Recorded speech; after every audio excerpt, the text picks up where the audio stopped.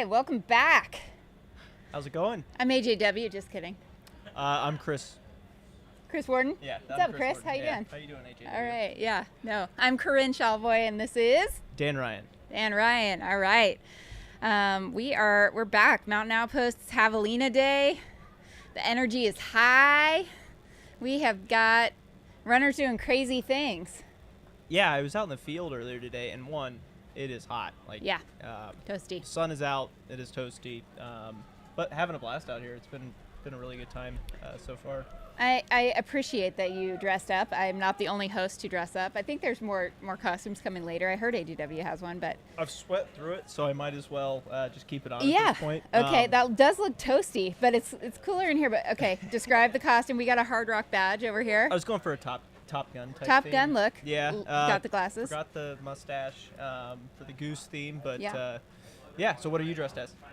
Well, I'm currently in my pacing outfit. I'm getting ready to pace Tara Dower, so it's supposed to be kind of a tennis outfit, but I didn't really want to carry a tennis racket the entire time I'm pacing. So, but we have a very special guest joining us on the couch. Raj, come on.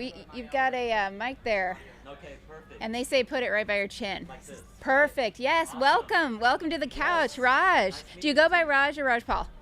Brownie points for Rajpal. Rajpal. Yes. Rajpal. Yeah. Okay, I'll take brownie But, points. there are 1.5 million Rajes out there. Okay. There's only one Raj. Rajpal.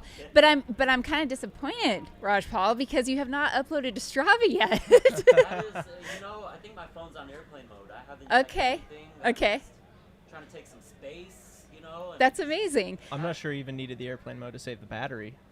I know Definitely you wouldn't ran have too died fast. that- So for those who are not aware, we also had a 100K race going on today that started an hour after the 100-miler. Rajpal jumped in with the intention of breaking the course record and did so in commanding fashion today, running around a 7-hour, 15-minute 100K. Is that about right? Yes, that is correct. Yeah. Amazing! Congratulations! You broke the course record by around 15 minutes. I was 13 minutes. 13. Okay. Yeah, Yes. I have to be very precise. I teach math at a continuation school, so. Perfect. 13 minutes If I and round up change. 2 minutes, then kids are gonna rush out. Like, what are you doing? Yeah. So tell us about the day. How'd it go? What'd you think of the course? The course is very enjoyable. It's fun. It starts off with just a net uphill. Very technical, at least for a guy who just runs a lot on the roads. Okay. But after that, you just gain momentum, you swerve around, and you could kind of just zone out from time to time. So Okay, a yeah. very ideal course. Nice. Dan, you have a question? No. I was just going to say, did it play out? Okay, strategy-wise, were you going out fast while it was cooler? Were you trying to be consistent every lap? I stayed calm. For those of you who are live streaming or just joining in, cooling with like an ice bandana and nutrition, especially like salt tablets, go a long ways. Okay. This is the first 100K where I just felt good. Like I could walk around, I can banter with folks. The other ones, I'm just like, on my deathbed Yeah. for like 2 hours, and then I get resurrected. So. Did you change your salt strategy or your electrolyte strategy for this race, or what did that look like? I just improved. Okay. Like 2 days prior, I just ordered something on Amazon, like 300 milligram salt tabs. Yeah. And I took 1 per hour for the first 3 hours, and then 2 per hour after that. Okay. Yeah. That sounds like a great strategy. Yeah. Perfect. And were you drinking electrolyte as well? Electrolytes, aid stations. Yeah. I was fumbling with just the bottles. It's great. I mean, you can play around with that for 2 hours during a training session, but you're out there for 7 hours, your like arms get a little weak, and I ended up holding them. Like I have a belt where I could hold 2 bottles, but I was like, you know what? I'm not gonna just waste energy trying to like Stuffing just, them. Yeah. So you kind of just With held the on to technical them. aspects of Okay. it, yeah. What did you think of the aid stations? Oh, it was great. Everyone is very supportive. Copious amount of water, Gatorade, Roctane, and people were just genuinely nice, like the volunteers. When I do these races, I'm just kind of just zoned in, and I could perhaps come off as rude. That's not my intentions.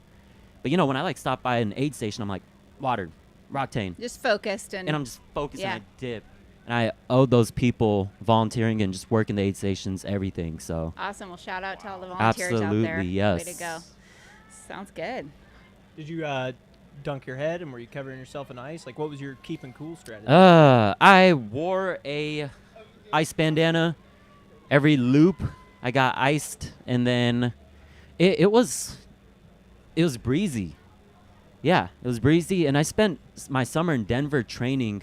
I would wear layers and just go on like 2-3 hour runs in like 95-degree weather. So I know that was summertime, but I feel like I'm still acclimated to some degree. Wow. Yeah. Pretty toasty training, throwing on layers and going for a run. And I mean, in Colorado, which you're in the Denver area? Correct. Sweet. Yeah. Okay. Yeah. I mean, we're at altitude, Mile High City, 5280. So Yeah. we're not low there. So it's a little bit more of an intense heat.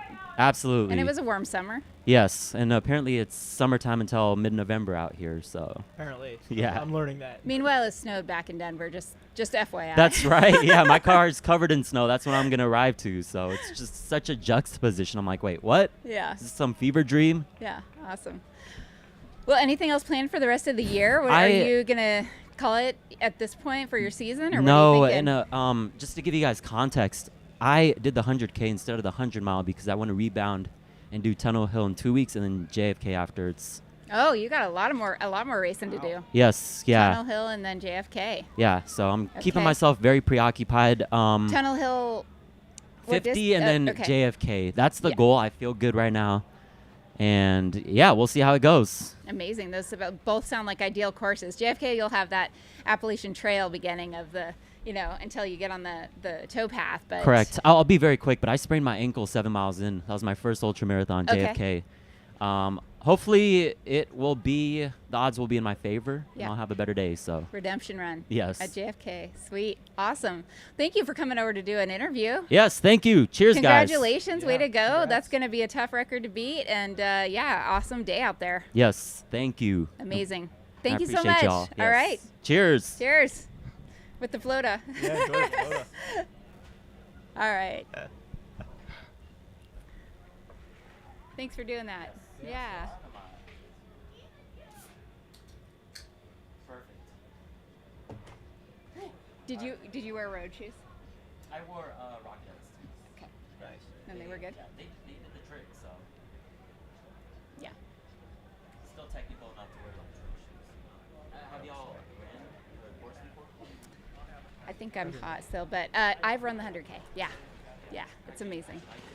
Great. I had a great day. I took second, so I was happy. Yeah. It was 2020. COVID year. Yeah.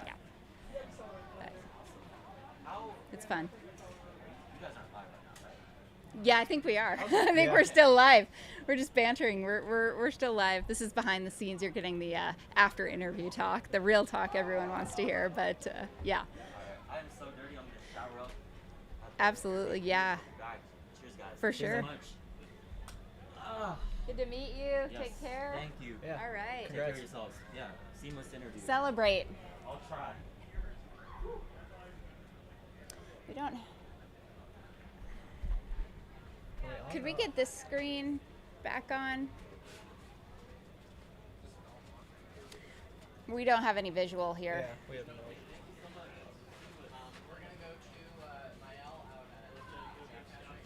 Okay. Okay. Oh, you're on the quit screen. Is it an extra screen from you? Oh, yeah, I'll take care of that. Okay, run it.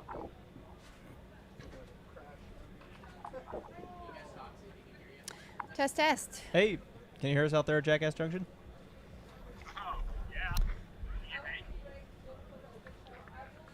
Can you guys hear us? Faintly.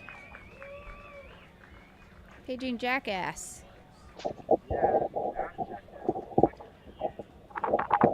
Oh, all right. Is that Zach? No, it's my owl. Mayo! I was gonna say Ow. that was quite the wardrobe change. What's up, Maj? Yeah, what's going on? Yeah, I've just finished gardening for the day and I'm ready to do some live streaming out here in Jackass. Obviously still wearing my hat, gotta be sun smart. We just had Jonathan Raya come through. He's just rolling Didn't say anything to me. He was very quiet. So I'm like, that's cool, dude. You're in first place. It's probably been a long day. But he's looking pretty composed. Okay. Ryan Montgomery has just entered the aid station. So he's in there right now. He's getting, what did Andy Glaze tell us? Keep eating, keep drinking, keep lubing. So Eat, I'm drink, sure lube. Ryan's doing that. Eat, drink, lube. Ryan's coming out right now. I can see him walking up the hill. So he's gonna run past this camera in just a couple of seconds. Yeah, but he looks watered on the inside and on the outside, and he's looking good. So yeah, this is Ryan's going to be swinging past right now. I'm going to stand out of the way. He's probably a better looking chap than I am. All right. What do you think the? There we go, Ryan. All right. There we Ryan. go. Nick Danielson is coming in. Pacer duties. Look at that. Go. Let's go. Let's go. You. Who's coming in? Keep rolling. Who's pacing it That, now? there we go. Nick Danielson, Seattle boy. Okay. Seattle boy. Yeah, so that's Nick Danielson. You probably know Nick Danielson from he's big time. Loves making nice going, buddy. Nick loves making films and photos. Loves making them blurry too, so that's his thing. I'm also doing a little bit of content here, so I'm just gonna get these guys rolling through the desert. That looks cool. They're over there. I can see them, like a pack of. I want to say a pack of hyenas, but they're definitely on the hunt. You know, they're a good. What's the time difference between those two? Do you think, Maj? That's like a good 10-minute gap on 10-minute Jonathan Ray. Yeah. Okay. A good 10-minute gap. And they're gonna be heading out for the last lap. So. Does Ray look like he's slowing down at all? Does he look like he's slowing down at all? Not really. I to be honest, those guys, both Jonathan and Ryan, probably look about the same as they did on that last lap. And both of them just not up for a chat. It's just like dialed in. I'm ready to just keep on my game plan, and I'm not about to have conversations with strangers that look like I do, which is fine. And fine. not to interrupt, Maj, but we do have Anna Cassius who's come in and finished the 100K. We better go chat to her. I mean, what are you doing here? Just So dude in the it looks desert. like Anna Cassius, you're second overall in the 100K and a course record by 23 minutes. Wow. So a stellar run by Anna Wow. Cassius as well. Amazing. So hopefully we can get her in for a post-race interview after she takes some time to chill out. But that sounds That's rough. like an epic day for her as well. That does Keep it sound up. amazing. Second overall, right? Yes. Wow, that's awesome. She was cruising when we saw her out there earlier today too, so I, completely believe it. That's awesome. That's amazing. Very fast. So what? Looks like we're flying 8:15. up and down Tent City too. Yep. Views of Tent City. How's the vibe out there at Jackass Junction? Or is it starting to turn into a party? It's been a party all day. Yeah. Never was not a I party. mean, we've been partying, and it's been great. Yeah. Dan, you've been out. You were out here for like 5 hours before, man. What were you expecting? This is a party. Yeah, no, it's good. Like, I'll be honest with you. Like it's pretty hot. People are pretty cooked. A lady came in before, just like covered in cactus as well. So that was pretty brutal. She wasn't having a party. She was that getting could have some been medical attention. Tara Dower? Is that Tara Dower? I think it was. Yeah. Yeah. Yeah, I think it was. Yeah. Yeah, she always wears hats with ears on top. Well, that's what she was wearing. She had a so- pack on. Yeah. To be honest, she might have. Yeah.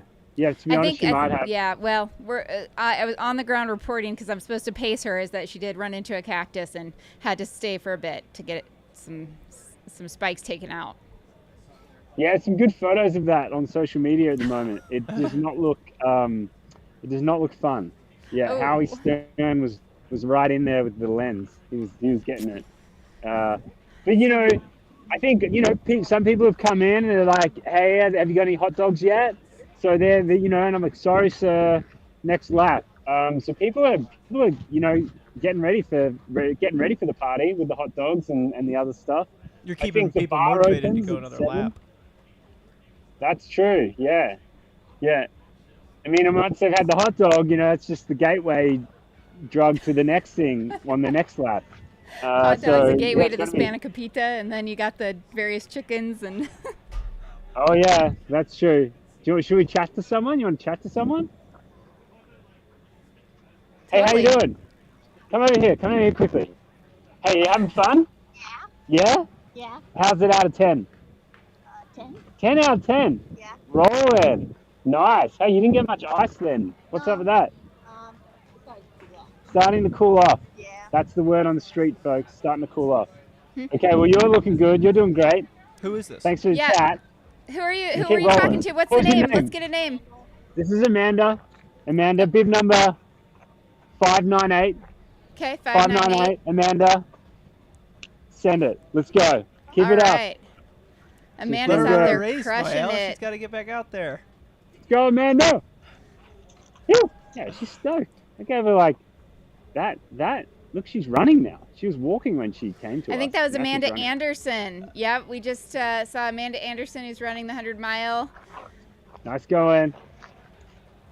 Yeah, Or is it- like people like Amanda just keep rolling through here.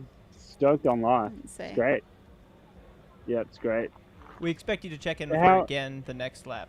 Remember that bib number and that face and Yeah. check in with her. Yeah, all right. Oh, we will. 100 mile, 100K. Looking good.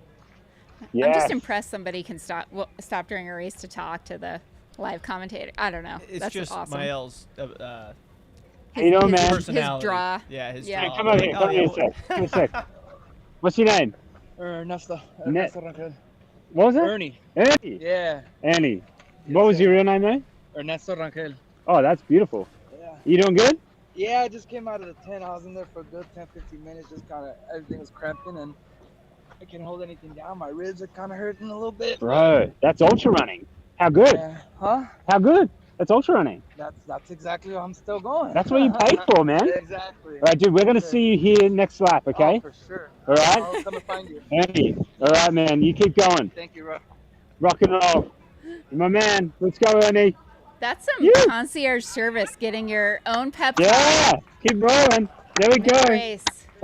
Third place in the 100 miler just ran past this.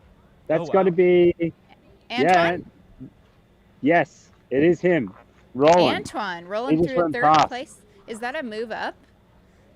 That would be a move up from last time he was here, indeed. Antoine Belland Saint-Onge. I'm sure I'm saying that horribly, but I do not speak French. I speak a little Spanish, but no French. Do you speak French, Dan? No, I absolutely, a little Spanish, and Okay. that's a stretch. All right. Sorry, but that was Antoine, a- in advance.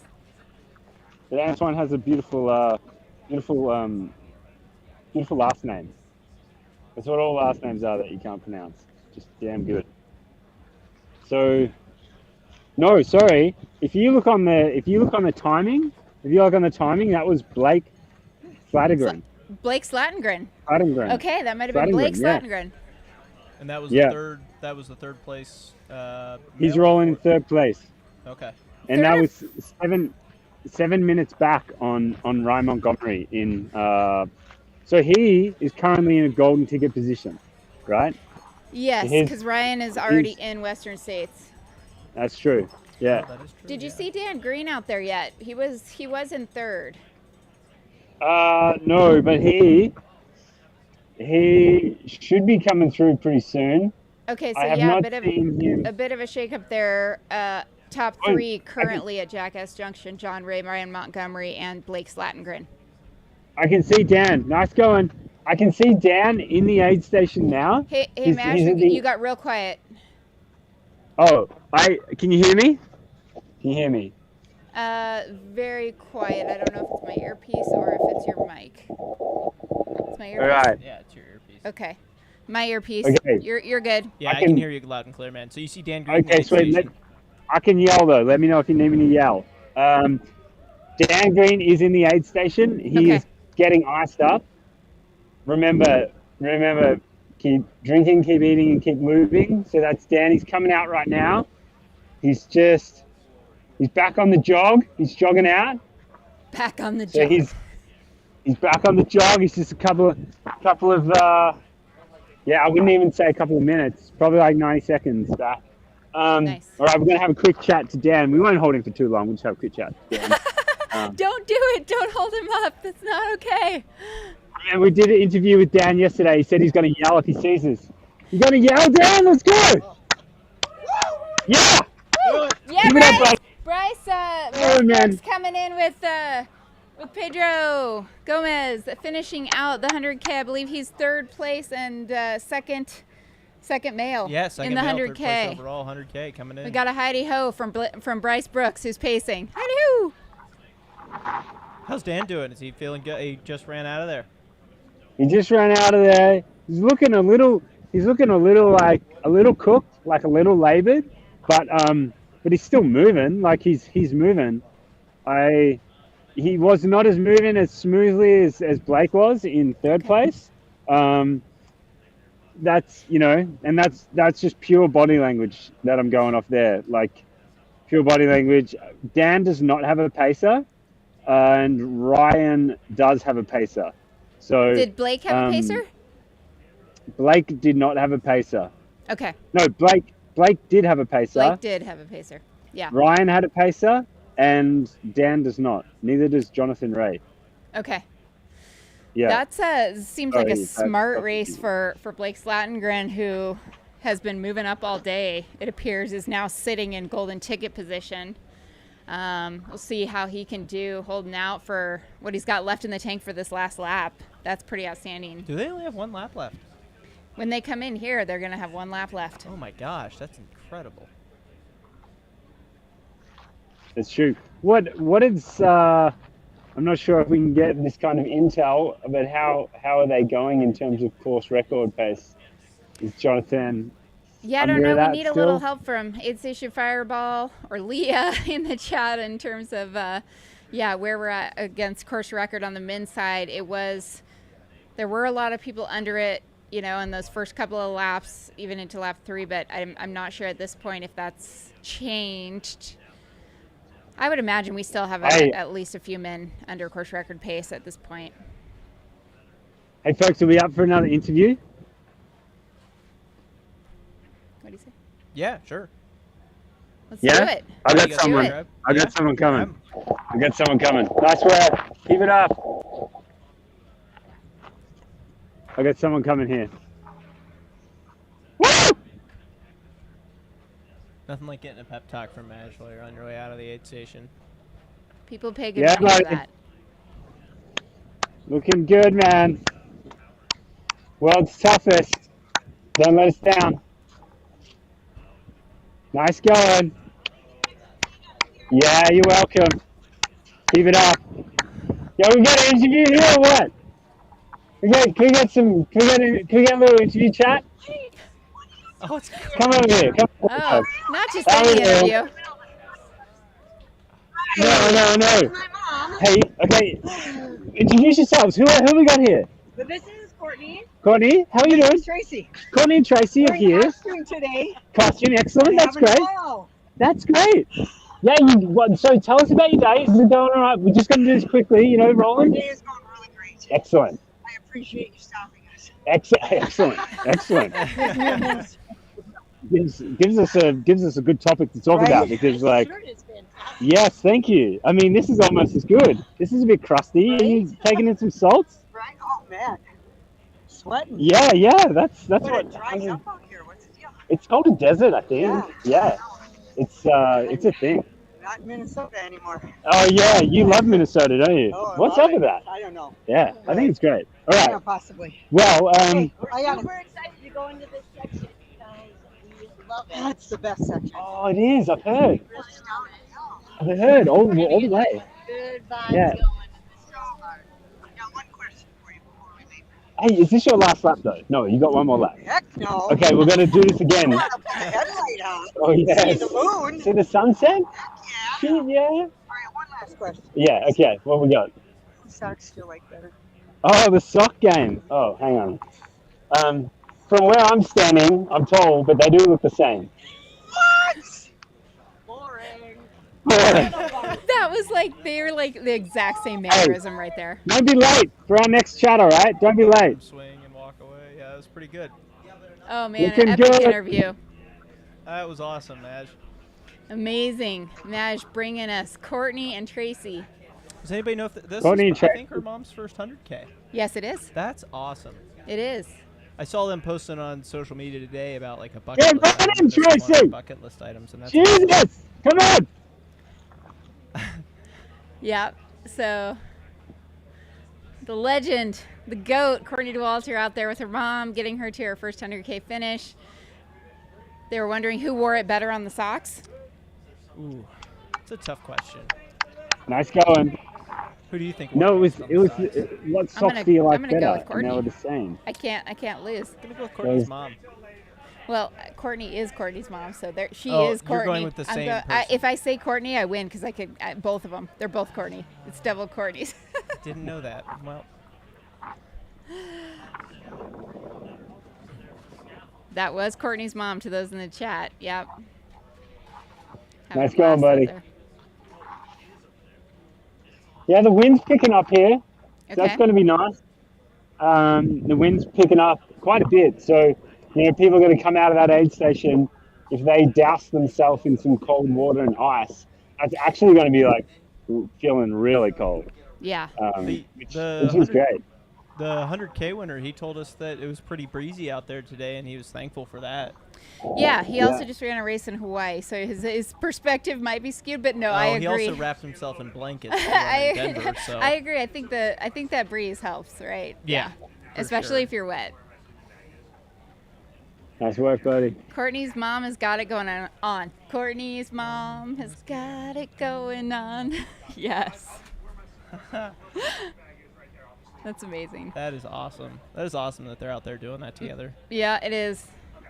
Mael, we heard from Skylar that your fit is outstanding, so he compliments on the fit. What fit? A fit of what? The What fit. fit? Your That's how the young kids say outfit these days.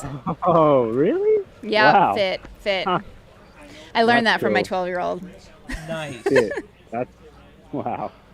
That's unreal. Thanks, Skylar. Yeah, like I said, I've just been gardening today in this, and didn't really have time to change. So I just Gardening in the Stand up. desert? You I- trying yeah, to grow I stuff in suppose- the desert? People are probably pretty excited that That's you're right, growing folks. crops Look out at that. there. I think that's the whole problem with the desert.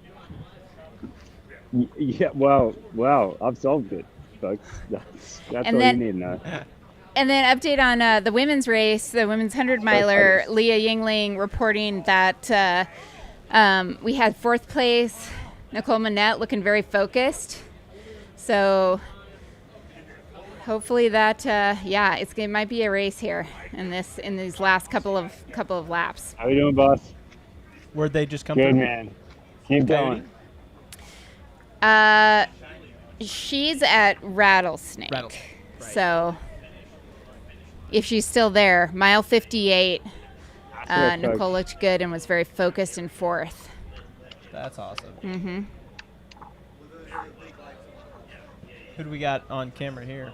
Can you tell? I believe that's one of our non-binary runners. I'm not sure the name, but loving the all pink. We've got a lot of Barbies. I've seen a lot of Kens. I've seen a lot of Barbies. I counted 9 people dressed as Jim Walmsley circa 2016. So Really? the Trimax shirt with holes in it. Really? Yep. So I counted about 9 of those. No That way. Was, yeah, Fantastic. That was fantastic. There's a lot of costumes like other ultra runners. So I saw somebody right, wearing a buddy. Scott Trayer costume with the white button down. He had the Nice. Run Fast hat with the bedazzled brim, and I had a double take because I'm like, I know Scott's not running and he's dressed as Ken today, and somebody was dressed up as Scott Trayer. So you're famous, Scott. What's been your favorite Yeah. costumes out there, Mael? Wonder Woman, classic. Wonder Woman was out there. There is a golden ticket moving around the course. A golden ticket. That's good. Yeah. Tell the leaders that they have to run down the golden ticket. Yes. We've got Zach Bitter, 5th male. He's coming through right now, getting All paced right. by Nicole, I believe. It looks like it. She's leading him out of the gates here. So that's kind of cool. Watch them fly past. Zach's been doing looking good. He's been kind of moving up all day, so it's good to see him. It's good to see him again, just rolling. Like, it looks good. They're going to come through now. He's being paced by Nicole, his wife. Yeah. All right, Sweet. team. Let's go. Let's go, dude. The bitters. He's in 5th. He's in 5th. Let's go. You. He looks to be moving about the exact same pace that I saw him moving at when I was out there. So I know he's just a very consistent with his pace. Goes out easy at the beginning, and well, not easy, but goes out quick at the beginning, but not as quick as some of the other athletes might be going out. And he just keeps that cadence going the entire time, and it's paying dividends right now because he's moved up the field significantly since I last saw him. Coming back from a sacral injury. Oh, is he? Yeah, sacral stress fracture, I believe, earlier in the year, but then turned in some. I listened to his podcast talking about his last, his build, basically his 12 to 16 weeks, and he was getting up into the 150 mile a week range. So high volume, great, probably also like multiple, long runs, three 3-hour long runs a week, kind of stuff at pace. So somebody who's just very dialed on the training front. That is awesome. Well, there's another. Who else is coming back from injury out there? Stringbean.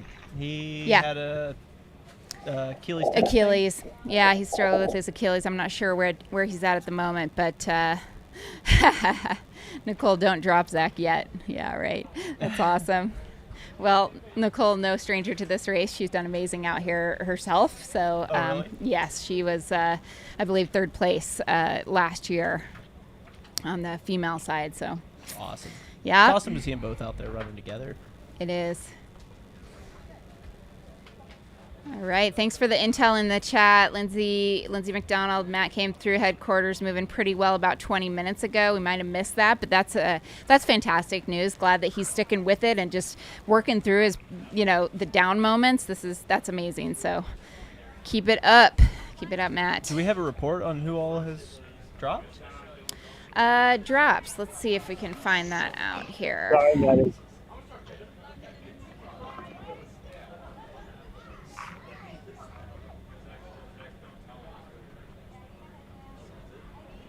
When you have to scroll through 850 people. Yeah, I just watched Corinne scroll down through the computer. It took her a couple of minutes because the list of people starting this race is so long. Yeah, and I don't know if these are. I think these would be drops. I'm trying to look for those that people might be interested in. Yeah, I'm just thinking mostly based on my own picks from last night. Oh, you're checking your picks? Yeah, that's all I really care about. I think one of the significant ones that maybe folks had in their picks if they were playing Fantasy Free Trail, I believe Steph Flippin has dropped, which is unfortunate, and Ryan Miller. Okay. 2 very excellent runners who unfortunately just didn't have great days out there. Also Shea Aquilano, who I believe fell and hit her knee pretty hard. And I did see Matt Bellis and Natalie Sandoval, who were crewing her, say it was just one of those things where it's just, you don't want to keep going on it. Yeah. You want to, make it worse, and kind of a smart move. She's very young and very early in her career and wants to take care of her body, and that's smart. So unfortunate, but things happen like that. Yeah, a few falls have happened out here. One of your runner went into a cactus. Howie Stern went into a what plant did he fall into? It's a small bushy plant. He had a picture of it. He fell into a cactus-ish plant too. At this race? Yeah. He said that he fell into one in the team chat. Oh my gosh. Okay. Wow. A lot of people falling into plants, and the plants are all pokey here. Yeah, I made that mistake. I was running a desert race. I had to use the bathroom before it started. The Tucson Marathon, and I went over into a bush. And in Colorado, you can go over into the bushes. Everything's pretty soft. Yeah. And all of a sudden, I look down and my leg is bleeding, and I'm like, "Whoops! Everything out here is spiky. This is not okay." So yes, things are trying to protect themselves and kill you. I do have to say the saguaro cactuses are beautiful, though.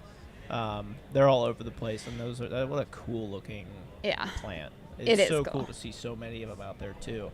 Out near Jackass Junction, it had lit fire, I think, last summer or earlier this summer. And you could just tell there's a distinct line of where the fire had been and where it hadn't been. And even in the places where the fire had been, the saguaro cactuses were still standing tall. It's a pretty resilient plant. Even takes a human falling into them pretty well. Yeah. They're amazing. They're like heavy, Yeah. sturdy, full of water. It's crazy. Question in the chat about did string bean drop out? I don't believe so as of yet from what we know. Also, Leah, thank you, noting another DNF was Sarah Beal, who also was definitely a strong contender. That was one of my picks. Oh, no. That was my second place pick. Sorry, Dan. Oh, man. Not doing very well on the free trail fantasy. It's okay. I never do well.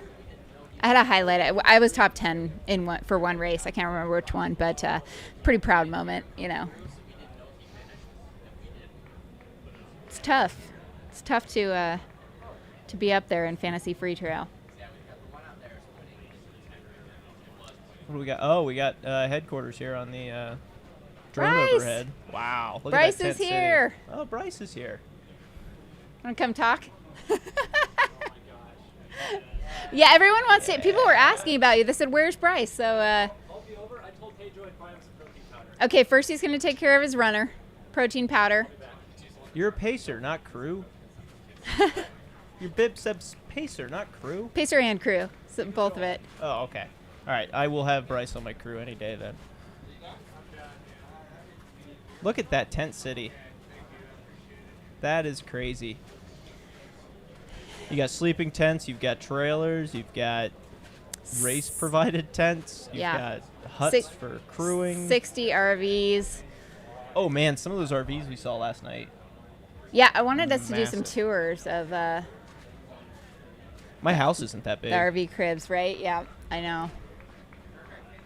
Look at that. Hey, we're on camera. We're under that little blue Hoka tent there. The little blue Hoka tent, not the giant one. Yeah, that's where we are, headquarters. It looks so pretty. I don't know. Yeah, it does. I love the colors and it looks very like organized. And you can see that giant skeleton at the entrance of the expo. There's probably, I wonder, they probably spent a lot on giant skeletons. There's a Keep lot rolling, of giant dude. skeletons out here. I know. There was 2 at Jackass. There were probably 7 around Investing finish. in the atmosphere for sure. There are a lot of skeletons out there. And I did go over to say hello to race director Jubilee a little bit ago, and she had a neon jacket on. The back of it had a patch, an emblem that said Race Director Barbie. So one of her costumes this year was Race Director Barbie. That's awesome. I was just asking, how many costumes has she changed into so far?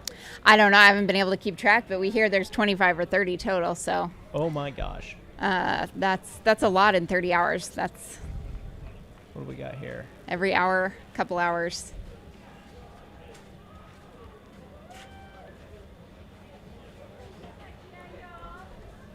Got some more tents up here, it looks like. Oh, that's Jackass Junction again.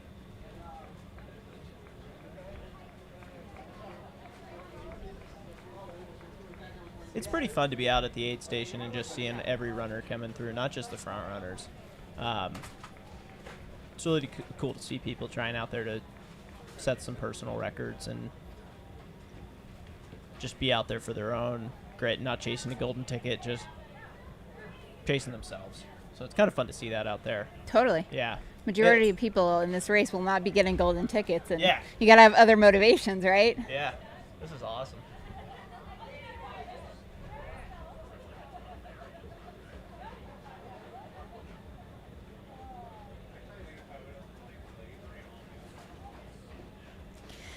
If you're just joining us, welcome to the live stream of the 2023 Javelina Jundred. We've seen our 100K male and female runners both come through. Which were 1-2 overall. 1-2 overall, both set course records. Raj Paul Rajpal and hit by about 15 minutes. Yeah, he and said then 13. He was very specific on his math because he's a math teacher. He's a math teacher. He says students would be pretty mad if you rounded up. So, so yeah, he came in about 13 minutes under, and then we had Anna Cassius on the come women's in about side. 23 minutes under. Yeah, something like that. Amazing. Pretty significant increases on the. I mean, this is kind of reminiscent of what we see in some of the other races where even, think UTMB and CCC. It's like this is the 100K is the JV race. Well, not really. Even at Black Canyon with the 100K and the 60K, you see those shorter distance races start to get more and more competitive over the years, and people just really stretching those limits on it. So, no different here. Stay at the 100K. And for those who are not aware, there's also a third race that's going to start, I think, at 6 p.m. tonight, the 31K. That's one loop around. So that is one loop of the Javelina course, and starts right when it gets dark, and everyone has to wear a costume, and there's going to be a fashion show beforehand. So that'll just amp everybody up again. Yeah. Well, your costume is designed for running. Mine, I don't think I'm going to run a race in this. Please don't. That'd be tough. That'd be hot. Might have some chafing issues. Yeah. Well, we got Squirrel's Nut Butter as a sponsor here, so I think Chris can help. We do. Help with that. That would take a lot of Squirrel's Nut Butter, though. That would take a lot. This is not the really stretchy material. Not at all. Or breathable material. Not in the slightest.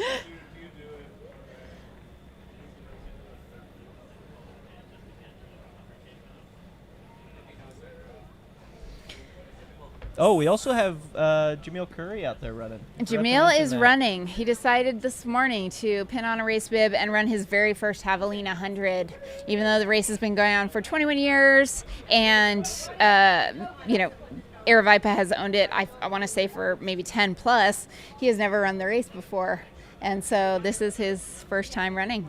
Well, we were out there this morning. Somebody sent in the WhatsApp chat. They said, "Hey, have you guys seen Jamil?" And I was like, "What? Why? Why would I see Jamil?" Is he coming out here? Is he getting right out to the aid station to hang out for a bit? Like, oh no, he's running. I'm like, oh my gosh. He's doing quality assurance on the event. He's running around the course. Yeah, exactly. Like every now and then you have to do QC, quality control, of your own event. Make sure things are up to par. Well, is it like your boss, like when he rolls into the aid station, like everybody gets nervous? Boss is here. We got to make sure everything is copacetic and take care of him. Yeah, they bring out the broom, clean the dirt. No, we were at Jackass Junction, and he started trying to fix a camera. He stopped, and he was working on a camera. Yeah. Yeah. All right, we are going to go to field reporter extraordinaire Leah Yingling, who is out at Rattlesnake. Hopefully get some updates from the ground of what's going on out there. Hey, Leah, can you hear us? Yes. Can you hear me? Yes, we can. Yay. Okay, well, we just had John Ray roll through here probably about 1 minute ago. Super fast, right through the aid station. Took a little bit of time here, so that was probably at about 3:44, I would say, about 2 minutes ago. For anybody checking splits for Rattlesnake, he looked awesome, really focused. Amazing. How much time did he spend in the aid station? Oh, like 30 seconds? Yeah. Cruised right through. Yeah. And in the meantime, I also, for anybody following Tara Dower out there, I think she's around 8th or 9th female right now, having a pretty hard time. Had to get looked at because of the cactus she fell into, having a really hard time keeping stuff down. So talked about taking a big reset when she gets back to headquarters, but I think she's taking a minute here at the aid station and then on her way back to headquarters after this. Well, when she gets back to headquarters, she gets to pick up Pacer Extraordinaire here to take her back out on the course. So I think we'll work through it. I think they'll get her patched up and get her back out the door. Yeah, I think we'll try to get some calories in her. Earlier, she said she wasn't She had thrown up a few times. Sometimes like getting into that down mood maybe is just a calorie deficit, so maybe we can just work on it. It looks like Matt Daniels going back out with pacer Adam Mary. I just saw them come through. That's a great sign. That's awesome. Go, Matt.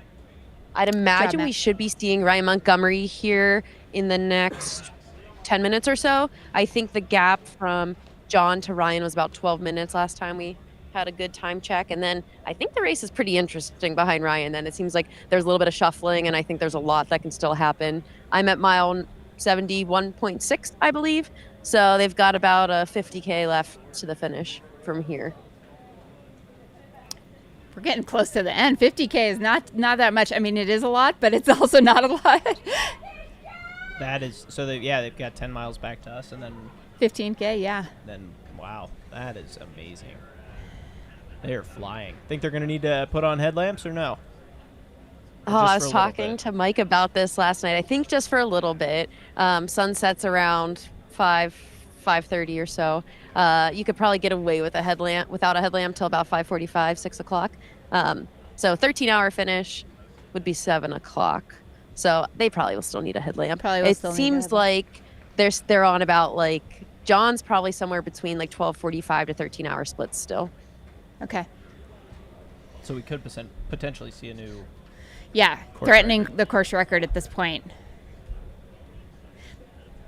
That's yeah, and it is cooling off out here. Like I was feeling pretty warm earlier in the sun, and this actually feels really nice right now. So I'd imagine this last little bit probably won't feel too sweltering for these guys out there.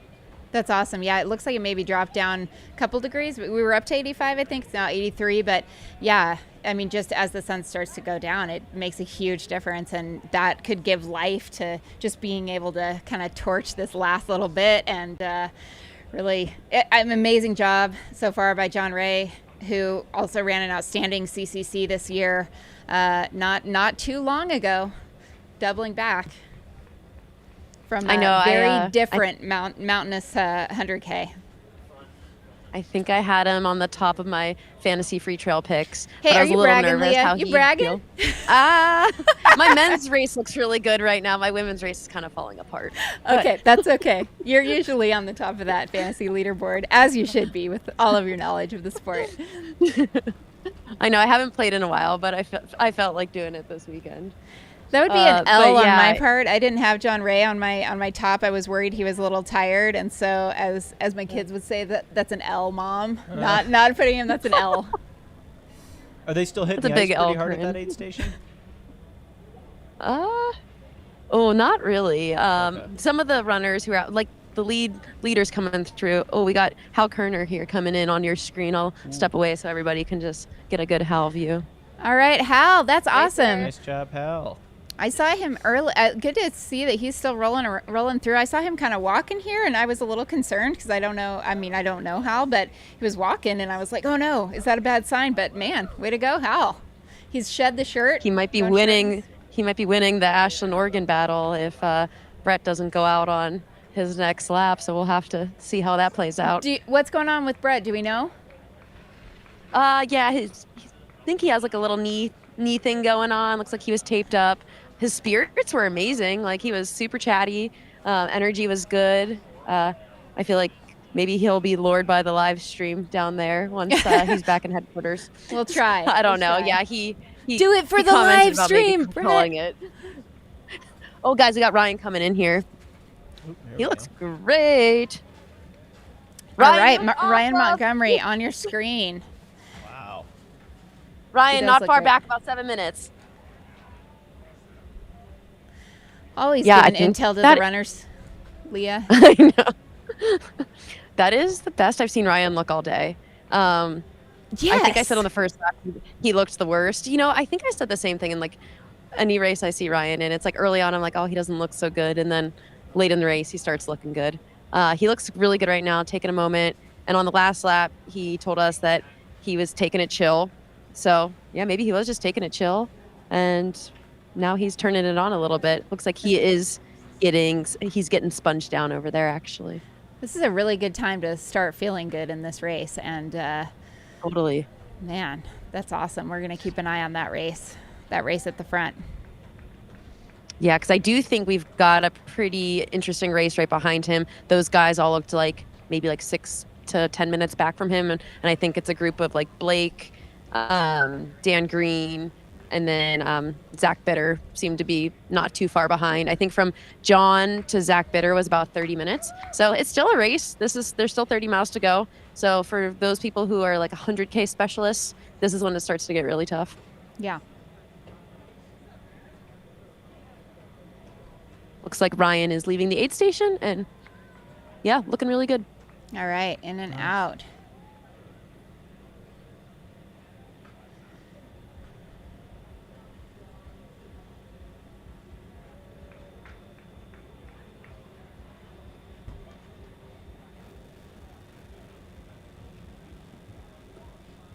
Wait, Leah, have you been eating and drinking today?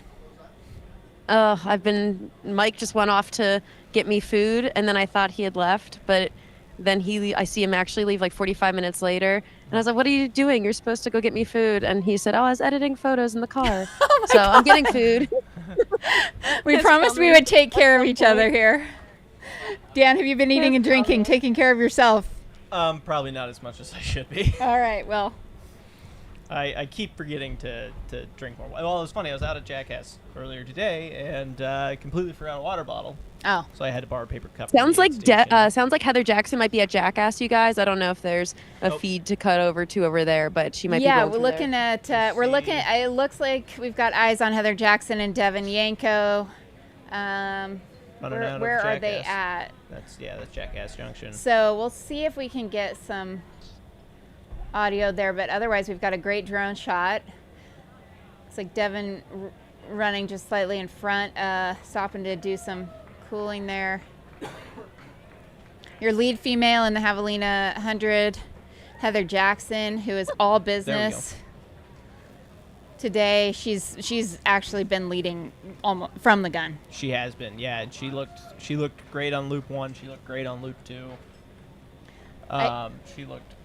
She's looking great still. This is awesome to see her out there just absolutely crushing it. I saw a video online earlier at one of the aid stations that she was just shoving ice, like massive amounts of ice everywhere. Sports bra, back, hat, like all over the place. She picked up this piece that was like way too big, put it right back down, a little bit smaller amount of that, but has been diligent with the cooling strategy today. I watched somebody shovel ice into her sports bra at Jackass Junction. They just were shoving it, and then she doused herself in water, filled up everything she could with ice, and ran out of that aid station. I also noticed a little nod from the cycling world and the triathlon world. She had the cooling, it's a headband. It looks like a grill for your head. So I believe it's a graphite stones. And this is kind of a newer technology. It's like a headband with these stones that once they're cold, they stay cold. And so she's also utilizing some of the current technology and innovation in terms of cooling strategy. We'll see how that works for her. I have to get a report. I mean, it's working great for us so far, right? Yeah, it seems to be working. Seems to be working well. Oh, and this is cool. She's Devin's running in front of her, Who's that behind her? Is that I don't know. That looks like doesn't look like a follow cam. Maybe it's another runner. Also kind of just running along with them. Yeah. I mean, I kind of want to say that looked like Jeff Stearns' stride, but really hard to say. That was grainy and very far away, so I could be completely wrong on that. That was cool to see that just whole mule train going in there. Well, not even really a mule train. It's just 3 people, but yeah. I bet it feels good to be keeping up with Heather Jackson. Yeah, with Heather Jackson. Yeah. I bet that'd be cool. That'd be fun. You're like, oh, I'm here. I might as well. I bet there's a huge morale boost for people out there who are running into Courtney, right? Like, oh, yeah. Yeah.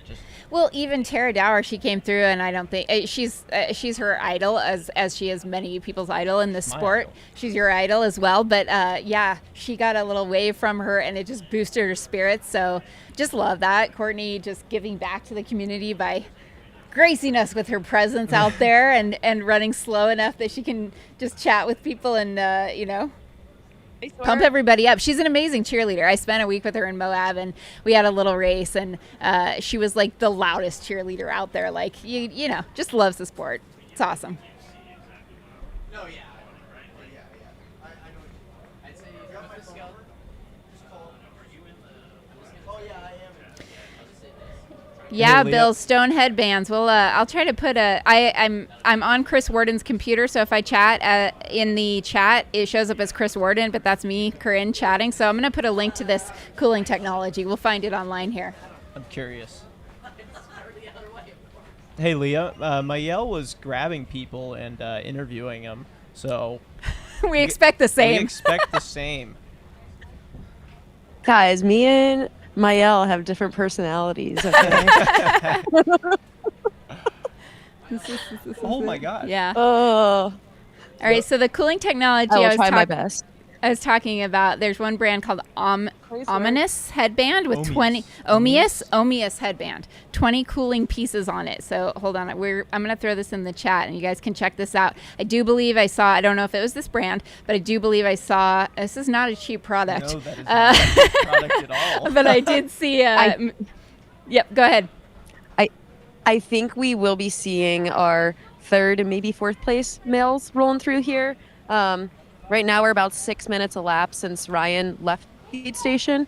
So these guys don't really have eyes on them yet. They definitely look like they're moving pretty fast though. So it might be around 7-8 minutes once they get into the aid station here.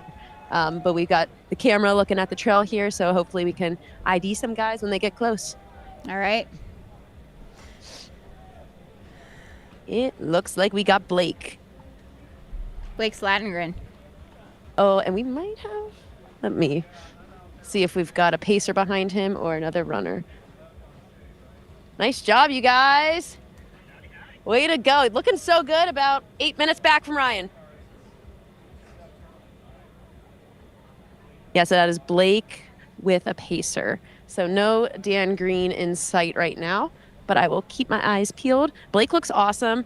I think that gap is staying about consistent. But I think he's moved up all day, stayed really steady and consistent. So I wouldn't be surprised if we see him narrow that gap a little bit. I think he's looking a little bit more poppy than Ryan, but honestly, they look pretty similar. Okay, so Ryan and Blake 2-3 currently. Yep. And doesn't really matter how if they stay in those positions, how they finish, because Ryan has an entry already, having placed well enough last year at Western States to return. But yeah, man, what a great way if you're Blake Slatengren and you end up getting this ticket to race against one of your competitors at Western States next year. Yeah, it's probably a great. Yeah, I feel like Blake has just been on the up and up in the sport. I know he's had he's really thrown down the last year and had some really great races. So I feel like he's finally getting put on the radar and absolutely deserves it. Yeah, running stellar right now and seems really, really collected. It's probably a morale boost to be racing these people now before you get to Western States, right? Oh yeah, and you got to think about yeah, depending on what happens, like if you beat Ryan here, have the confidence going in, I've beat you at a race before, kind of thing. But that is not the case yet. We still have a ways to go. But 27 years old, Blake Slatengren, who's coached by String Bean, right now sitting in a golden ticket spot, third place. How far down is his coach? Do we know where String Bean's at? Don't know. I don't know. We think that the injury issue may have reemerged or popped up, so I am not sure, but we will try to get some intel into that.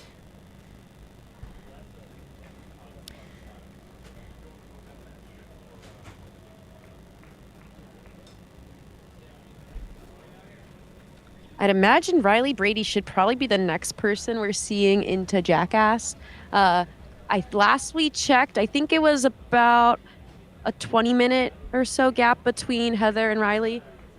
So I'd imagine should be seeing them soon if the placing has stayed consistent. All right, and behind the tent here. Yeah, we've got Jamil. Jamil Curry came over real casual, doing some either clothing changes, getting some new gear on. He is going back out. This is knowing how much work he's been doing on the course, he's probably filing his taxes.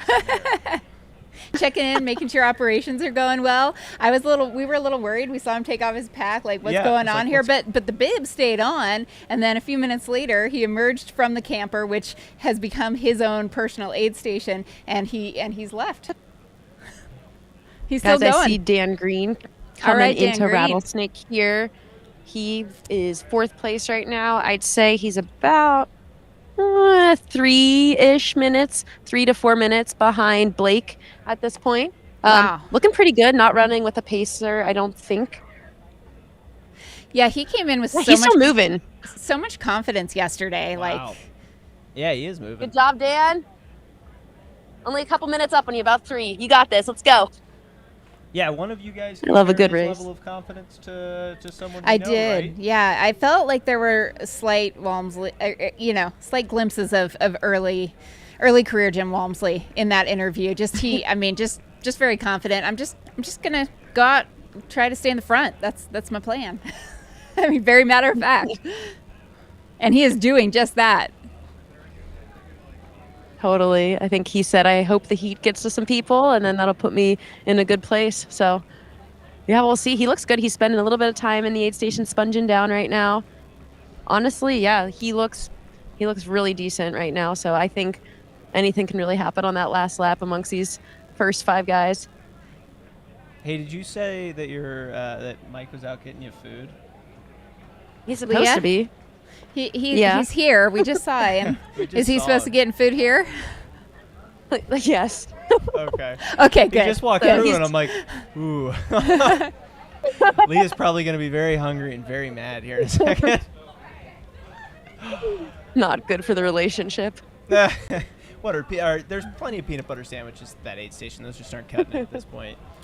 All right, thank you to Aid Station Fireball. Liam, thank you. We've got some stats in the chat that Heather is currently 4 minutes behind on Camille's course record. Yep. So. Nice work. Thank you for that.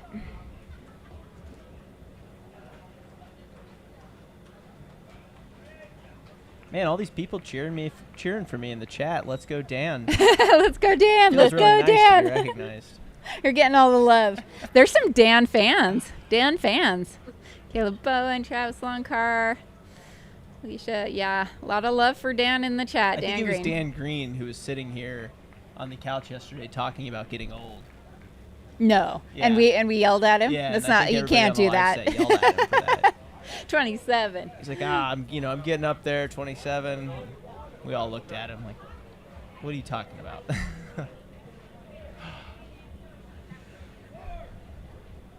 Nice work.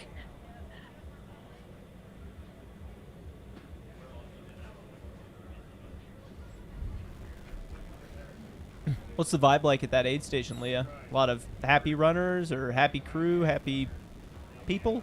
Yeah, a lot of happy people. I see, how there's usually the carnage tent where some people are camping out for a while. Yeah. I see probably about only 4 people in the carnage tent right now. One guy is popping some blisters, I think. Another guy is kind of contemplating his life decisions, and another one is horizontal. So He all good things. contemplated his life decisions and decided to lay down. Doesn't sound too bad though. Yeah. Yeah. Good vibes. Nice work, you guys. What's their choice of music there? When we were at Jackass, it was all disco music and 70s. It's pretty quiet, but I'm kind of outside the aid station, but I haven't really heard. It's just kind of bumping. Okay. Just bumping bumping. all day. Just bumping. It's just a bumping. beat. We got Alice. Yeah, just a constant beat. We got an Alice in Wonderland theme over here. Yeah, I love that. Everybody's dressed as different queens of hearts. I saw a Mad Hatter and a rabbit. Okay. There's not somebody hiding behind a cactus dressed as Cheshire Cat, is there? Ooh, Who a just jumps Cheshire out Cat and would be just, good. Oh, that'd be smiles at good. him? That would scare the heck out of me, especially after dark. Just sit him in a tree, if there were trees. Don't put him in a cactus. Don't put him in a Tara, cactus. Tara is mad at cactuses right now. But speaking of which, I think I'm going to have to hand off to another member of our team, Matt Feldick here, because I need to go get ready for pacing duties. So it's been great, Dan. Awesome work. Nice. Keep rolling. You guys keep the energy high. Hopefully, I'll yell at you when I run by here with Tara. All right. And can't wait to hear the stories of the crew cactus. of redheads on here now. Oh, yeah. Gingers. Oh, all right. Well, I will see you guys later this evening after pacing. See you out here, Corinne. All right. I'll see you out there. Don't let Tara fall into another cactus. I won't. I'll keep her away from the cactuses. I'll see you out there in a little bit, Leah. I'll bring you your food. Just kidding. Oh, it's probably faster than Mike bringing me my food at this point. Awesome. All right. Oh my God. That's amazing. All right, now I get to go run 19 miles. We got this. Let's go. All right. I got to stretch. All right, I lost Maverick 1. Now I'm down to Maverick 2. Got Matt Fell joining me. I don't even know what Maverick I am, but let me get my earpiece in here so that I can hear the voice of the wonderful Leah Yingling in the field. Oh. Leah, how are we doing out there? Oh, we're doing great, thriving. Everybody is looking pretty excellent. Everybody's in good spirits. We've got good energy here at Rattlesnake. This is let me do some good math, mile 38, I believe, for some of these runners. This is also mile 50 something, and also mile 71. That's brave doing on-air math, Leah.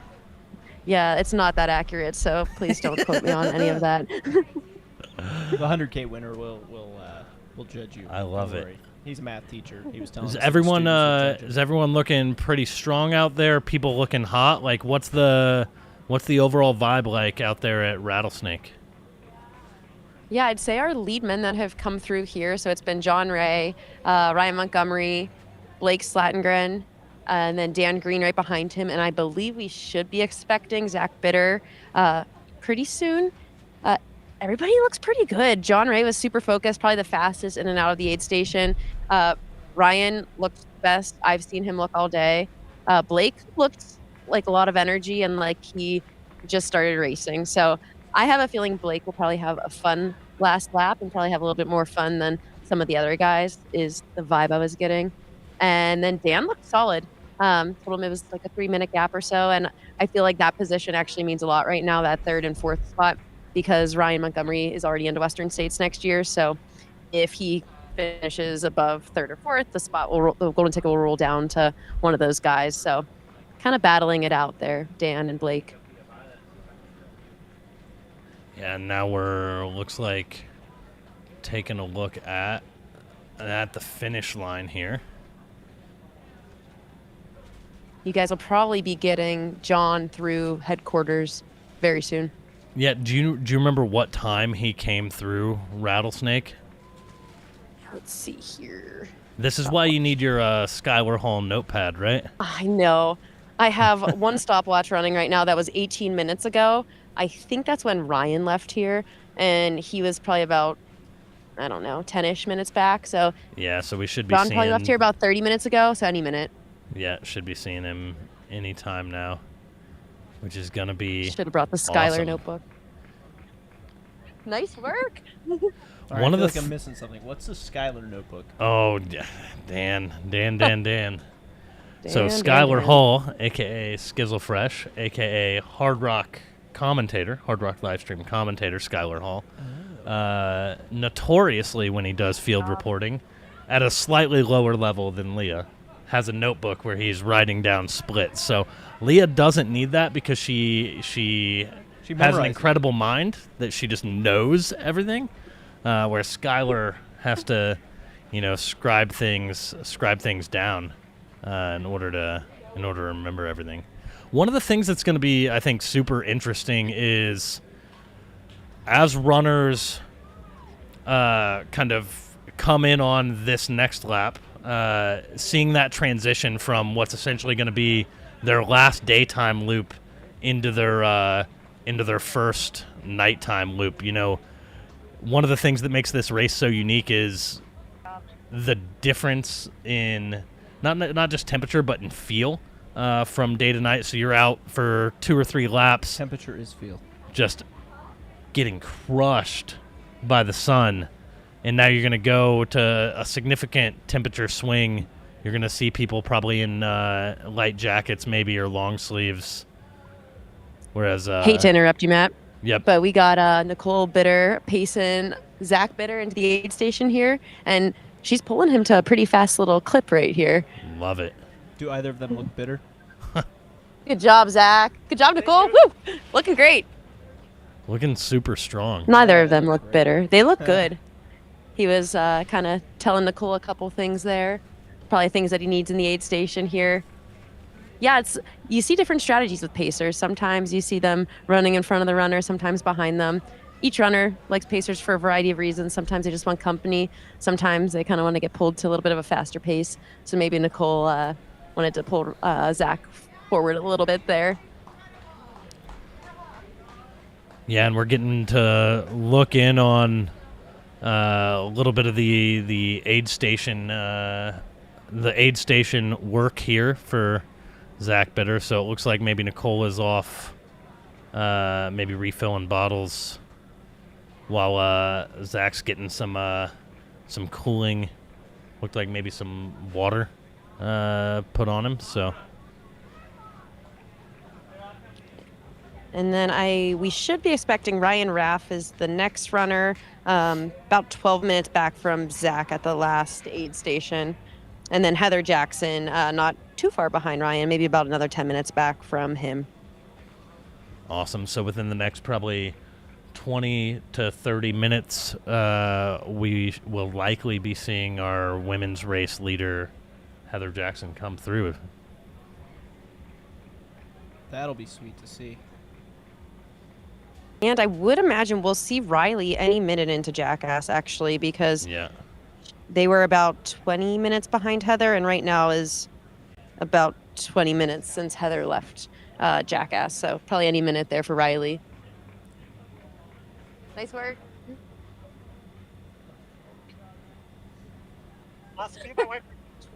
Thank you. You're crushing it. Hey, Leah, what's been your favorite costume out there? Oh, I just saw like a raccoon walk through here. That was a pretty good one. And they had like a nice fluffy tail. That's been solid. Katra Corbett in the 100K. Hers it's got to win the costume award because it's just phenomenal. She's like thing 1 and thing 2 with her friend wearing like a full-on mask. Full costume. It looks like it would have been really hot today, but it was like a work of art. I was grabbing a picture earlier of her, and she was like, "Oh, hang on, I got to put my mask on." And oh, yep. the picture. Awesome. The picture's got to be dialed. Has to be.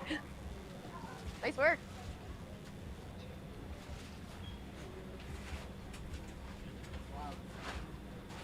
Still bad? Looks like we're getting a view of Jackass Junction. No. Well, now we're in on headquarters here.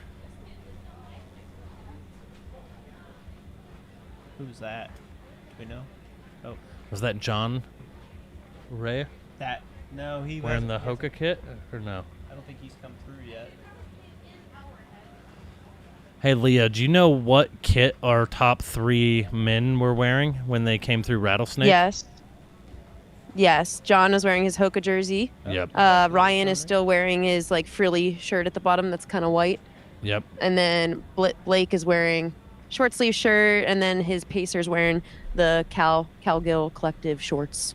Cool. Yeah, so we just had eyes on John Rea here at Javelina headquarters in his crew tent. So we should be getting hopefully our eyes on him via maybe our drone here momentarily.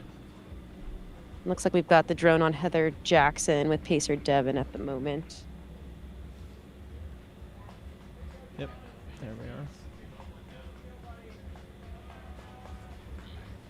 She had a pacer with her last time we saw, right? Who, Heather? Yeah. Yeah, Devin Yankee. Yeah, I think Devin's still with her. Yeah, Devin is doing, she told us earlier she's doing both both the 4th and 5th loops. Wow. Yeah, I think, yeah. So 2 loops, double the fun. It's a lot of loops. Let's go! Do you have any fans you want to say hi to? Anybody watching at home? Your dog? What's your dog's name? Delilah. I love Oh, that that's fun. type of We just stuff. had a That's awesome. Nice work. Shout out to Delilah the dog. He said that he set his photo to her, I guess, on his like athlete profile. So if you see Delilah love the it. dog as a profile pic out there, extra Love it. kudos.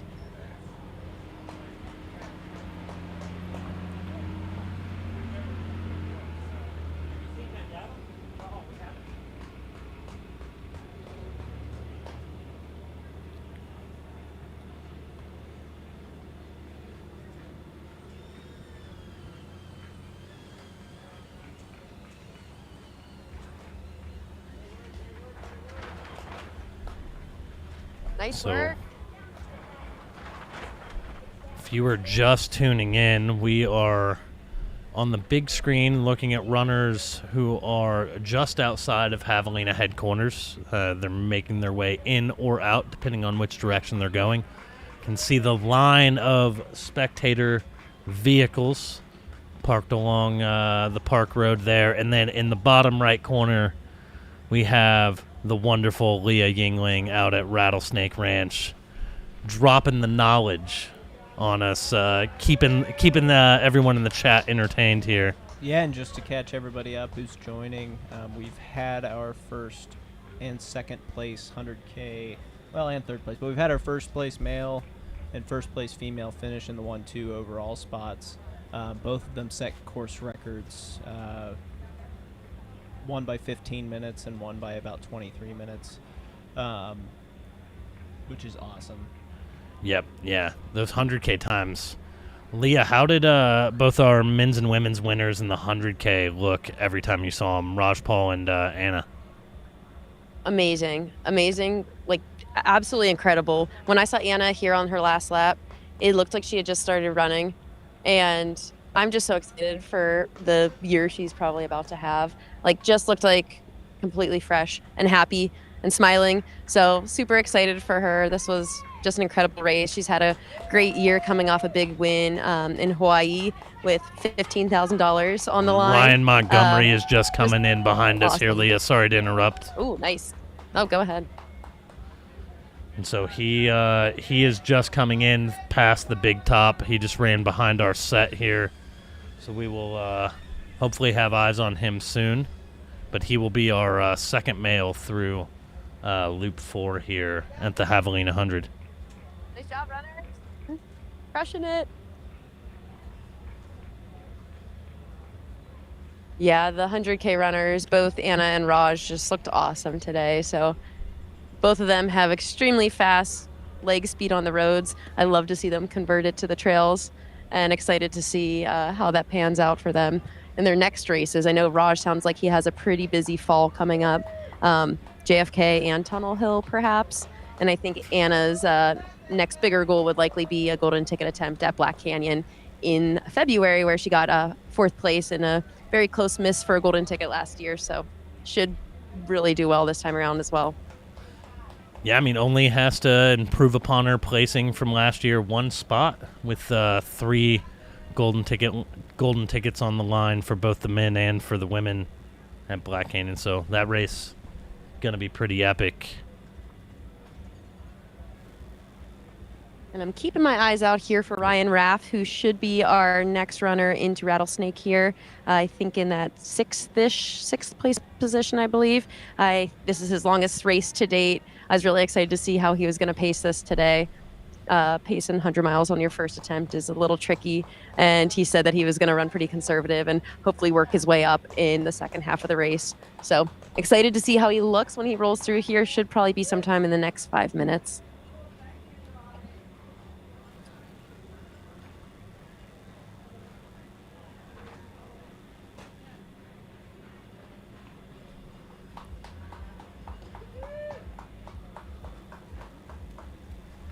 how's everybody else in the race looking out there? Got some. You said there were about 3 in the tent. How you feeling?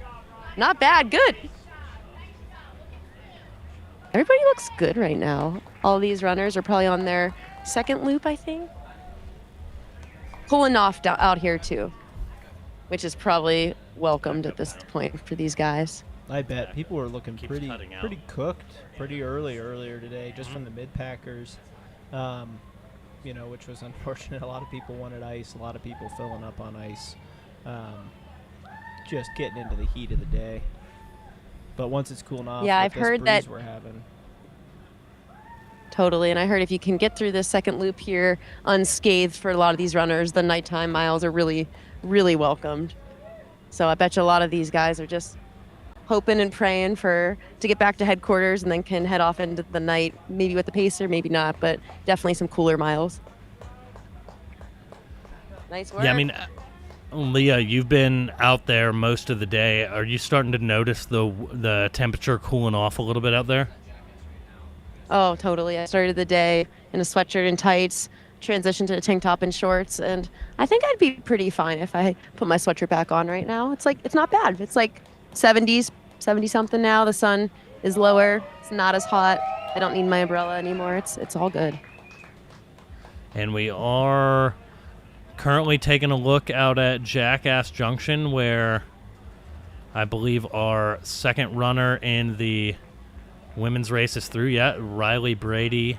They are through Jackass Junction now, in second in the women's category, specifically in reference for those competing for golden tickets. So Riley is through Jackass Junction. I don't know. We will have to look at our tracking to see what that gap is, but it seems like they are still running pretty strong here halfway through on lap number 4. Yeah, it looks like that's about 29 minutes split between Heather and Riley right now, and that's using Riley's Jackass in time. So that stayed about consistent. It actually probably grew a little bit. I think Riley had that gap down to about 24 minutes at one point. So that might have grown by about 5 minutes on that last section. Well, and I think the interesting thing to note is, what is the gap between Riley and third, right? Because at the end of the day, you're competing for the win, but if you finish in the top 2, you're, still heading to Auburn next summer. So I think that's probably what's on Riley's mind right now. And, yeah, it'll be interesting to see what the gap is to third. Yeah, I know that Ragna had a pretty significant gap on Riley earlier in the day, and then Riley had gapped Ragna by this aid station. I think they came in together early on. And now it's about a 7-minute gap the last time they were together. So we'll see if that changes at all. I do think Riley was looking quite a bit better. But like you said, they just got to kind of hold those spots. And I think if Riley does that, they'll be looking at a golden ticket. But fingers crossed that they can do a similar race that they did last year here for second place. Yeah, for sure. I mean, at this point, they've got to be feeling pretty good about the race, right? Like closing out this loop, still in a good position. Then they're gonna go into those nighttime miles where you're gonna feel a little bit cooler, start to feel a little bit better, not be as hot. So they should be hopefully, feeling pretty good about where they're at. Do you know if they slowed down, they'd get to enjoy more of that cool temperature at night? Well, maybe that's the plan. Let's knock the laps out in the heat, and then they get to just soak it in, soak in the stars. There's going to be a partial lunar eclipse at some point tonight, so a wonderful fan of the live stream let me know, and you don't need special glasses for this, so you'll be able to just enjoy the beautiful sights of the desert sky tonight. That sounds nice. Now I want to go run in the night. I did get a text from Mike that said, "Do you want to run the 31K tonight?" And I said, "Sure." So maybe I will get to run. Oh man, that sounds like a party.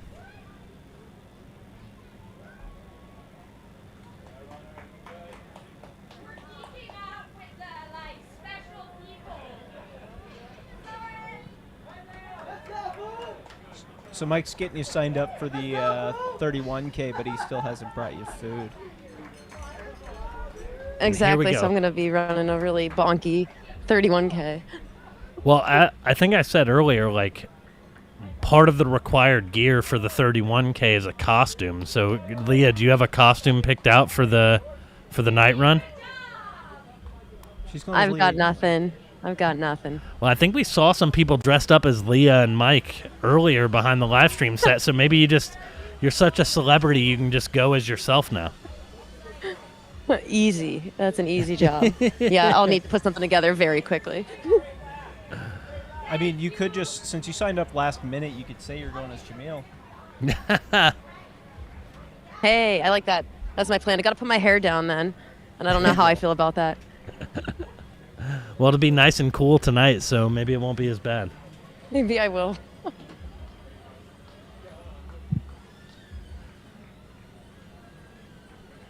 I'll go as you, Matt. Thanks, bro. I think if I were to dress up as anyone for Halloween, it would be Mael. You know, the beautiful cactus shirt, the thick Australian accent, the safari hat. Like, he's ready for a nice adventure in the outback. Or gardening in Arizona. Yeah. He kept saying. Oh, you're having fun.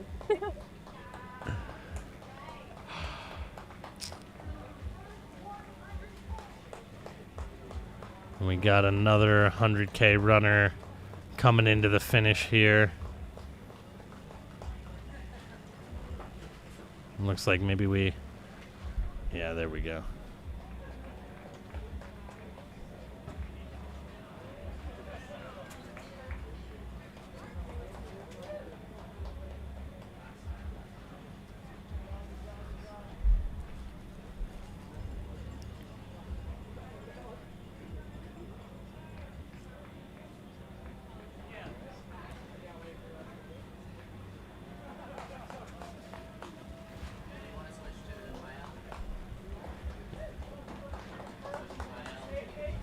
We're going to send it out to Mael here out at Jackass Junction, the Australian outback enthusiast, or potentially, as you said, just an Arizona gardener with a thick Australian accent. Mael, how are you doing, my good friend? Thanks for being here. I'm great. I'm good. I see you added to your costume there. Yeah. In the desert. So how are we doing? Great. We have a little bit of excitement then. Obviously, everyone here is just like buzzing. Hey, keep buzzing. Yeah. Buzz. Sorry, keep buzzing, bro.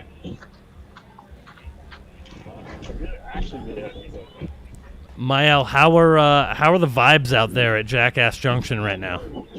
Well, the funny thing is, the bar and the DJ are just setting up right now. So the vibes are authentic. That's what I would get. So the bar is getting set up, the DJ is rolling in, the other things are happening which no one publicly needs to know about. So yeah, it's ready to roll. Interesting though, we had Riley come through in second place female division, and Ragnar de Bats came through like 2.5 minutes after. Oh wow! And they and so that race there, that female division golden ticket is on. Like that is on. You just had Dan Green come through. Sorry to interrupt you there, Mael. Yeah, sorry to cut you off, Maj. We just had Dan Green come through the big top tent here right next to us. Is that likely fourth place runner? Yeah, and I think he's only 5 or 6 minutes back on third. Yeah.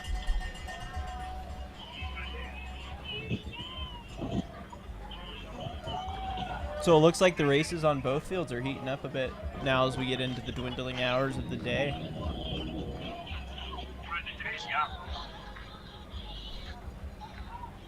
Yeah, the races are heating up as the temperatures are starting to cool.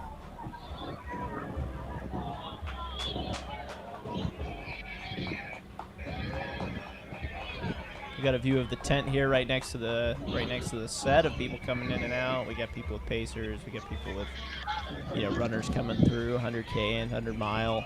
People are looking great. We've got a cheerleader coming through.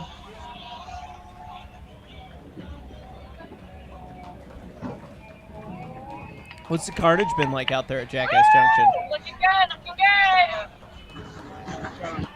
Carnage, man. No carnage. It's just good times here. We get them in, we get them sorted, we get them fed, we get them watered, we get them ballooned, and we get them out. That's how we roll. So there's no drama. There's no bad thing. Except for the lady that came in with a cactus stuck into the side of her arm. That was a bit of a moment.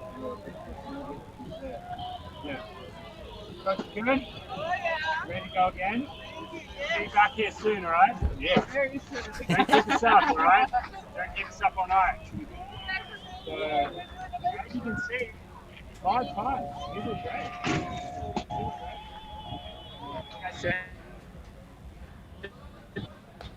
I'm getting set up, and I believe it's good. So yeah, it's all happening.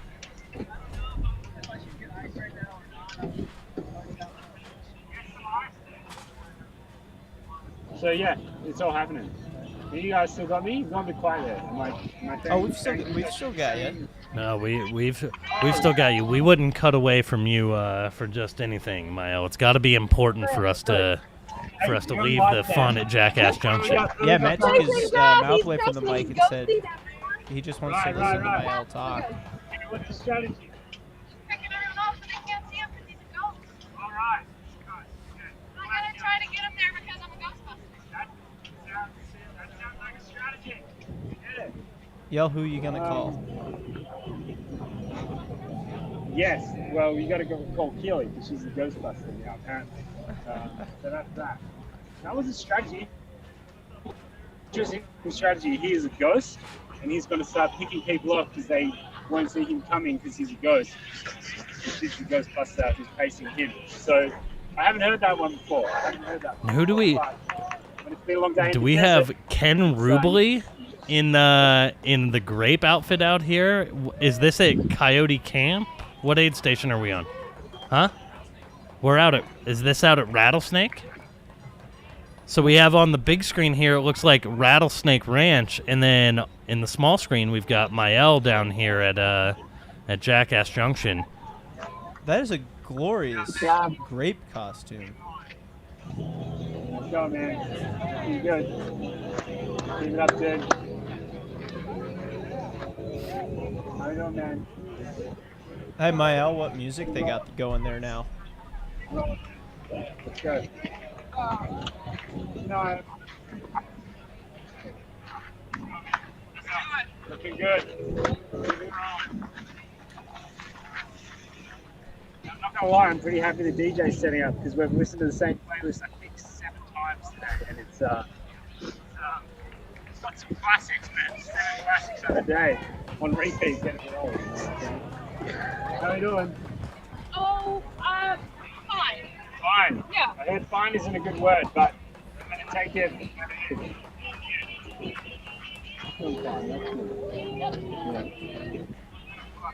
Yeah, soon. We're going to have a chat to a runner here. Oh, yeah. My eyes on a couple in there getting iced up. Breeze is coming in, the sun is going down. It's probably why my hair looks so good right now in the sun. But it's going down, so the mood is, coming. The races are looking good though. I'm seeing everyone come through here all day, and just some of those positions changing has been really exciting. I guess that's what it's all about, especially here at the Golden Ticket race. Interesting stuff going down that 100K as well. Sort of stuff coming out on the intranets out there. That's good. So yeah, we're rolling. Hey, buddy. Hey, what's your name? Hey, Bond. Bond. James Bond. James Bond. Pon Pino. Yes, sir. How you doing? I'm good. Yeah, you having a good day? Got some munchies, but yeah, I'm You good. got some munchies? Yeah. You haven't been doing the other stuff, though? No. Cool. Yeah, that's cool. I mean, that's fine. But if you have any, you let me know. No. Yeah, no, it's cool. They know the trend. Yeah, that's what my mom says. That's good. Hey. No alcohol, no drugs. No. Oh, that's good. I'm all for that, man. All right, hey, we're gonna see you again, all right? Yeah. Next lap. I'm knocking around. I want to see you back here soon, all right? Half hour. You know, sometimes all you need out at a remote aid station is a little encouragement from Mael. He was encouraging the heck out of people earlier, getting them on for an interview and, making them really want to run out of the aid station. Hey, guys. This is Anthony Culpepper, aid station captain extraordinaire here at Jackass. He, ironically, is not a jackass at all. This is Anthony Culpepper. Finished Hard Rock this year like a boss. Anthony, how are you? Good. Yeah? It's been a long day. It has. That has.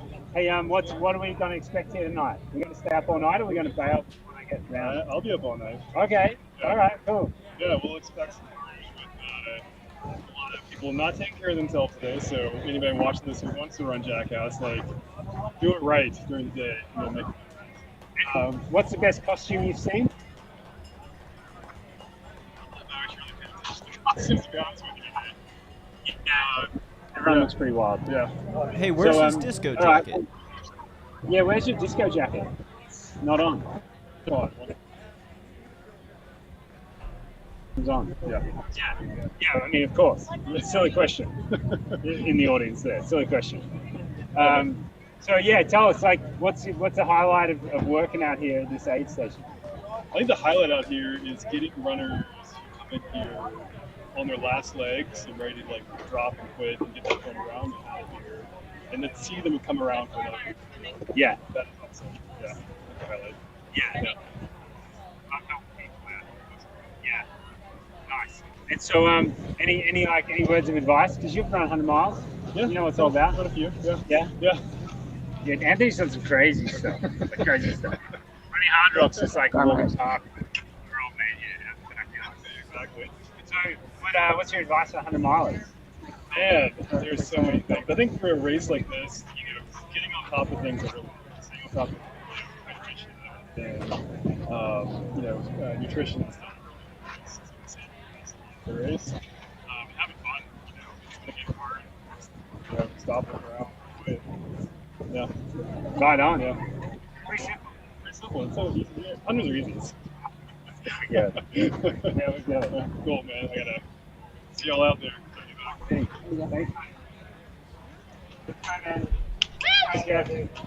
Good. Thank you. I love the kill. It's kill. Oh wait, is that Jeff Garmeyer Jeff. through Great Jackass Junction then? Let's go, Jeff. Thanks, everybody. Nice work. Looking good. And there we have the drone shot on Jeff as well. I think it's a drone from the top, not the bottom. He's wearing that kilt, and you know what they say about wearing kilts. Don't wear anything. Yeah, no, it's alright. Oh, who won? The race is still going. Really? Yeah, you got a chance.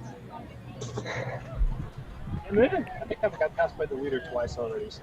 Oh, well, maybe not today, but next time.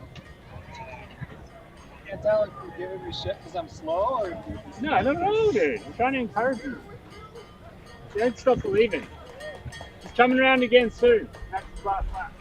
And then we got Jeff out into a run, and we've got runners coming through the big top tent here. One of the pretty awesome things about this race, the course literally runs through the big top tent where Packet Pickup was on Friday.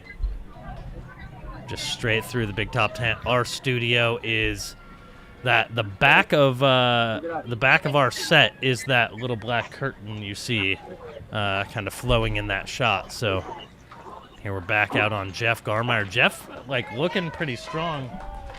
We got Tara Dower coming into Javelina headquarters here. seem to be moving all right. I Yeah. know that she fell into a cactus and That was who Mael saw at Jackass Junction come in with the cactus affixed to her. Oh wow! So I've seen a photo and did not look good. Yeah, But she's moving. But she's moving, and she gets to pick up a pacer here. Yeah, she's going to be paced by Corinne Chavoy. Legend. Yeah. The voice of the Javelina 100. You heard it here. Yeah, that's a great pacer to have. I mean, Miles, another one of the voices of the Javelina 100. Yeah. Many voices here.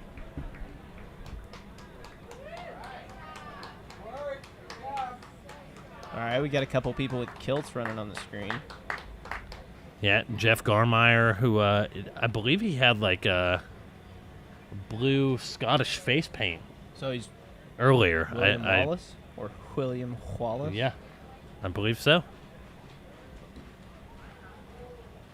So we watched John leave headquarters. So he's headed out to.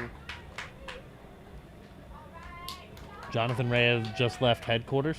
Yeah, well, he left headquarters a little while ago. Oh yeah, so yeah, we yeah. Should be seeing him. Yeah, so we'll see him maybe at Coyote Camp if we have that static cam out there still. We'll make sure that we're keeping an eye on that. Otherwise, yeah, I believe he came through, about 30 minutes ago. So we'll see him out at Jackass Junction probably in another 30 to 40-ish minutes, Okay. I believe. Absolutely cruising. Think he you think he starts throwing down and goes for the course record? Well, I mean, he's pretty close, right? Like a 2:40 last loop would do it. I feel like that's within the realm of possibility. Ooh. 2 years in a row that the course record would have been broke, right? Yep, and So- last year was the first time anyone had run sub 13. So he could potentially, back-to-back years having individuals go under 13 hours be pretty amazing. And we're overhead here at Javelina headquarters.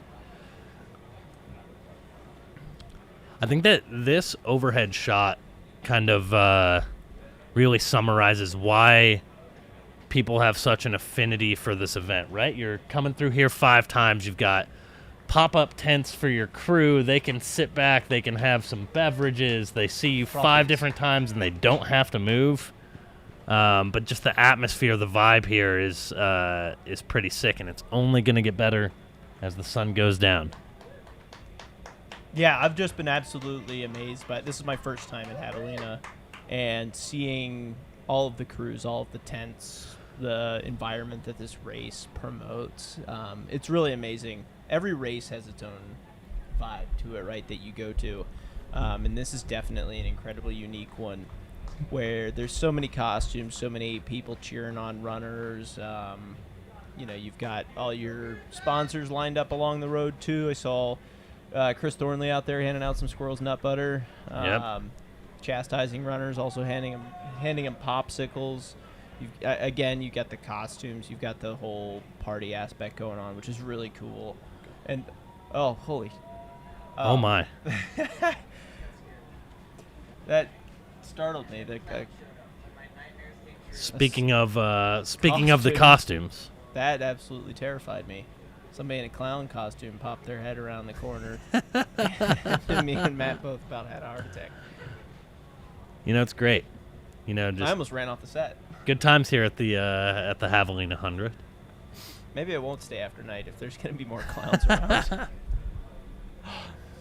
They also have, a 31K starting tonight, right? Yep, and it sounds like I think I saw Mike McConaughey pick up his bib for himself and hopefully the great Leah Yingling. Ooh. So that's one of the things that makes this race really unique, right? Is you've got the 100-miler, which is, what most of our broadcast is focused on.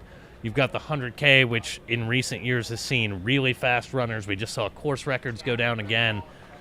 but you have an opportunity for people to do 3 loops instead of 5. And then you've got the real party, which is the Jackass Night Runs, 31K. 1 loop at night. What more could you want? I really don't want to see a clown out there. Yeah. Yeah, I mean, that's fair. Might That's make fair. you run faster. Do you think Leah will be willing to live report during her own event? Here's a question for the live chat. Like, if Leah and Mike are both running, who's taking the win? Ooh. Are we going? Let us know in the chat. Are we? It depends on if Mike. Are we Team Leah or are we Team Mike in the head-to-head battle of the Jackass Night Runs 31K? Who would you pick? I'm picking Leah. I want to know. Like, do we have like betting odds? Can we get this on the sports books? I think if Leah gets the food Mike promised her, oh, she'll definitely. then she'll crush him. Yeah.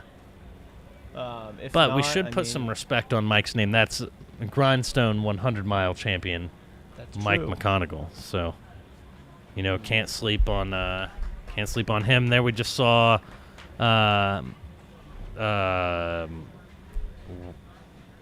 Why can't I think of his name? I just want to call him the Hurricane. I can't even remember his actual name now. Stephen Cornelius just came through. Took me a minute there. The Hurricane himself. Why is his nickname the Hurricane? It's a Run Rabbit Run inside joke. I was not in attendance. Oof, I was in attendance. Yeah, the state of Florida is with Stephen the Hurricane Cornelius. Wow. What else we got going on in the live chat? People picking Leah. Oh, all right. Well, Justine Hewitt is picking Leah. All right, the nighttime presenter. Leah Yingling is Team Leah. So, if you're calling your shot, like, I think we should bring Leah back up to talk to her about the. Well, we'll have to get the post-race interview. We'll have to get the post-race interview of the battle. Maybe we have a post-race therapy session with her and Mike on the couch to discuss their. Do we need 2 couches? So their combative 31K head-to-head race.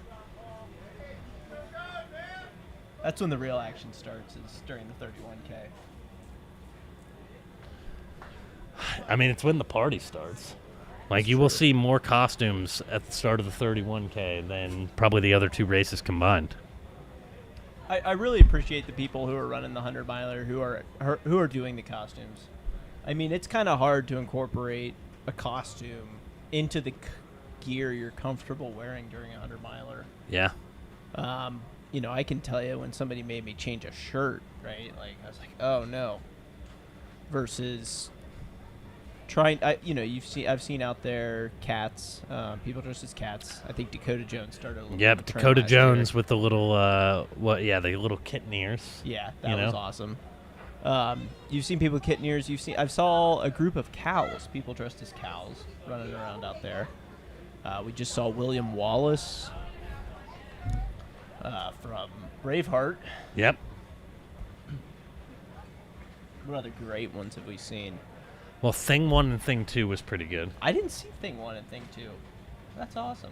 I've definitely seen Thing 1 and Thing 2. The clown that is on the other side of our live stream set, also pretty good. Doesn't look that happy. That's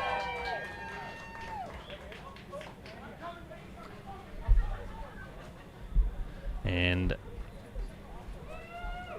if you are just tuning in, the shot in the bottom right of our screen here is from Rattlesnake Ranch, right at that road crossing where they enter Rattlesnake Ranch. So we should be seeing, I don't know if we have had Riley Brady come through there yet, but the latest report at Jackass was that they were only a few minutes apart. Riley Brady and Ragna. Nice. So that race for the golden ticket could be pretty electric. Did you have picks before the race? Yeah, I picked John Ray and Heather Jackson. No, I didn't make official picks. At Jackass Junction, it's actually named after him.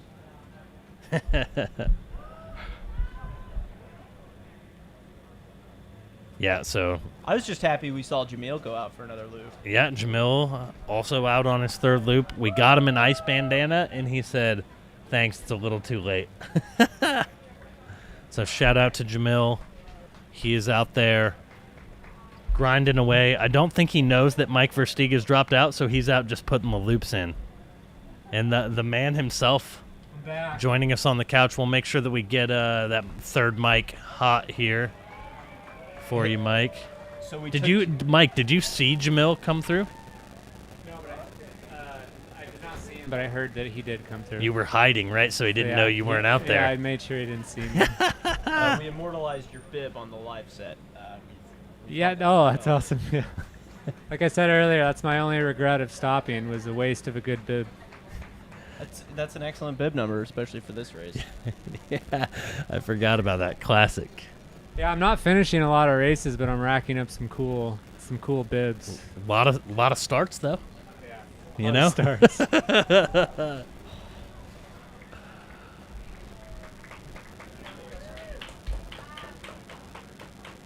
And here in just a few minutes, we are going to we're going to let Dan Ryan have a little bit of a reprieve here. Dan's going to do some more content stuff. Get some water, hydrate, get some food, take care of yourself. And we will be bringing on doesn't see my face anymore. the legend himself, Dylan Bowman, will be joining the broadcast here, so it's going to be a good time. So everyone in the chat, tell Dan thanks for blessing us with his wonderful insights, and make sure you follow the Mountain Outpost on Instagram to see some more social content from Dan, Mael, and some of the other people we have out there. Yeah, all right, thanks for having me on. Oh, an applause. Should we clap it up? Awesome. Thanks, Dan. And we will get Dylan Bowman situated here in just a second. Can you take the tip off? Can you take the picture-in-picture off? Oh, were you? Yeah, can you take it off while we switch out?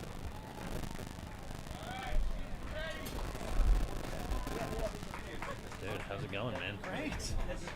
Here we go, dude. Got the classic earpiece. I know we're going to see Heather run past us here any minute now. Yeah. She was right with Ryan Raff, I think, too. She's crushing.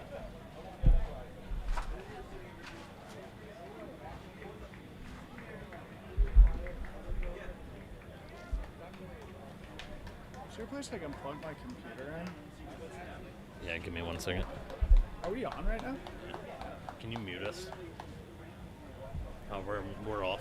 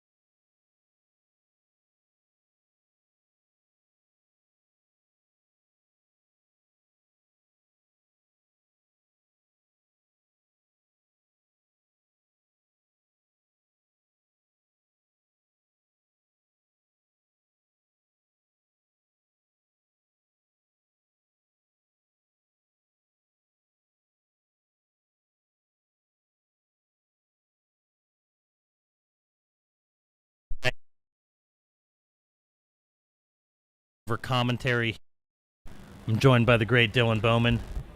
Dylan, our first time on the mics together here. How are you doing, buddy? Many, I hope. Yeah, we can only hope. This is going to be a fun few hours here at the Javelina 100. We did just get word Leah Yingling is heading out of Rattlesnake to come get prepared for the epic duel that will be the Jackass Night Run's 31K. Yes. But we'll make sure that we keep a camera feed up out there. So Leah's as well. racing tonight. Yeah, her versus Mike. Yes. We may have couples therapy on the couch afterwards, okay. But we should put this on fantasy. We should put this on the fantasy website. I was like, we need to get Leah this on the versus sports Mike, books, right? Yeah. No, Mike's coming off a sick W there at Grindstone. Yeah. Super proud of him. Awesome performance. And Matt, I just have to, as I sit down here and join you, give you and the whole team a huge pat on the back, physically and metaphorically to everybody else. Hey, thanks, dude. What an awesome event this is, man. The Javelina 100, my first time here. Again, first of many, I hope. And yeah, thanks for having me on the broadcast here today. I've been having an absolute ball just cruising around the race course all day today.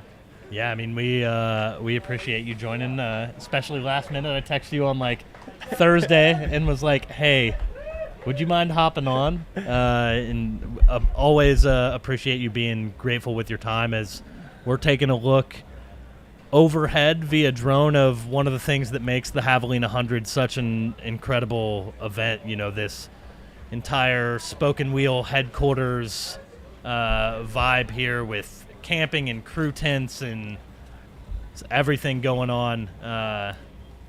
And that little blue Hoka tent there, that's our live stream Yeah, that's set, us. so. We're sitting right in there. There we are. The Burning Man of trail running. A party, a competition, a festival, all wrapped up into an awesome weekend here in a seemingly like abandoned corner of this beautiful park here that turns into the playa at Burning Man for just a few days. And I heard a rumor also that aren't costumes mandatory here in the 31K tonight? Do people believe that? I said that on the broadcast at the Well, beginning. that's It what I kind heard, of is. Not many people will be towing the starting line without some sort of costume. You'll have some, but that's the whole vibe of the 31K is, you know, you get your loop, you get the experience, and you get to enjoy all the shenanigans once the lights go down. Well, you know that I was intending to run the 31K until you said, hey, can you jump in the studio? And I said, yeah, that sounds a little bit more fun. You know, I'm hindering your training here, you know? I'm hindering my own training, as I have been for a few years at this point, but anyway. Now I'm going to get an extension cord set up here real quick, and then I will be right back on the mic. Okay, to our viewing audience, I'm getting my MacBook powered up here so we can get in the chat and say what's up. But I did just get to watch the men's leaders come through Javelina headquarters here. John Ray out front. He had about 5.5 minutes on a charging Ryan Montgomery. Ryan looked awesome. A man possessed. Both, I think, still kind of on that 13-hour pace right now. So I don't think the men's course record is out of the question at this point. But I admittedly haven't been on the live stream for the last hour or so. So correct me if I'm wrong. Good people in the chat.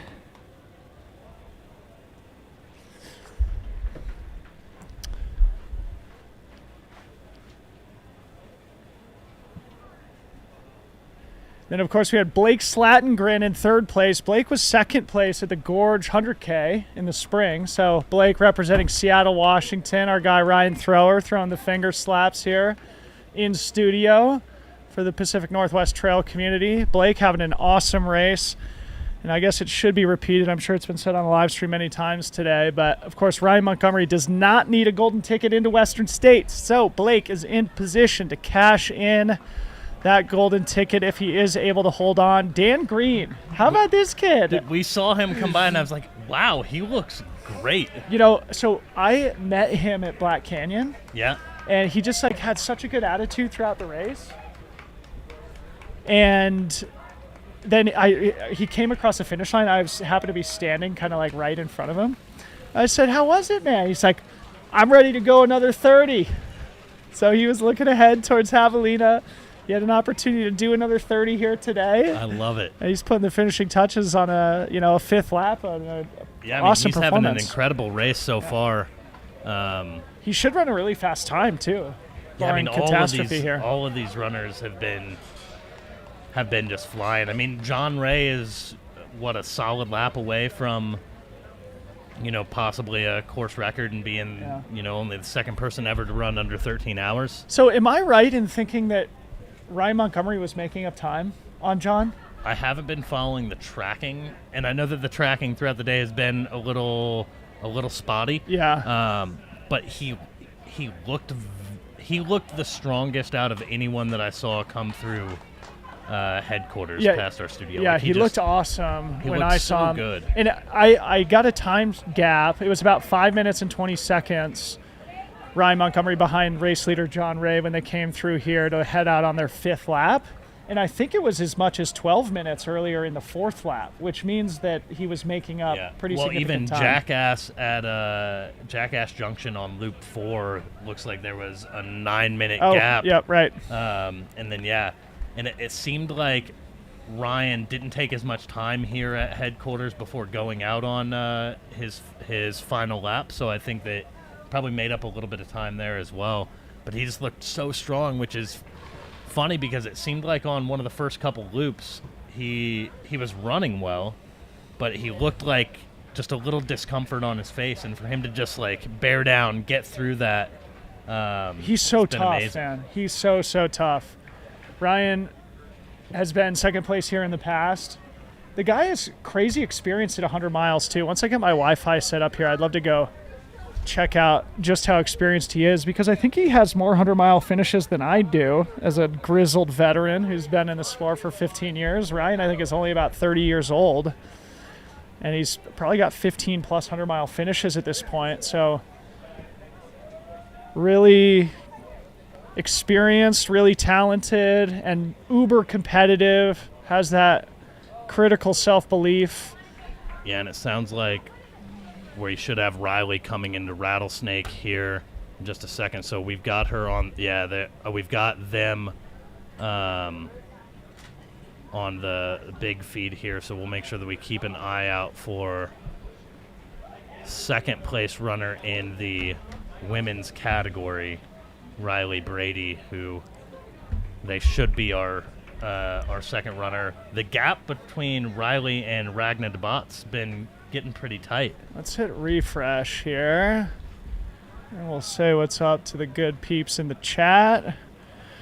All right, so Heather Jackson went through Rattlesnake at 10:37 a lap. So it is now 11:05 a lap, so that puts her about 30 minutes outside of Rattlesnake, meaning she should be coming through here, Javelina headquarters, any second now, right? Like, that's 4 miles away. Yep. So I guess probably 5 to 10 minutes from now, we could probably expect to see race leader Heather Jackson come through. She had, I think, a pretty sizable gap. We will get that official split on Riley through Rattlesnake here momentarily. I don't think that they have come through Rattlesnake quite yet, but they should be there pretty shortly. And then once, so that would give Heather roughly at least a 30-minute gap going into her 5th loop. So Heather, that would obviously be comforting news to be told upon arrival here when she sees the Hoka crew and her husband Waddy, her crew chief. Heather Jackson, man, she is just so impressive. I was patting myself on the back because I picked John Ray and Heather Jackson to win the races today.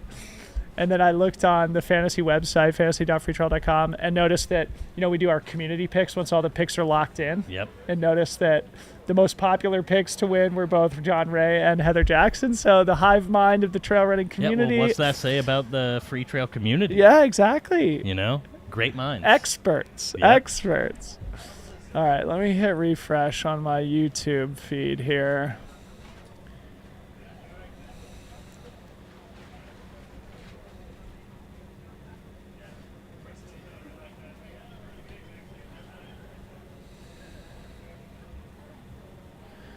Okay. We are live here. 1,000 people watching us here on the Mountain Outpost YouTube channel. Make sure you smash the subscribe button. Right, Matt? Yeah, of course. Of course. But don't just like tap it. Yeah. You gotta smash it. smash it. Okay, so I'm looking over my right shoulder here because I don't want to miss Heather Jackson, so I can get a read on the body language for our viewing audience. And what a beautiful night there at Rattlesnake. Is this Rattlesnake here? Yep. Yeah, okay, this so is out at Rattlesnake. yeah, it's I heard Leah commenting that it was getting cooler, more pleasant. This might be... Here we go. This must be Heather coming through. Yeah, here we go. Heather Jackson coming into Javelina headquarters, being paced by two-time champion Devin Yanko. And Heather Jackson. Oh, we have Finn Melanson coming into Rattlesnake, which means Brett Hornig probably dropped Finn and already came through. Yes. All right. Or he's getting a head start on the ice bandana or something.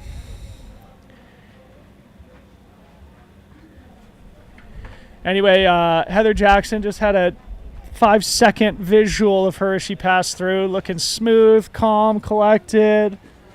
Devin Yanko, the ultimate pacer, to lead her to victory here today as she is getting her crew transition out of the way. A former professional triathlete, she specializes in the transitions. So Heather Jackson, I'll try and get a little bit of an accurate time split to see how much time she spends in the aid station, but she will likely be getting an update about the size of her gap here, which does seem that it's pretty safe, pretty substantial at this point. Of course, anything can still happen. Still one more lap to tick off the list here in the desert at the Javelina 100, but Heather Jackson in the commanding lead here. Former professional triathlete competing all over the world, been on the podium at the World Championship multiple times across both the 70.3 and Ironman distance. One of the great stories in the sport of trail running over the course of the last 12 months. Of course, she made her trail running debut here at the Javelina 100 last October, where she shocked the world, raced fearlessly, led for about 80 miles before fading a little bit and finishing 5th place. So she is, I'm sure, hoping to avoid the fade here on the 5th and final lap. And I continue to look over my right shoulder. Yeah, and we are checking to make in. sure I don't miss her on her way out. Ryan Raff coming through here, Javelina headquarters. Yeah, and we are taking a look, Dylan, here at Heather Jackson, getting some, looks like maybe some foot care from her crew here. So got to get everything taken care of before you head out on that last loop. And that's Waddy there in the pink shirt, tending to the footwear.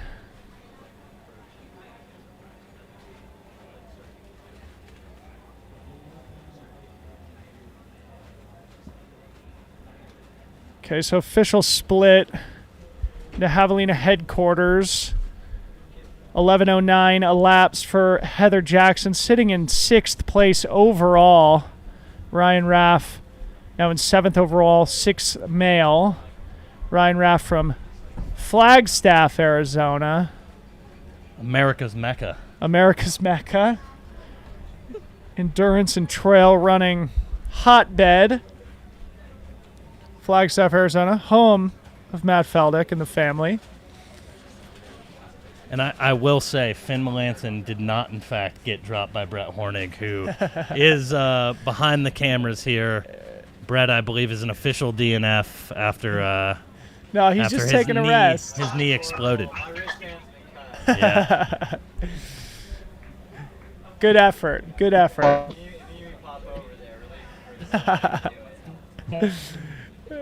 And we'll see if we can get some shots around headquarters here in just a moment.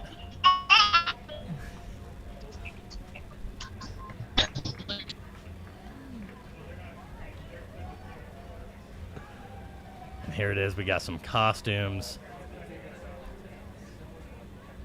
What a beautiful night here, Matt. Look at this. Well, I the hope temps the, are starting to cool down a little bit. Yeah, It feels it's nice just in the amazing. studio. I mean, it feels idyllic here in the studio as autumn turns to winter across the country. It is still summertime here in Arizona. A beautiful evening. It was quite hot in the middle of the day. Beautiful now as we approach sunset, which I think is technically around 5:30.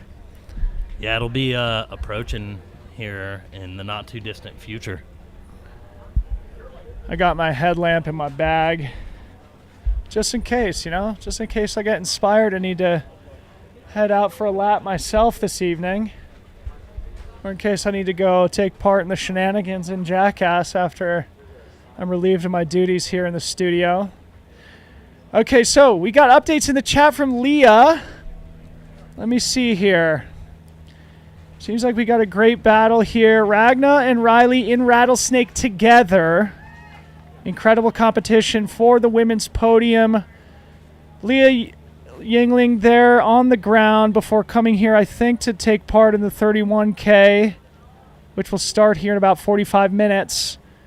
Ragna just closed a 7-minute gap after Riley overtook her. So looks like Ragna is getting a little bit of a second wind. Heather Jackson out here at Javelina headquarters with Devin Yanko. So it looks like Devin Yanko is going to get a cool 40 miles in today if she is indeed all in for a second 20-mile loop here. Back to Leah Yingling's updates here. Apparently Riley has reported that they're feeling better on the downhills. So could be that Ragna was able to make up some time on that long climb up to Jackass, and that Riley could either stick with Ragna or build a bit of a cushion on that long downhill back here to headquarters. So that'll be an interesting story to follow here. I think they're only about 4 miles out. Correct me if I'm wrong. Ragna left about 1 minute ahead. Thank you, Leah. Appreciate that update very much. Back here in the studio, we got a camera on race leader Heather Jackson as she cruises out to much fanfare. Heather Jackson. Ryan and I went and visited her in Tucson, Arizona just last week. Made a cool training video with her. Brett Hornig in studio with me. Brett, I tried to hang on to Heather's last workout before Javelina here. And, of course, she did go and do a 100-mile bike race in between her last tune-up workout and arriving here for a 100-mile foot race. She's like 5 by 1 minute hills into a 10-minute tempo 2 times through. Your boy was gassed afterwards. Dude, I mean, yeah, that's a big day. That's a big day Big for sure. day. I mean, I got like 11 miles in. I tried to keep up with Heather for 45 miles today. Right, yeah. My knee So exploded. we've both experienced the pain and agony of trying to hang with Heather Jackson. One thing I learned, like just sharing some miles, is that Heather's so good at focusing on the task at hand and like blocking out everything else. It was really, yeah, buddy. It was really impressive to see up close. She's also really good at like the positive attitude element. It doesn't seem like she ever like deals with the deep, dark, existential, what the hell's wrong with me type questions. Yeah, or if she is, she's very good at managing that. So, Brett, are you up to date on women's course record splits? Because last I heard, Heather was like 4 or 5 minutes behind Camille's course record. And we should mention also, I'm sure it's been said on the live stream many times today, that Camille's course record here at Javelina from 2021 is an outlier in the historical women's times, meaning she's 30 minutes faster than anybody has ever been on the course. Yeah, I think it's like one of the better course records in like trail running. Absolutely. Yeah. I know. I think through 3 laps, Heather was on course record pace. Through 2 laps, Heather was well under it. So we got a bit of a shaky video here on race leader Heather Jackson being led up the hill here out of Javelina headquarters with Devin Yanko. Again, as I've mentioned, Devin Yanko, last year's champion, 2-time champion here at Javelina. She's got the second fastest time on the course, so nobody better to pace Heather here on the 5th and final lap. Heather desperate for that golden ticket. She dropped out at Western States she says at El Creek, but of course, if you drop out at El Dorado, you got to hike up the hill to Michigan Bluff. So we'll give her Michigan Bluff. Yeah. Where she dropped out of the race. So Heather Jackson, I'm sure, really, motivated to close this fifth and final loop strong so that she does earn that golden ticket back. I was just chatting with Western States race director Craig Thornley, and he is here to deliver those golden tickets in person. So shout out to Craig Thornley. Yeah, Matt Feldick. He's been at the edge of his seat all day. As he should be. He just asked me, so who's that third place guy? I said, that's Blake Slatengren. I asked you. No, Craig did. Say, I wasn't that familiar with him either. So I know him from Gorge, but that's where I kind of it was almost like a coming out party for him in terms of like totally elite level performances. Yeah. All right. So Gorge tune-up race, right? Riley won the 100K. Vincent Bouillard won the 100K at Gorge. Then he just won the 100 miler at Kodiak. Okay. So Vincent. Now Blake Slatengren, Caleb Olson got a golden ticket. Aeroviper Racing Teams. Aeroviper Racing, Racing, baby. Heck yeah. Caleb was supposed to be my pacer today. Really? Yeah. Oh no, sorry, Caleb Bowen. I'm sorry, Caleb Bowen. Yeah, not on the I got the racing two guys mixed up. Caleb but Olson both of ran, them won Grindstone. Yeah. Yeah, Caleb's Grindstone. Yeah, champ. both got those golden tickets. So yeah.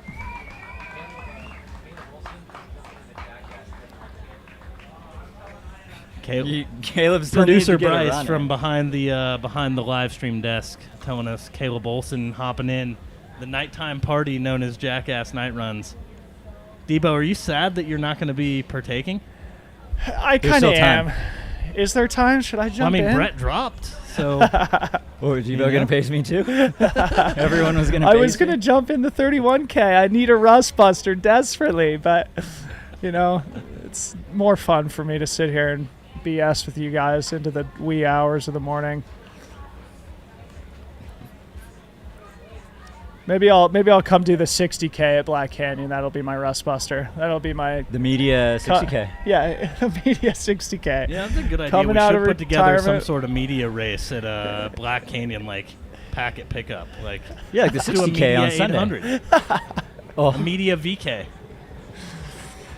Tell you what, it does make it a lot easier to sit and talk for hours and hours when you are like have that deep satisfied exhaustion of like a long day on the trails, right?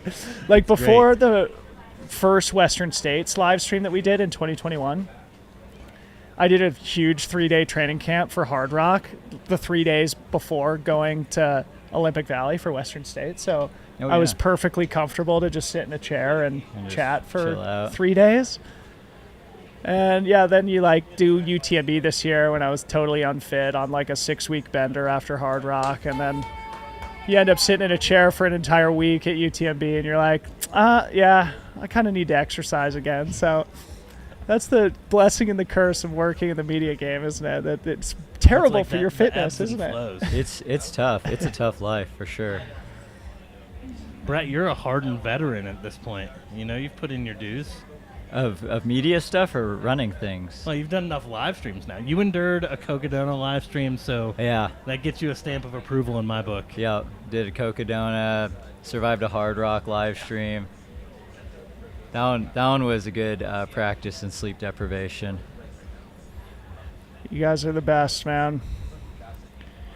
All right, so Heather Jackson's out. So we do expect that she's got about, let me see if I've got a good split here from Rattlesnake. Okay, Rattlesnake 4.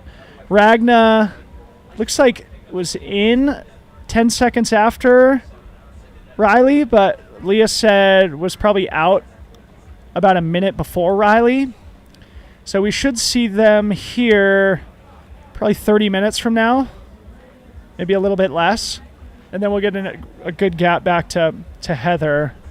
Oh, okay. So Heather's still got a pretty sizable lead. So Heather Jackass 4 was at 10:37 compared to 11:09 and 11:10 for Riley and Ragna. So 33 minutes for Heather. 32 So minutes. very comfortable gap. How has that gap been compared to other points in the day? Has it come down or stayed the same? Honestly, I've only been able to tune in for a couple hours of the stream and only been slightly monitoring the timing chips throughout the day. Tracking has been up and down. I think, if anything, the gap between Heather and Riley is starting to grow. But then Riley and Ragna have both been back and forth, like loop 2 or loop 3. Ragna had a 2 or 3 minute lead on Riley. Then, recently Riley had a 3 or 4 minute lead on Ragna. And so it's kind of an ebb and flow of how the race is cool. That's racing. Kind of playing out, yeah. The thing that has been consistent throughout the day is that Heather's been in the middle of the top 10 overall all day. I mean, coming through the first lap, you guys were more or less together. We were 2:45 through lap 1, which is about what the leaders came through lap 1. Like because leaders. that's the long, period. that's the long lap as well, right? Yeah, So it's the a long little lap bit is in 2:45. Yeah, Grand Canyon up in It's about Williams 10 degrees has an warmer apple this pie year moonshine than that is last year. just Lap 1 last year's amazing. lap 1 was cool. And then it was fast. I was like, we're like where Dakota and John Ray were last year. Yeah.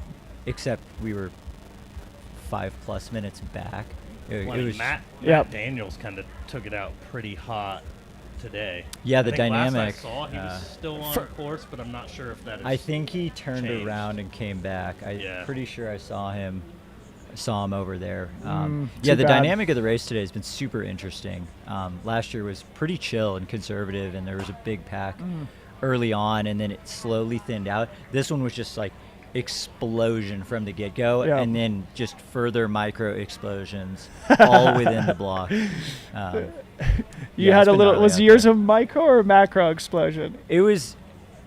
I don't know. It was like over the course of maybe 5 miles of this knee just like starting to get more pissed at me and holding the rest of my body hostage. Did you have anything coming into the race that was bugging you, or did this kind of pop up out of nowhere? No, it's bugged me in the past on past races, but it doesn't. I don't. Usually it's 10, 12 hours in.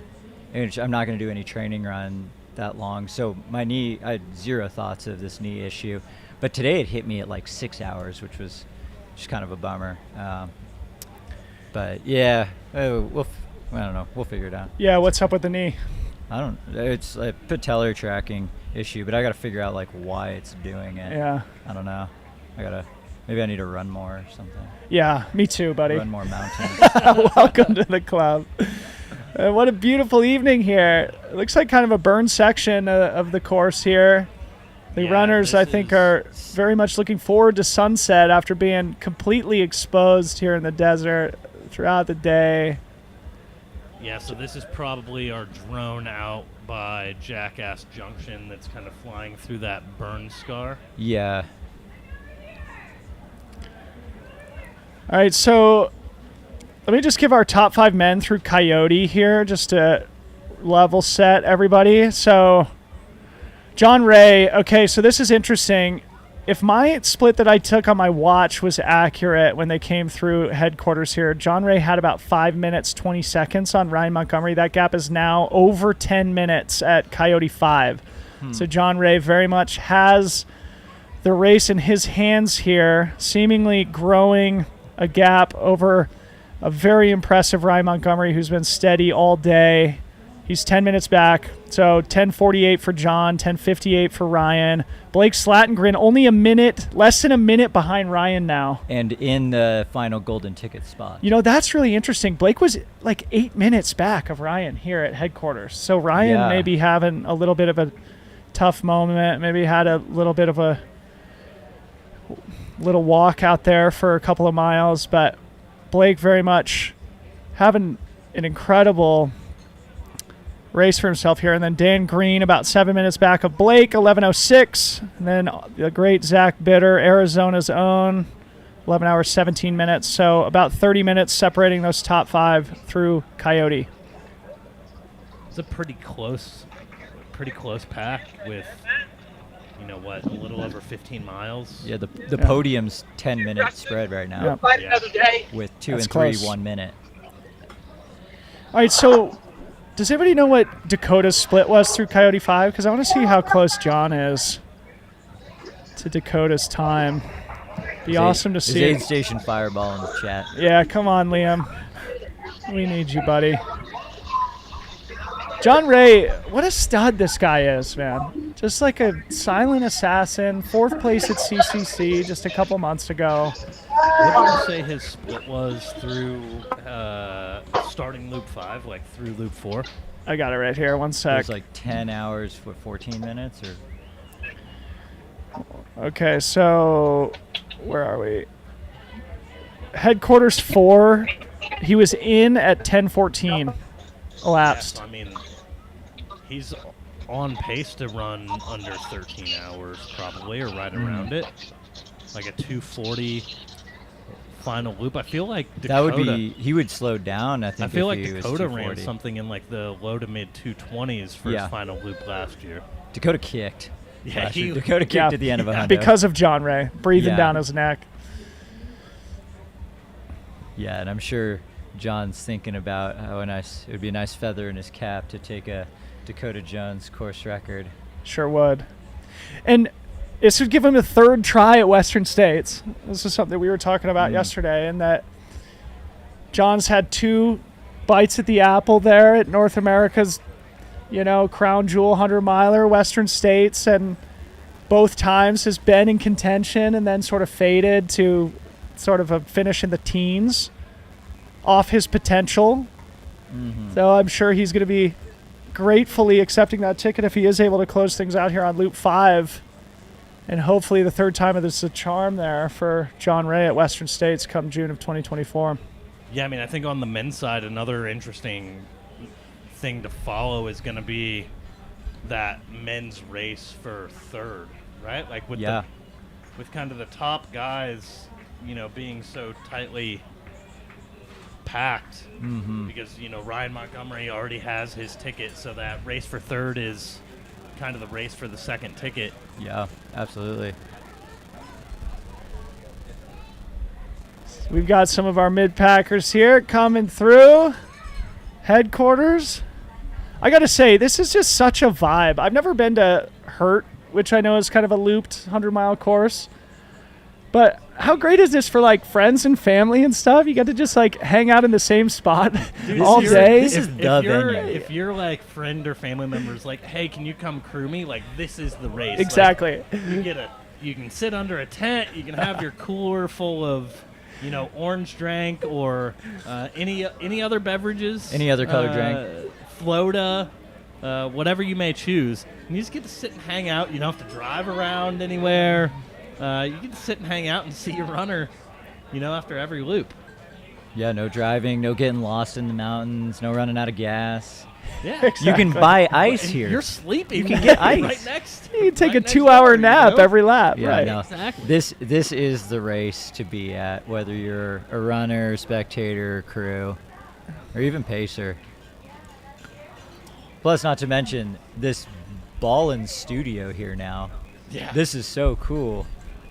Yeah, I mean it's incredible how far tech has come to like make this happen for like people who've watched our live streams over the years. Like, when you compare us even being able to broadcast from here to what the 2021 live stream was, it's like we couldn't even get cell phone connectivity out here, and now we're running the entire broadcast. Yeah, from and here. and you're not you're not stuck in Phoenix wishing you were. Well, I mean, that here. was the hardest part. Is like, yeah, people would come and do commentary because they love helping Aravaipa, but it's like everyone wants to be out here, right? Yeah. Like, people want to be out here. Yeah. Not in the nice air-conditioned Aravaipa studio commentating. So it's nice to be able to come out here, able to pull guests on. I mean, Mike and Steve sat on Debo's lap earlier. Oh, Greatest wow, what moment an in live honor. stream history. It was amazing. It was amazing. He just came up and apologized to me. He was like, hey, just so you know, I just doused myself with water, so it wasn't totally sweat. It was some of that was H2O. I was like, appreciate that, Verstig. So, I love it. speaking of Verstig, I just pulled up for our viewing audience an update from his early running buddy, the one and only Jamil Curry, still out there smashing it on the course. Looks like he is through. Oh, wait, hold on. I just lost it. He's through the third Coyote in almost 11 hours elapsed. So he's closing in on the halfway point, yeah? Yep. he did a 50-miler out there at Versteeg's new race, the Saddles 100 up in Prescott. Yep. Nice little tune-up. This is probably his most recent training run was that race. So, When we were in Mammoth, Jamil is saying that he basically just isn't running at all. sounds busy guy. very accurate. No, there's 1 week cram. But it's awesome to see him out there and for him to trust like our team, Bryson, Jordan, and everyone involved to he's out in the middle of the desert shredding miles and trusts us to kind of make this happen. And off no training to be brave enough to toe the line is his first Javelina 100. Oh, wow. This is That's so funny. Jamil's first Javelina. I have a good Jamil story from just earlier today, actually. I was a couple miles out from Jackass Junction, and I was getting my walk jog on because my knee had just exploded. And I was pretty sure I saw Jamil a little bit up the trail, and there was someone lying down across the trail. It was on a little downhill, and it was kind of rutted out a little bit. And I was going to go up there and see if Jamil needed me to go out to Jackass and let people know, because he was trying to get a cell signal. And I run up, and someone was coming behind me, so I scooted up on the side of the trail. Both my feet just flew out from under me, and I just biff it right in front of Jamil's feet, and both of my hamstrings just cramped up. And I look over at the guy who's on the trail sitting next to me, and he looks over at me and he goes, "That's what I did." He was like, "I blew out my calf." And because he stood off on the side of the trail and just went totally down. And Jamil's just like, "Brett, what are you doing?" And I was like, I was going to see if you need help, but now I need the help. And that was our interaction out on course today. Oh, that's classic. Yeah, it feels like this was a tough day. I mean, I'm sure you said it was about 10 degrees hotter on the first lap. I mean, so the high today wasn't much hotter than last year, but the starting temps today was about 10 degrees hotter, which that really adds up, especially at Western states. If it's 60 or 65 at the start versus 45 or 50, that first lap just kind of torches you. Yeah. And, that was one thing that a lot of people noticed. Especially when it was taken out so hot for you guys on that first lap. That's probably why we've seen some attrition in addition to yourself. Brett, we've seen, I did just confirm Matt Daniels is out. Okay. Ryan Miller did drop also. We still have Preston Cates battling out here. Looks like he's sitting in 20th overall through Jackass on the 4th lap. Yeah, he came back from the dead. He was walking on lap 2, and then we shared a few miles together, and then he dropped back, and then when I was walking, he caught back up to me. He's like, I'm back. I dropped the Aladdin costume. I'm back. His vibe, in the entire preparation for this race, has so just good. Been very refreshing. I'm such a Preston Cates fan now. Yeah. His sit-down interview here on our pre-race chat, it's just been awesome to see someone who's just I'm gonna go out there and I'm gonna have fun, and it's gonna be awesome. Yeah. Gotta appreciate the attitude. He's had a solid season too. He was 4th at Way Too Cool, 3rd at Lake Sonoma. Won the Headlands 50K, won that 75K, that Air Viper race last month. Yep. So, top 20 here right now in his debut 100. Yep. Living out of Flagstaff now, going all in on the running thing. Boulderite, right? I think by birth. Yes. Yep. Went to school in Arkansas. Wasn't he a Razorback in the NCAA? Yeah, and he's a sub 30 10K guy. Yeah. He's quick. Crazy. All right, so again, Heather Jackson left here, Javelina headquarters 27 minutes ago. We do expect her to have about a 30-minute lead. That means that we should only be a handful of minutes away from seeing Riley Brady and Ragna DeBots come through here. A great race for the women's podium. Last we heard, the two of them were together at Rattlesnake, 4 miles down the trail. Ragnar leaving about a minute ahead of Riley, but Riley seemingly stronger on the downhills. So we will see here shortly who has the advantage heading out into loop number 5. It'd be awesome if they were together still. Yeah, I mean, the battle for the final golden ticket in that women's category. Yeah, these races are just getting decided later and later, and I'm here for it. Yeah, absolutely. That's so fun. Well, it's good to see like parity in the sport from time to time, right? Like, yes, it's awesome to see a dominant champion like the run Walmsley had at Western States or something like that, but it's also nice to see like kind of people show up and you don't really know what's going to happen even at late stages in the race, and people are just battling and competing and kind of throwing down to get the most out of themselves. It's so true, and that margin for error in the professional ranks is just getting smaller and smaller. Races are getting faster and faster. And then, yeah, like today, what we saw in the men's race, when somebody takes it out hot, it totally changes the whole dynamic of the entire day, right? Yep. Some people sort of feel the pressure from those early leads. Some people remain disciplined to their race plan. And, yeah, that's just the most fascinating thing about this sport is that there's so many different ways to approach it, both in training and in competition. But you're right. I mean, we are seeing outside of the outliers like Courtney Dauwalter and her dominating seasons and victories across the board. We are seeing, like, you know, Walmsley's victory at UTMB. Yes. Came down to the wire. Zach only 10 minutes or so behind him when it was all said and done. Speaking of Courtney Dauwalter, passing behind the studio here with Mom. All-time legend Courtney Dauwalter out for an adventure with her mom. Yeah, buddy. See, that's the energy. That's the energy. That's we why need. this is here.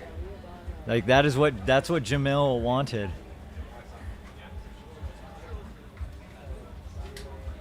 Okay, so I got a good update from the chat here.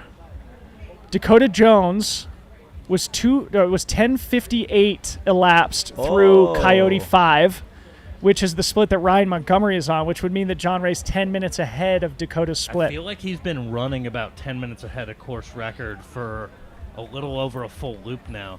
That is compliments of Steve Josepher in the chat. Thank you so much, Steve. Yeah, shout out to you.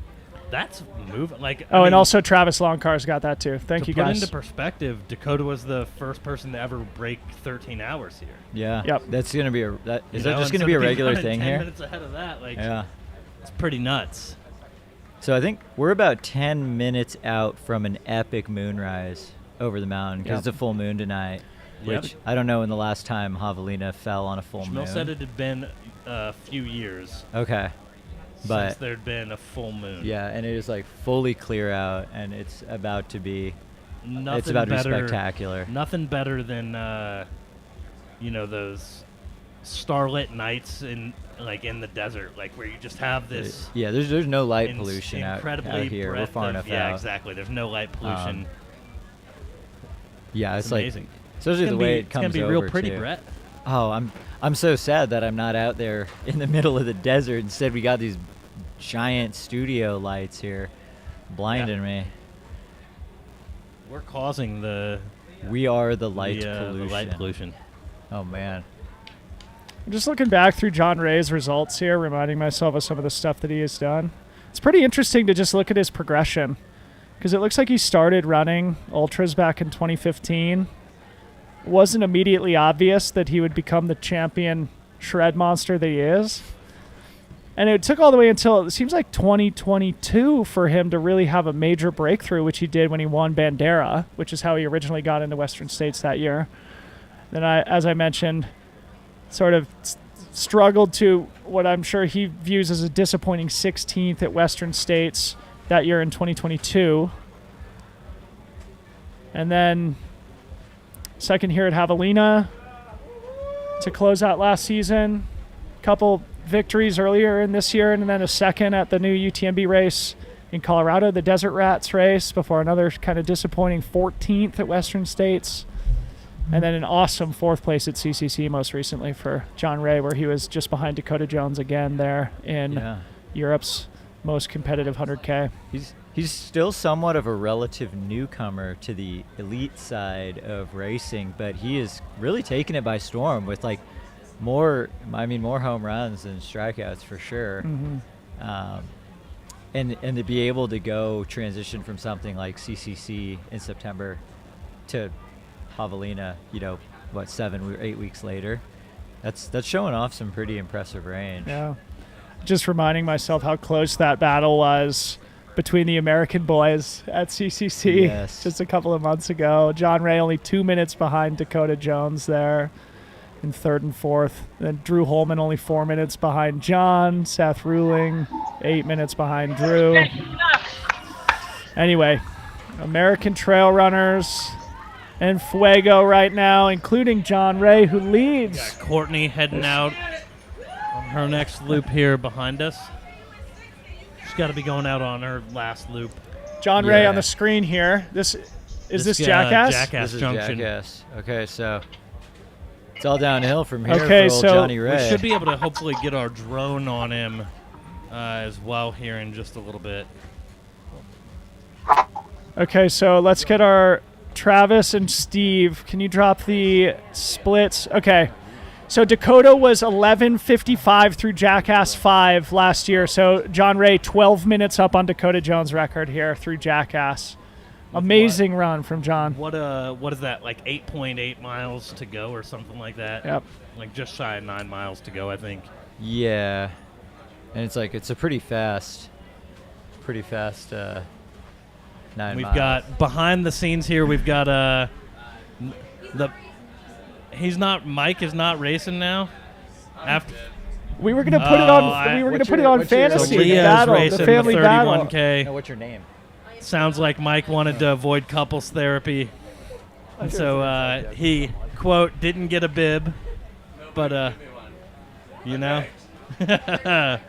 So Leah is about to go out and crush it after a nice long day out in the desert.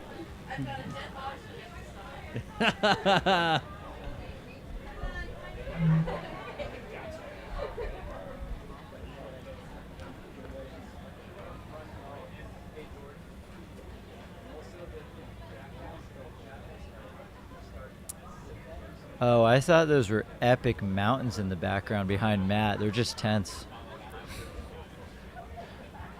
Still got a little bit of race brain going on, but it's coming back. It's coming back. This is so cool. Okay, so John Ray is in all likelihood going to break the course record here tonight. This race has been around 21 years, man. And look at how much it's advanced here. I'm just looking back through past champion names. Carl Meltzer, Jorge Pacheco, Dave James, Hal Kerner, Mike Arnstein, Zach Bitter, Pat Reagan, Tim Tollefson, Arlen Glick, Dakota Jones. And now John Ray coming through and writing his name in the history books here. Yeah, I mean, he's got to be so stoked with this run. How far behind Dakota was he last year? 7 minutes. So he's going to improve. We got eyes on Johnny Ray. Look at him. He's looking smooth. Rolling. It would be really nice to hit this section of trail on your last lap with a little bit of daylight still. This is just out of Jackass Junction, right, Brett? Yep. This is just out of Jackass. Yeah. So we'll be okay, great anecdote here from Skylar in the chat. Dakota's 102 split from Jackass to the finish is 5 minutes faster than the next fastest ever. So yeah, see, so that was where Dakota really cut into some time. He just absolutely hammered. Yeah, because Dakota wasn't even in the lead at Coyote on the last lap. I think John had just caught him. Yeah. And then Dakota got Dakota did the infamous I have to go pee move and was like, oh, I've been leading for too long. Gotta let him go by. Step into the slipstream kind of thing. Yeah. That's a veteran move from the very experienced Dakota Jones. Yeah, because he was like, I don't want to be setting the tempo. He's only 32. He's been running ultras for 16 years at this point. That blows my mind. Isn't that crazy? He's been running ultras since he was 4 years old. Yep. Look at John, man. He looks really, really strong.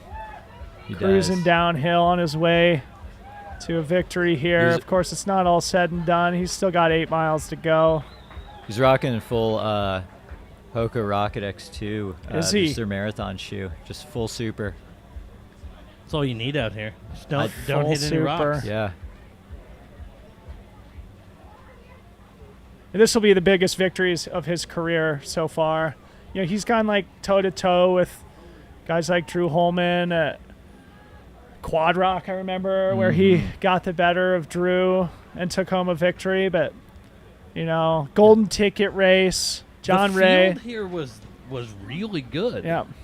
You know, I mean, there was a lot of carnage. Like, you know, your Ryan Miller, your Matt Daniels. He's going to likely get a victory over Ryan Montgomery, Joe McConaughey. Like, there's a lot of names on this start list that John Ray is going to, you know, see himself ahead of. That's like, those are some pretty big names to kind of have on the list. Yeah, you win a big one like this, and it might just be contagious. He might just never lose ever again. That's probably what'll happen, actually. That's exactly when the heroic, epic DNFs happen, right? When you're like, oh, I'm on a heater. Like, I've totally figured this sport out. We'll see him next week or something. Yeah. Yeah, I know. You still got to respect the grind for sure. Absolutely. He's an executor, man. I mean, aside from those two Western states where the keep was running all night, he sort of suffered to finish. Here, is that Riley? Right here. Maybe false alarm. Yeah, I've already learned my other one. That looked like Riley's red pack. Not sure though. Would that have been at Coyote? Yeah, it's like, even though both those performances maybe didn't live up to his expectations, those are still like 16th and 14th. A little bit of a progression, still solid races. Like, I'm sure that those days very easily could have turned into in the 20s, in the 30s in terms of placement, but, you know, maybe the third time's a charm. So here's an interesting strategy. I think he just took his ice bandana off and wiped down his armpits with it. And he is flying. Tucked it away in the waist pack. So ice bandana armpit wipe. Brett, can you tell our viewing audience, can you give them like a brief description of like what this back half of the loop is like, from maybe from Jackass to Rattlesnake? Yeah, I mean, I spent a ton of time on it today. And this is what makes this lap cool. The most technical parts of the course are on the climb to Jackass.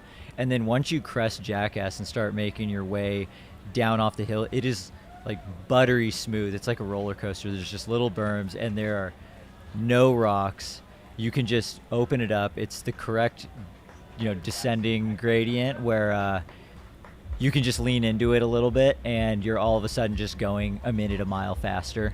Big update here, folks. We got Heather Jackson, women's race leader through Coyote here in 11:49 elapsed.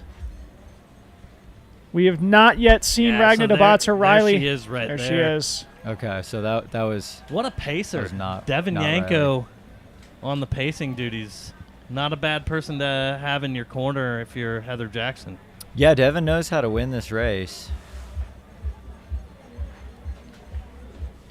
John Ray, Heather Jackson putting on clinics here at the 2023 Javelina 100, and we should see Ragnar DeBots and Riley any second here. I hope we haven't missed them coming behind us. Let's double check. Oh, yeah, they are here. Okay, so Ragnar came through, a full 8 minutes ago. And it looks like we just missed Riley. Yeah, I think we maybe heard. 11:49. I think I heard the cheers for Riley when they came through. Okay, so that means that Ragnar has built a 6-minute gap since Rattlesnake. So Ragnar DeBots on the gas pedal, and or Riley starting to fade here at the end of lap 4. Neither athlete has a golden ticket. Both want a golden ticket. Ragnar has been on the podium at Western States 2 years ago when Beth Pascal brought home the W. One of the toughest runners in the world over the last several years. Ragnar DeBots has won races like CCC, Trans Gran Canaria.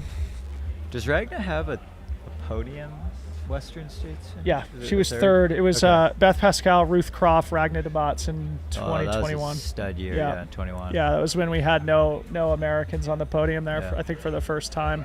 Dude, Johnny Ray does not look like he's 90 miles into a race. Smooth, smooth, smooth. I mean, maybe there's something to be said about the like back-to-back 40-mile training runs he was doing leading up to this race. Is that what he was doing? He did Have something. you been doing some Strava analysis of the boy? Oh yeah, I'm tempted to just like star Johnny Ray because I like seeing everything that he does. It's so fascinating. It's a little unorthodox with some pretty monster days. I think his biggest one was he did like 8 by mile at 5:10 or something, and then the next day did 40 miles at Javelina course record pace, and this was all in Boulder at altitude. Stud. And Oh, it looks like did he shave a mohawk for the race today? Yeah, except he's wearing a Alpha hat. move. You got to show that. He's been on the track every week for the last 5 or 6 weeks. Wow. And like not just doing like tempo stuff. He was blasting 200s on the track just last week. Oh, check this out. Back-to-back 32 milers just a couple weeks ago. And look at the pace and the time. Exact. Literally Wow. 7:23 pace, 4 hours on the dot. Unbelievable. He's a metronome. I'm going to just go ahead and drop John Ray's Strava link here in our chat so you guys can all hit the follow button. Yeah, everyone needs to subscribe to Johnny Ray. Smash the subscribe button. What a beast, man.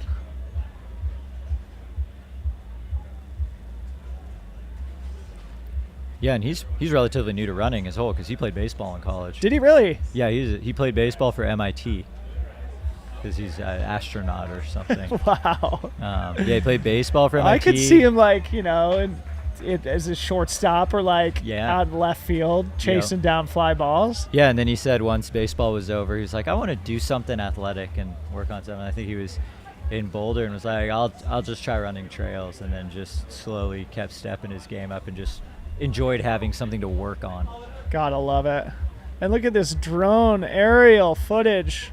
Race leader John Ray heading downhill out of Jackass to the final aid station of the day at Rattlesnake. It will be his 5th time going through that aid station. I'm sure the volunteers will give him a luxurious pat on the back as we see Ryan Montgomery now in Jackass.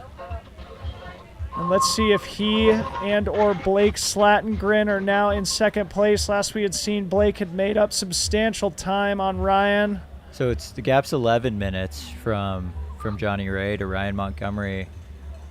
It didn't really grow that much between the two aid stations on the hardest part of the course. So it could be that. Yeah, Ryan had to walk for a little bit on that 5-mile stretch up to Coyote, and then he found that rhythm again from Coyote to Jackass. That's pretty cool. Yeah, or he saw Blake coming up from behind him, and he got the kick in the pants that he needed here on the 5th and final lap. Yeah, I mean, just because Ryan's already in for Western States doesn't mean he's not going to be a competitor here. He came Kid here is to throw tough, down. man. He's so tough. Oh, that reminds me. I want to look up how many 100-milers he's done. Ryan's a 100-mile specialist. I know. I would say he's so strong. Ryan was picked 3rd in the community picks here on Fantasy. Look at the trail running hive mind was pretty accurate here in the men's and women's podiums. 5 out of 6 so far. Oh yeah, that's pretty. Heather legit. Riley Ragna in the women's side, John Ray, Ryan Miller, Ryan Montgomery. Of course, Ryan Miller has dropped out. Let's check Ryan Montgomery's 100-mile pedigree here.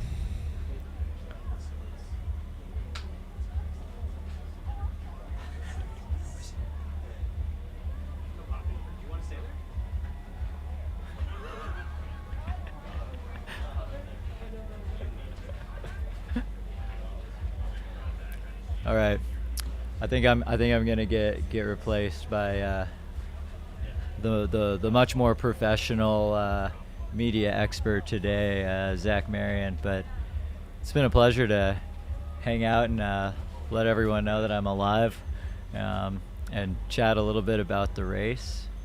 This is my first time hopping on live stream with you, Debo. Brad, it's an honor. Yeah, it's an honor and a it's been a pleasure. pleasure. Great job out there today. Many effort. more sits in front of a desk. For us, I'm sure. Go put a nice bag on that knee, crack a cold frosty brew, and I've already done one of those two things. So to our viewing audience, I think I've counted 1,500 milers under Ryan Montgomery's belt here. 1,500? 1,500. 15 individual 100-plus mile races. A few of those are like 200 milers or 24-hour races.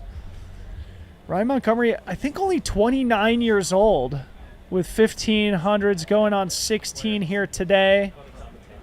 Zach Marion taking a seat in studio here. Zach. What is going on, you buddy? You beast, buddy. Good to see you. Amazing outfit. Well, it's not Javelina unless you're dressed up. That's I know, what I've heard. man. I look like just a regular old dork, like I am, you know?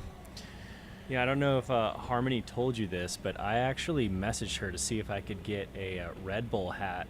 I had nose strips and everything. I was gonna be Debo for the race. Okay, hey, important update. So Blake Slattengren was indeed right on Ryan's heels out of Jackass 5. So Blake just over 1 minute behind Ryan Montgomery. So the race for second place is still very much hot here in the final 8 miles. Blake Slattengren from Seattle, chasing Ryan Montgomery from Utah. Ryan, of course, already has his golden ticket into Western State, so Blake is in great position to take home that second golden ticket, whether or not he finishes in that second place position. I mean, talk about a consistent race all day long. Blake has been sitting, biding his time to move forward. He's been in that, third, fourth through 6th, 7th position all day long, just playing a really, really smart race. He's looked calm, cool, and collected every time I saw him out on the course, so I'm really happy to see him having his day, having his race, and let's hope he can hold on to that. There's still some miles left, so we can't count the chickens before they hatch. Holy smokes, guys. Is this not the coolest race ever? We got fire dancers here, drone operators. We got a live stream broadcast studio. We got a Jumbotron. We got a tent city. Have you seen the Jumbotron? Yes, of course I have. This right here is Javelina. Right? Like, this is the essence of Javelina right here. Yeah. That and the sunburns throughout the day. And yes, 100%. And like this is Jubilee Page, right? Like the arts performance that enhances the race experience, that like keeps people coming back, year over year. And it looks like we got the start of the Jackass 30K? night runs. Yeah, 31K. Yeah, nice. And they're going to be running right behind us. We will be seeing them right here. behind us here shortly. And what a party out Dylan, here is in this the your desert. first time out here? First time at Javelina. Dude. This is certainly a great not time. the last. This is going to be an annual tradition for me going forward. Have you been out before, Zach? I was out last year. Yeah. So my coaching partner, Eve, with Rising Mountains Coaching, we have so many athletes that are running this race. So I was out helping with that. And, man, this is just it's one you can't not come to. Okay, so who are our race favorites here in the 31K? Well, I mean, Leah Yingling. Yingling. On the ladies' side. Got to be, no brainer. After a hard day at work. She's just going to go throw it down. She's going to throw down. Oh, I love it. Yeah. The people's champion, Leah Yingling. There they go. And they're coming right behind us here. See some we can see the headlamps. They can probably, they can see straight into our set now. Right. Because of the lighting, the permeability. So everyone's going to have to, everyone say hi when you run by. Oh yeah, we're gonna hear him coming up soon. All right, so we should get Dan Green through Jackass 5 here pretty soon. Looks like Zach Bitter has made a little bit of a move up the ranks here. Kind of fell back a little bit, moved back up into that top 5 position. That's been fun to see. We saw him, I think, just before Dylan hopped on the broadcast. We saw him and Nicole come through Rattlesnake 4 and just looked dialed. Like coming in, he was telling Nicole what he needed, came into the aid, he got some water on him, she filled his bottles, He's and had they a got to big rolling, smile, you know? smile all day too. How could you not? It was funny, actually, after the first lap, he came through the tent here, which is just adjacent to us, and I guess our viewing audience won't be able to get a sense of this, but they run basically through underneath a big sort of circus tent, more or less. Yep. And Zach made the joke, in the 1 second it takes to run through the tent, it's like, oh, the only shade on the course. Yep. It literally lasts like 1 second each lap. So, I'm pretty sure that was very accurate as well. Yeah. Yeah. But yeah, he's had a big smile on his face all day. I'm sure it feels great to be back and I in think competition mode after his injury. And I think in like some of the pre-race interviews when we talked to him, he seemed very grateful for the process, right? Having dealt with setbacks, like for him to, I think he said he came in with like 120, 130, 140 mile peak weeks or something around that, and just to like be able to go through that process, I think just brought him a lot of joy. And so regardless of the outcome today, whether he's first or fifth or 15th, like to have been able to go through that process, I think meant a lot to him and just brought a lot of joy to him. Yeah, I think he's absolutely refound his joy for it. Sometimes when things like this get stripped away from us, I mean, Dylan, you went through a huge phase of injuries there. Once that is taken away from you, you realize what about it that you loved. And generally as athletes, it's the process we loved. It's the capacity to be able to do it. And sometimes we lose the forest for the trees and the performance metrics and numbers and splits and all that stuff. But once it's gone, you realize what really matters. And it's the meat and potatoes of why you do it is because you love the process. I'm looking at Zach's Strava here. 140 mile week. 150 mile week. Did he move to Austin, Texas? I thought he was living in Phoenix. No, he's lived in Austin for, I think, Nicole took him out there. Yep. Oh, right, because she lived in Dallas for a while, I think. Yep. Yeah, her job took him out there. Yeah, so I think they moved out there maybe in like early to mid 2021. Okay. Or like shortly after I had moved out here, I think they had moved. I'm not saying I scared them off. There's a correlation there. Hey. Amazing consistency and volume from Zach Bitter. He also just does all the little things well. He posted an update from his training on Twitter that I admired, where it sort of detailed the final 4-week block. And he not only included his run volume, but also like all of his strength and mobility work that he does. And it seems like, outside of his basic run training, he's doing all the little things, staying loose and limber, especially as he gets into his mid-late 30s now, getting the strength training in. Obviously, he takes his diet and nutrition super seriously. Just a consummate pro. Back on the race course, Zach Bitter, we think sitting in 5th place right now. And really proud top 5 finish for him if he's able to hold on. Yeah, and this is a beautiful shot. I'll put Zach's Strava here in the chat too. I don't know, outside of Jeff Browning, I don't know more of a dialed-in athlete from the scientific aspect, overthinks every final milligram that goes into his sodium intake to the nth degree, just absolutely dialed after so many years of doing this. It's super fun to get into conversations with him. I'm going to pop off here for 1 second. The great Ken Rubley has made an appearance here behind the scenes, so. All right, let me hit the refresh here. Let's see if our boy Dan Green has come through Jackass yet. Not yet, so I'll continue to monitor that. We will also be looking for Ragnar DeBotz and Riley Brady going through Coyote, the 5th and final time. That's probably going to take another 15, 20 minutes or so. Again, Ragnar DeBotz and Riley Brady sitting in 2nd and 3rd overall in the women's race right now, battling it out for that 2nd golden ticket. Heather Jackson has a commanding lead of over 30 minutes at this point in the 5th and final lap. Looking further back in our women's top 10, Laura Puritz. We're still waiting for her to get here to Javelina headquarters. The final time, Nicole Monette sitting in 5th through Jackass 4. McKendry Hickory also through Jackass 4 in 6th. Jacqueline Ferogi in 7th. Jill Wojta in 8th. Megan Guler in 9th. Selena Langner in 10th. A really strong women's top 10 here. Interesting to see the women spread out like that. If you followed the first lap, it was Ragna and Heather just out front setting a crazy hair on fire pace.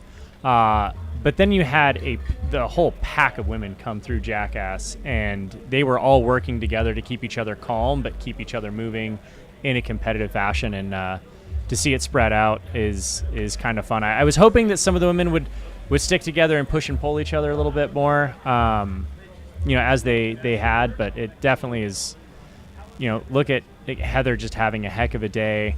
Ragna has just been up and down pushing to try to catch.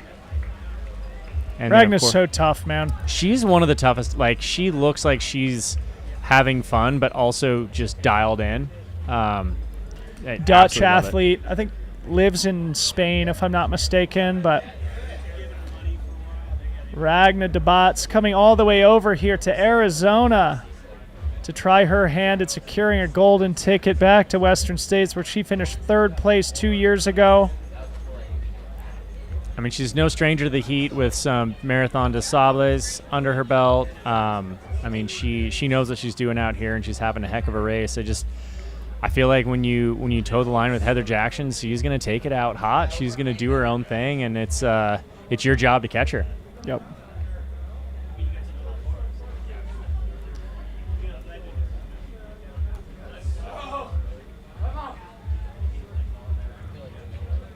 Look at this amazing line of headlamps making their way on that lap. As the sun has set here in the desert, we are getting cooler It's officially temperatures. Javelina after dark here. It is now. Javelina after dark. Things are bound to continue getting weirder and weirder. I'm just looking at some of Ragna's historical results here, reminding myself what a champion she is. In fact, she did win the Trail World Championship back in 2018. The IAU World Championship, which took place in Spain that year at Peñagolosa. I mean, no stranger to mountain courses. Marathon des Sables. She's won Transvolcania. She's won CCC. She's won Ultra Pyreneu. She's been on the podium at Hong Kong 100.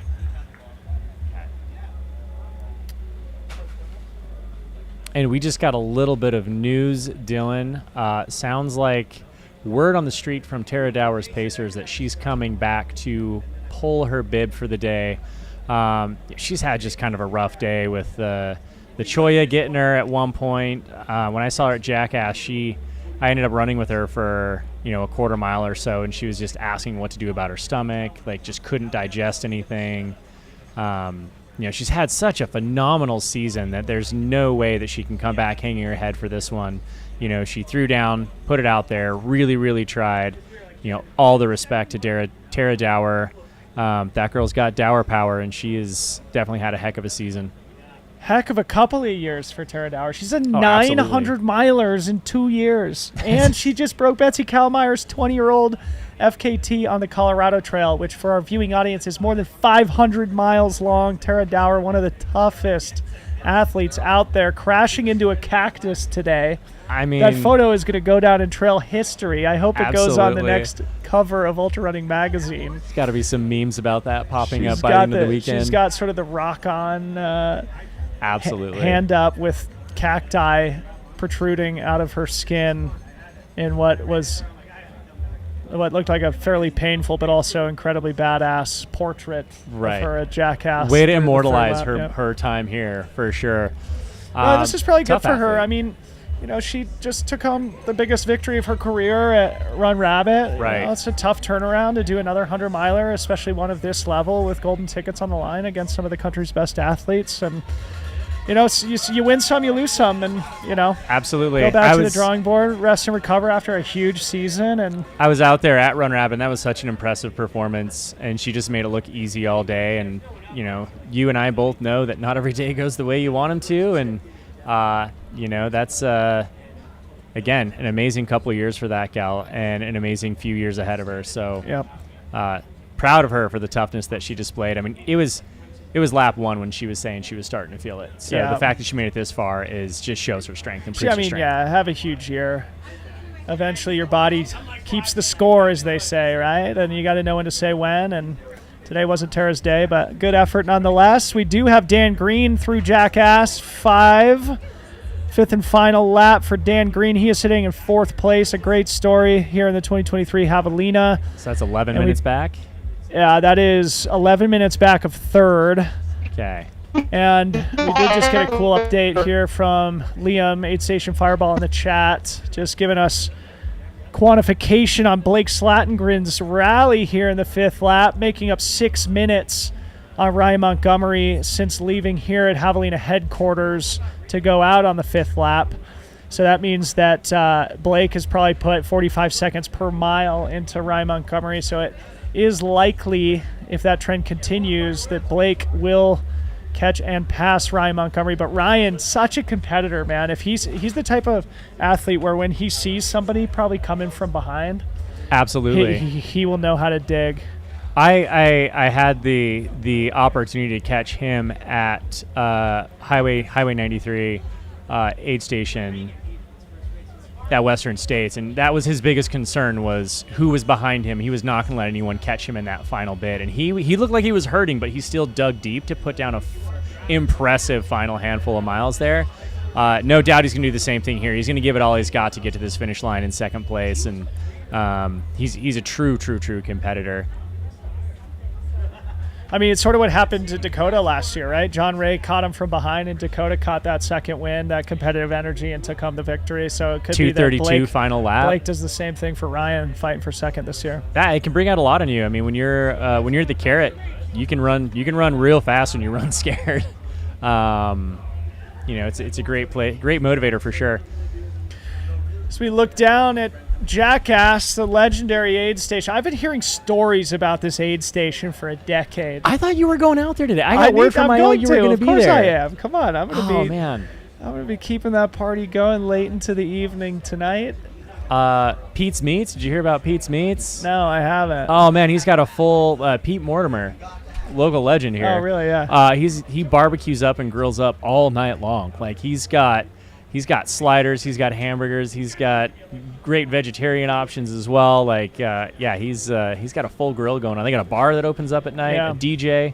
It's the whole thing. All right, so we should see John Ray coming through Rattlesnake the final time here any minute now. We do, I think, have our camera there at Rattlesnake now. This is back to Jackass here, but we'll hopefully be able to get a visual of John Ray coming through that final aid station.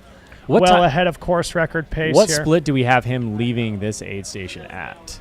Headquarters or headquarters for his last lap? It was 10:14, I want to say. 10:14.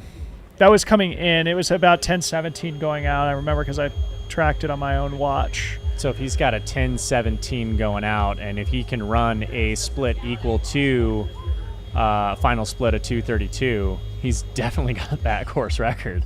And I don't remember what he ran the previous year, but it was a pretty solid. Yeah, you ran 13:05 last year. 13:05 last year. So he's got a chance to run 20 minutes faster here this year. So much time to take off a course like this. I mean, also think about the history on this course, man. Some of the greats of all time have run Javelina. We got one of the greats of all time here at Javelina right now. We've got Hal Corner out there running. Yeah.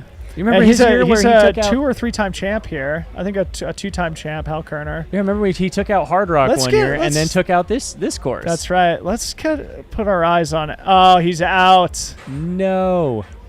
He was looking for the finish here so he could punch his ticket to Western. I heard that Hal Kerner was having a good time at Scott Jurick's 50th birthday party. I think he's got to blame Scott. Yeah, for, this is Scott Jurick's fault. Hal Kerner's DNF tonight is Scott Jurick's fault. Scott partied way too hard. Let the record show. I'm sure it was worth it though. I'm sure that birthday party was incredible. So cool. I bumped into Hal yesterday after he was done with registration. His parents still coming to his races. It's so awesome. Hal approaching 50 years old himself, and his folks are still coming out to cheer on their son, who I'm sure has made them so proud over the years. Of course, 2-time Western States champion, all-time great, first ballot Hall of Famer, Hal Kerner. Not able to get it done here today, but big shout out to the big. Yeah, screen's gone. We crashed. We went down. Crash and burn.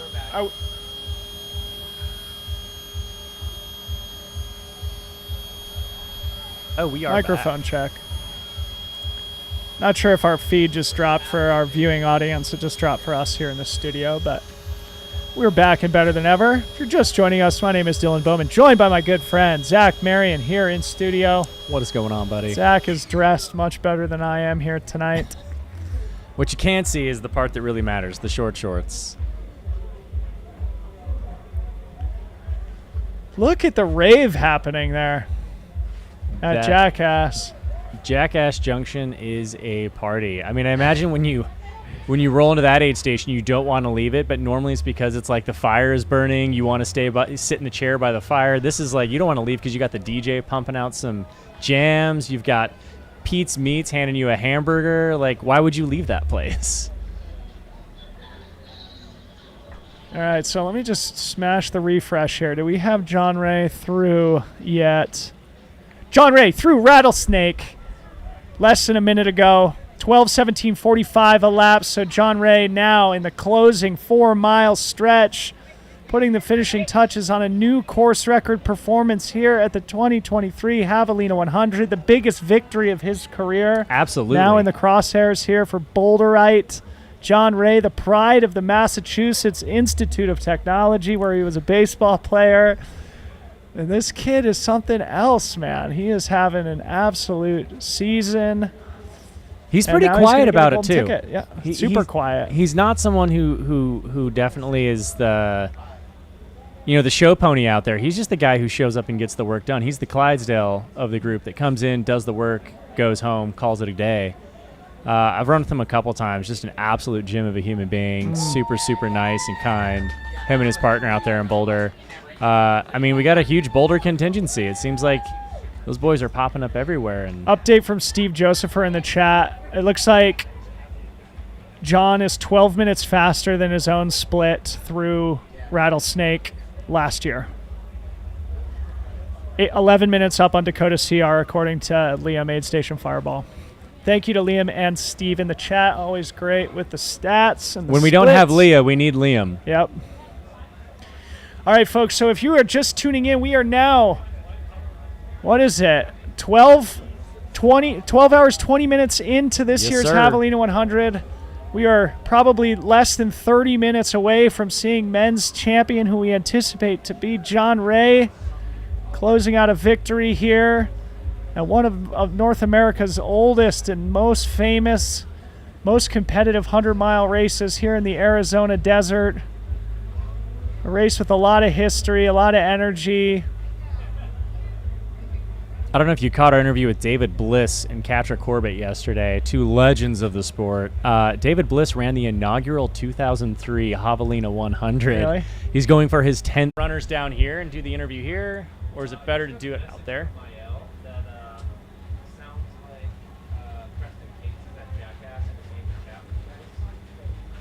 And what? Oh, nice.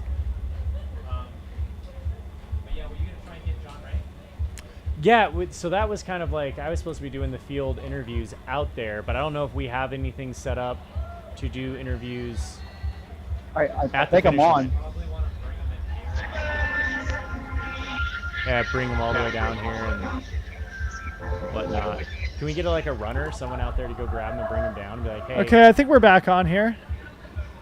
All right. Okay, we are back up here as we look at Matt Seidel hanging with his buddy Preston Cates here in Jackass on their, I think they're still on their 4th lap, these two. Preston Cates, one of the race favorites coming in, his debut 100-miler. It looks like he's taking his bib off.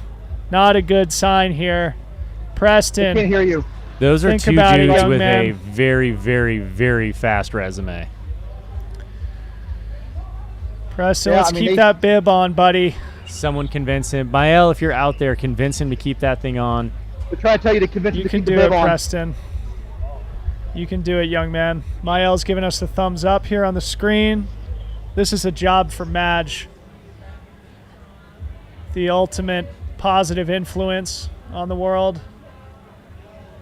I think our feed just dropped again.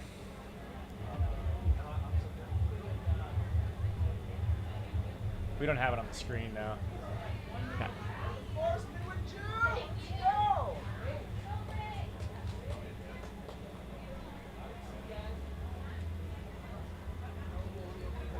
Yes, Madge. Oh, okay. We can't hear this, so we're just going to shut up.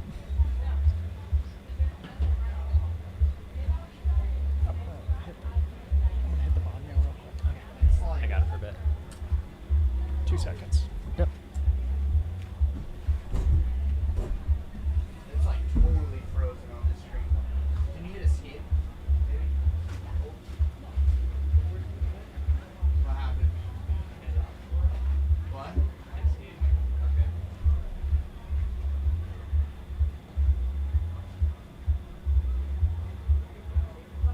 Alright, we're gonna back here.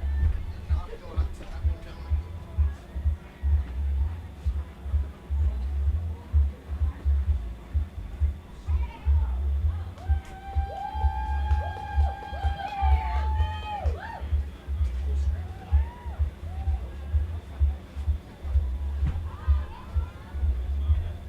Yeah, you see it now, yeah? Yeah, we got visual. Do you have audio? Okay.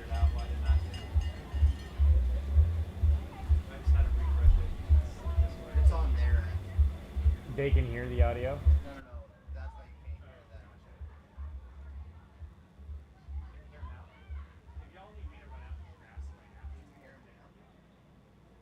Can you hear him now?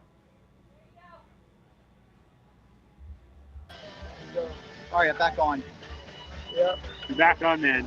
Keep me on blast, but we're done.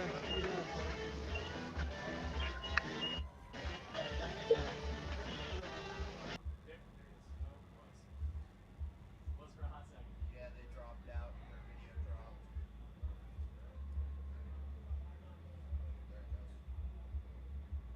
There it goes. Look at me. I'm gonna get a soda. I appreciate it, thank you.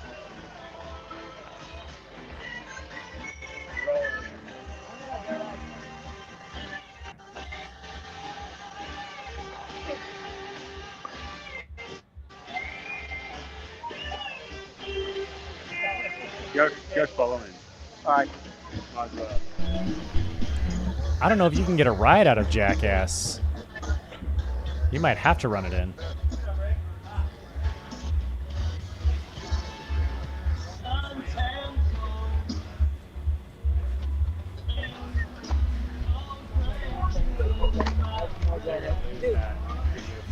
I just do what the director tells me. Are our mics on? You got it. You got it, man.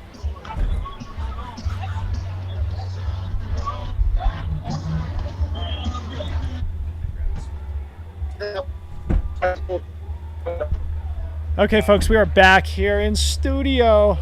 If you're just joining us, I'm Dylan Bowman, joined by Zach Marion. Zach's stepping out for 2 seconds, but I will hold down the fort here, and it looks like we do have some important updates from the field. Let me smash the refresh here real quick to make sure I got the most accurate, up-to-date information.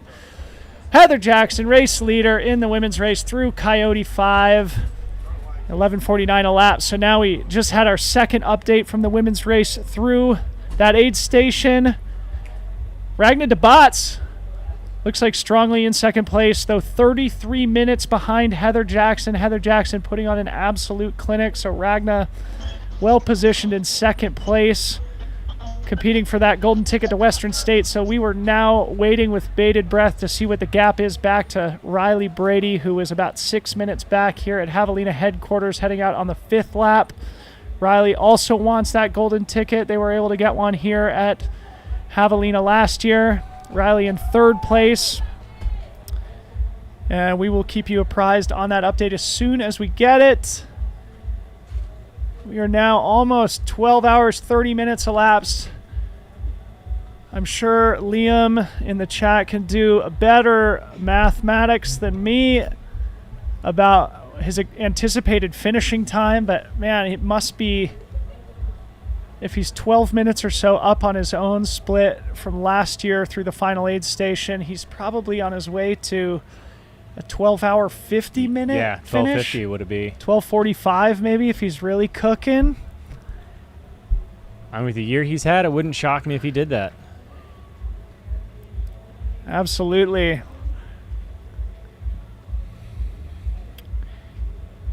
Heather Jackson, man, I said this a little while ago, but she was probably in 6th place overall on the first lap. She's still sitting in 6th place overall. So no fade. And, I mean, this is important, right? Because this is like a sign of her development. She came here, led from the gun in 2022, and then faded hard in the last lap, especially to 5th place here last year. Come here hard off the front again this year. I was talking to her husband, Waddy. He was like, yeah, that wasn't really the plan. She was supposed to go a little easier on the first lap. Never the plan. But no fade this year. No fade. No fade. So that tells me that she's learned how to do the little things to maintain the day, to be able to get to that finish line. Like, she learned a lot last year when she was out here. She also does have the benefit of it's 10 degrees cooler than it was last year. So it isn't as hot as it was. I don't know if you guys got it here. I mean, Dylan, you had the cushy studio job, so I don't know if you know what it's like to be out in the real world, but it was really warm out there today. But then we had this cool breeze in the afternoon that started to kick up, and it was, if you're getting yourself wet and dousing yourself, that cool breeze is enough to really kick some heat out of the system. So it seems like she's got some things playing in her favor, but she's also learned, and no matter how much easier, quote unquote, it gets for the day, you still got to do the work to get there. Yeah, Brett and I were just joking because I was filming Heather's last workout before Javelina. I saw you guys running together. And Brett was saying, yeah, she also put the hurting on me here on the race course here today. So Heather Jackson, of course, multiple-time podium finisher in the in the Ironman World Championship, the Ironman 70.3 World Championship, a new lease on life, a new chapter of her athletic career, making her way in both gravel racing and in trail running. One of the great stories in endurance sport here in 2023, and also just one of the great personalities and characters. She's so likable. It was so fun to hang out with her and Waddy in Tucson last week, and she just brings a fantastic personality and a great new person for us to all be fans of here. Absolutely. She's got a phenomenal pacer right now, and Devin Yanko, who knows this course very intimately. Another amazing character of the sport, who I'm sure those two gals are just out there just having a ton of fun. Did another race just start? Because the music just got super loud, and is it a new wave? It feels like there is another wave of the Jackass night races. Oh, that must be it, yeah. Okay, so second wave of the Jackass 31K. Off to the races here. They're going to come flying behind us here any second. Could you imagine finishing your race, running into that like a salmon upstream?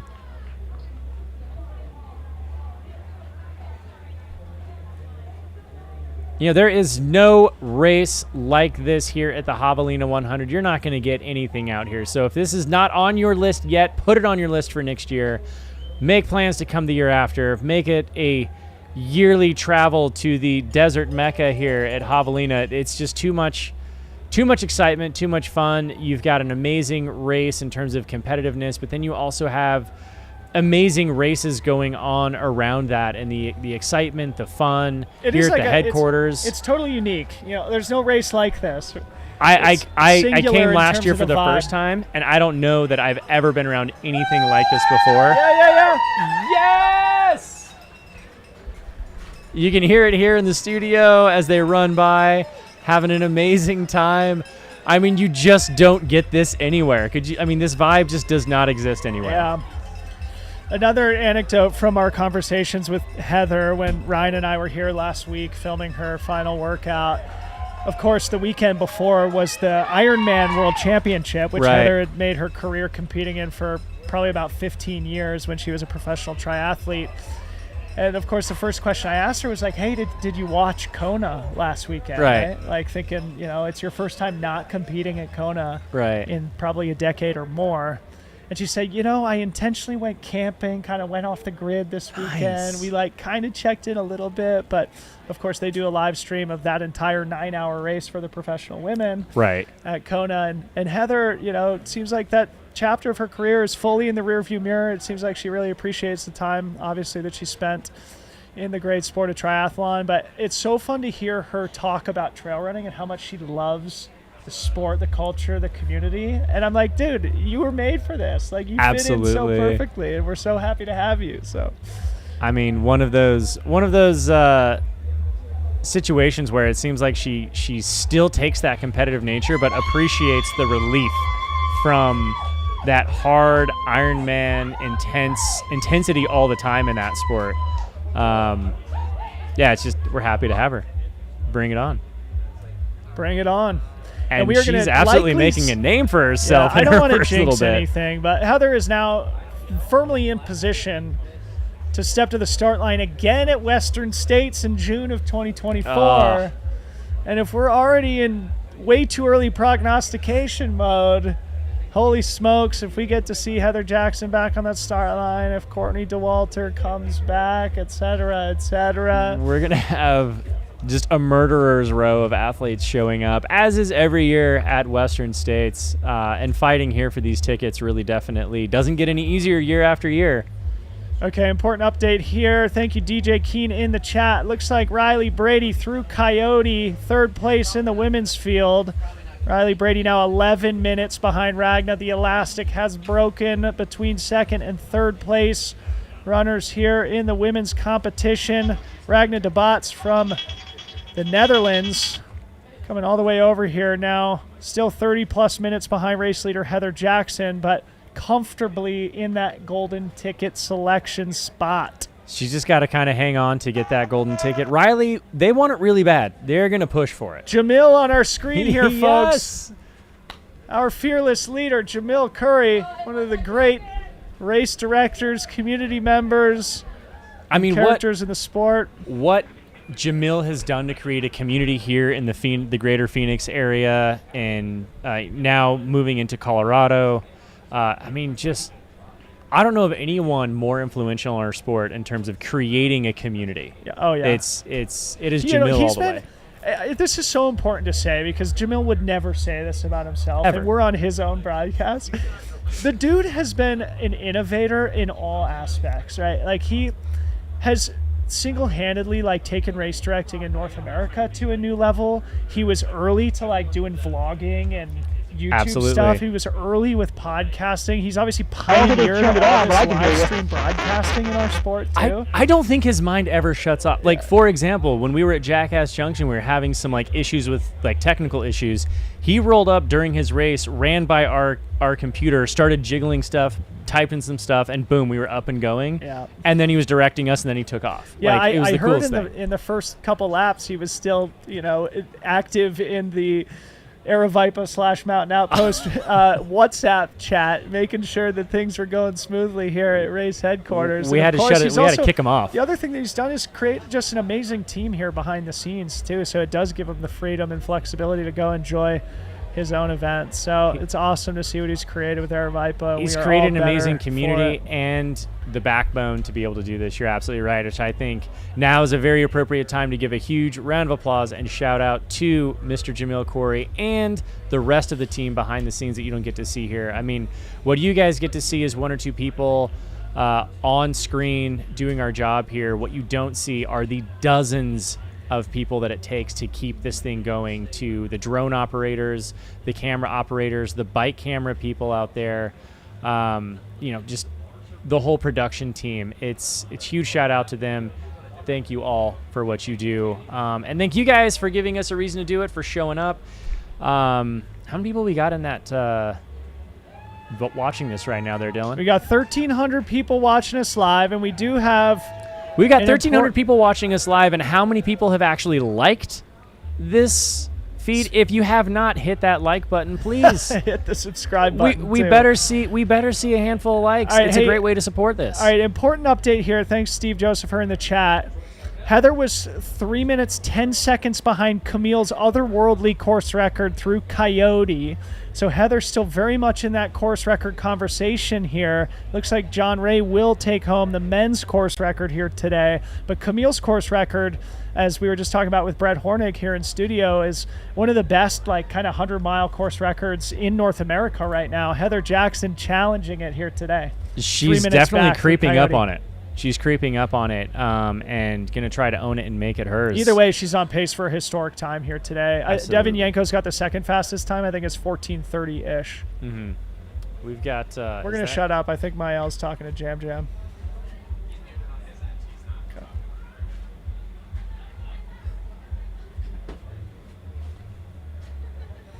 Oh, it looks like Jamil is taking on one of the vegan burgers out there from Pete's Meats. There we go. There we go. Are we? I think we've got audio now. We got you, buddy. Yeah, yeah. Because we've got a burger here from the Javelina Bar and Grill. Excellent. It just opened up. And, Brand new establishment. Brand new, really? All right. Yeah, nice. And we've got some beers here, dude. How you going? Tell us how you going. What's happening? You're deep. We're starting to get sleepy right now. All right. We're over halfway. Yeah. Well, you don't get much sleep on a week like this, right? No. Hey, dude, do you need move something? out of the way so they can get some burgers. Do you need something for the sleepiness? Probably. Because we are at Jackass and the sun has gone down. Yeah. And, you know, we can organize something. Yeah, that'd be great. Yeah. Don't tell the boss, though. You know what I'm saying? So tell us, man, what's it like running this race? It's been great. You know, like Jubilee and the team, staff, the volunteers, such a great race. It's cool to see it from the inside. You know, obviously I did the race, worked it, but it's different actually being out there and like being on the circuit. So it's been a great experience so far. So what, you're on lap 3? Yeah. So I'm about just over halfway. Just I think over 52 miles, I believe. Shit. We got a long way to go. And you get... I've got no doubt that you're going to get it done. Like, no doubt. Even if it's like tomorrow at 11 a.m., we're going to get it done. Yeah. Do you feel like you're going to have a roll up and have a snooze, or are you just going to... I might, you know, maybe back at HQ, maybe do a 45-minute REM cycle real quick and then get back out there possibly. Why not? There's no pressure. No, I mean, well, there's kind of pressure. The online community is like pressuring you. Oh, I don't feel that at all. Oh, that's great. And I don't care. Oh, great. Okay. No, it's good. Okay, we have Excellent, reports dude. here, Mael. Sorry to cut you off there, buddy. We have reports that John Ray, who only has a 50-mile lead on Jamil Curry here, is making his way to the finish line. John Ray going to shatter the course record here. I want to say hi to whoever's there. Who's commentating? What's up, Jam Jam? Debo. Oh, Debo and Matt. Is it Matt? Zach. No, that's Zach. Zach and Debo. Hey, guys. Love you. Love you too, buddy. Great job. And we now have eyes on Jonathan Ray, our men's race leader from Boulder, Colorado. Jonathan Ray bringing home the biggest victory of his trail running career here today in the Arizona desert, punching a golden ticket back to the Western States 100. It's hard to tell exactly how much further he has to go, but I mean, I'm relying on Liam to tell there. me how much he's shattered the final lap record by. We've heard that Dakota Jones has the record for the fastest 5th lap. It seems like Jonathan Ray has also shattered that mark from Dakota Jones. This is truly one of the most impressive 100-mile performances, certainly of the year, but of recent memory here. I mean, he's going to take down the course record by 15+ minutes here today. That is a phenomenal record. Yeah. I mean, it was it was unbelievable that Dakota got under 13 by a few minutes to take 15 minutes off of that is absolutely phenomenal. He is having a heck of a year. Unbelievable. Jonathan Ray. Stay on that, Jonas. That looks great. Look at this drone shot of John Ray. And he is not slowing down. The dude is just looking like he could still go another 15 miles. Wow. Unbelievable. He's going to make his way down here. All right, so he came out of this aid station at 10:17 elapsed. So that puts him at like a 2:25 final lap. That is absolutely insane. Is that right? That Sorry is for the insane. public math. I'm probably a little bit off on that, but yeah, he's going to make his way into the HQ here under the circus tent. We will see him run right behind us here shortly and have that final slightly uphill victory lap into the finish line. Here he comes. You can hear it. Jonathan Ray running behind the broadcast studio now. Absolutely full sprint mode. There is no ease. That's my VO2 max pace. He's 99.9 miles in.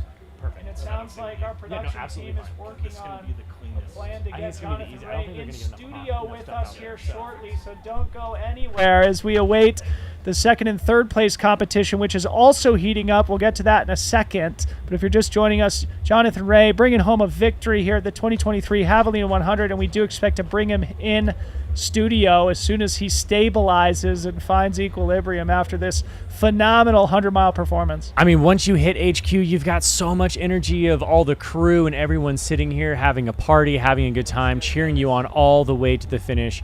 Here he comes making those final strides. So Dylan Bowman, that John Ray is 12 hours, 43 minutes, and around 10 seconds, meaning 15 minutes underneath the established course record. He's deadlifting at the finish line. Yes, you gotta love it.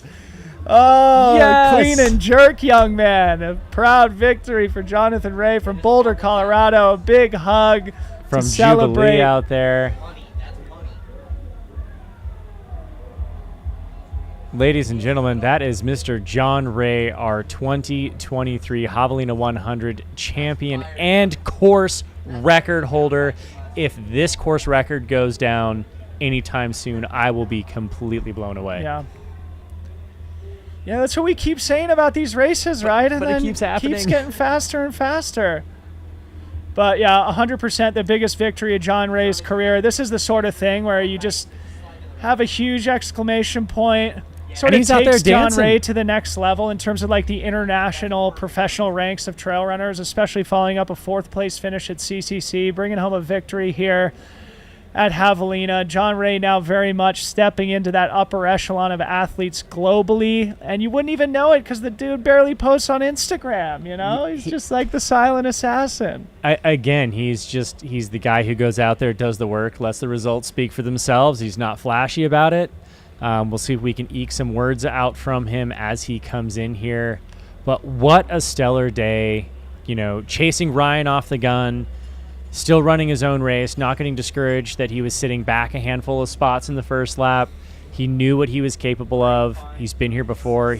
He came out and executed an amazing, amazing game plan. Okay, so it got him the record. So he was 22 minutes faster than his run here last year. That speaks of the growth of the athlete himself. Like, you just can't put the kid's work ethic down at all. I think it's the Mohawk. I think it's the Mohawk, the ultimate flex, you know? Spice up the dew in the last couple days before Javelina. That takes 20 minutes off alone, I think, probably. Just wind resistance right there. Dylan, when are we going to see your Mohawk? Dude, no Mohawks for me. I can't pull it off, man. Look at the dead mouse looking character in the crowd there. This is just the best. Yeah. Okay, so hey, now that John's finished, let me give you an update here from Rattlesnake because this is also very interesting. Ryan Montgomery, who's been sitting in second place for much of today, came through 12:33 elapsed with Blake Slattengren hot on his heels, just about 90 seconds back, 100 seconds back.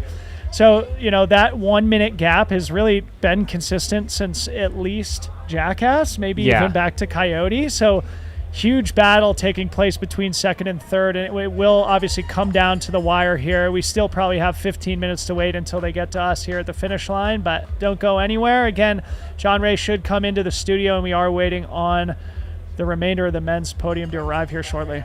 And that third place is still very important given the fact that it will be a golden ticket, considering Ryan Montgomery does have his ticket punched already. But right at this point, they're fighting for second. I don't think Blake Slattengren is okay with just getting his ticket and getting third place. Both of them are true competitors, and they'll take second if they can take second. And Ryan Montgomery I think he was second here 2 years ago, right? Absolutely. If not, he was third, but he has gotten a ticket here in the past. Ryan Montgomery. I think he's the only athlete on course who would not be happy with the second place finish today. He wanted that first place. He said he was going for sub 13. I mean, the thing is, they're still on pace for low 13. They absolutely are on pace for a speedy year. So they could bring home, fourth and fifth fastest time ever here between Ryan and Blake. I mean, that 4 miles they left. I'm surprised, quite frankly, just being around here today and looking at the weather forecast throughout the week. I mean, it did feel hot to me today. I didn't feel like it was course record conditions here in the desert. Of course, it is my first time here. I think it also speaks to, we've seen this at Western States in recent years too, athletes are getting so sophisticated with heat management. Absolutely. That it's almost like the heat, it plays a much lesser factor in ultimate performance at the end of the day. We're getting better with not only having the heat mitigation tools, but the science behind it, understanding how and why. I think the dunking with water has always been a known thing, but now we're putting ice in sleeves in places like the pit of the arm there, the wrist, places that really cool the body, and we're learning. And I saw it all day long out in the field. I mean, athletes had their very specific heat mitigation tactics that they were doing, and it was working for them. So it was a hot day. Like, being out in the sun, you can see I'm kind of sunburned on one side doing being out there doing the broadcasting. It was hot. We did have a nice cool breeze, which helped, especially if you're keeping yourself wet. That's going to offload a ton of heat. But it wasn't a course record year. I would have not have picked this to be a course record type of temperatures. It was still very warm. Okay, my tracker's down here for the time being, but I'll continue to hit refresh because I'm sure we're going to get not only Blake and Ryan here to the finish line here in the next 15 minutes or so, but I bet Heather Jackson's probably getting close to Jackass. So we'll hopefully have visuals of both of them here in the not too distant future. I mean, if Ryan and Blake can maintain a 7 to 7:30-ish minute mile, they can finish in 30 minutes. That'll be 28 to 30 minutes, and those 4 miles, and that still puts them at a 3:05 or 13:05, 13 flat finishing time. So.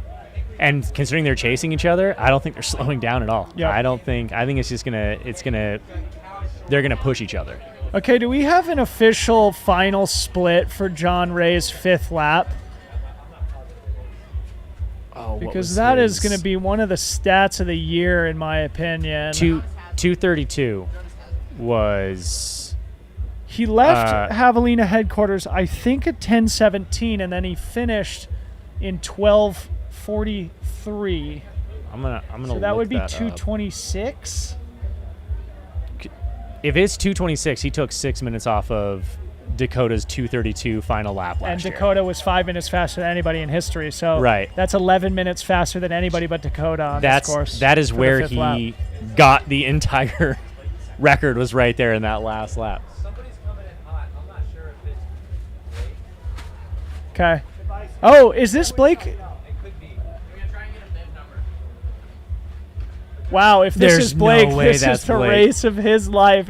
If that is Blake, that is so incredibly fast. I mean, I think he was wearing those cowgill shorts. But that feels unlikely to me, but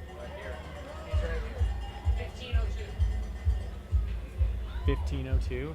I don't think that's him. I don't think that's him. He's got He was like 13:05.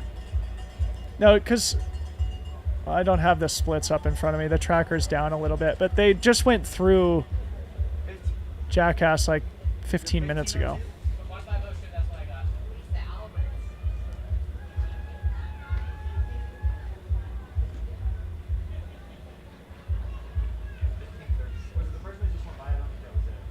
Austin Meyer in the chat here commenting on John Ray's versatility. I think it's worth emphasizing that too. Going 4th place at CCC back at the end of August, a race that is very mountainous, packs over 20,000 feet of vertical in just 60 miles. This race only 7,000 feet of vertical in 100 miles. 2 very different races requiring 2 very different skill sets. John Ray showing range and versatility across distances and across terrains, proving he is truly entering that elite category in the sport.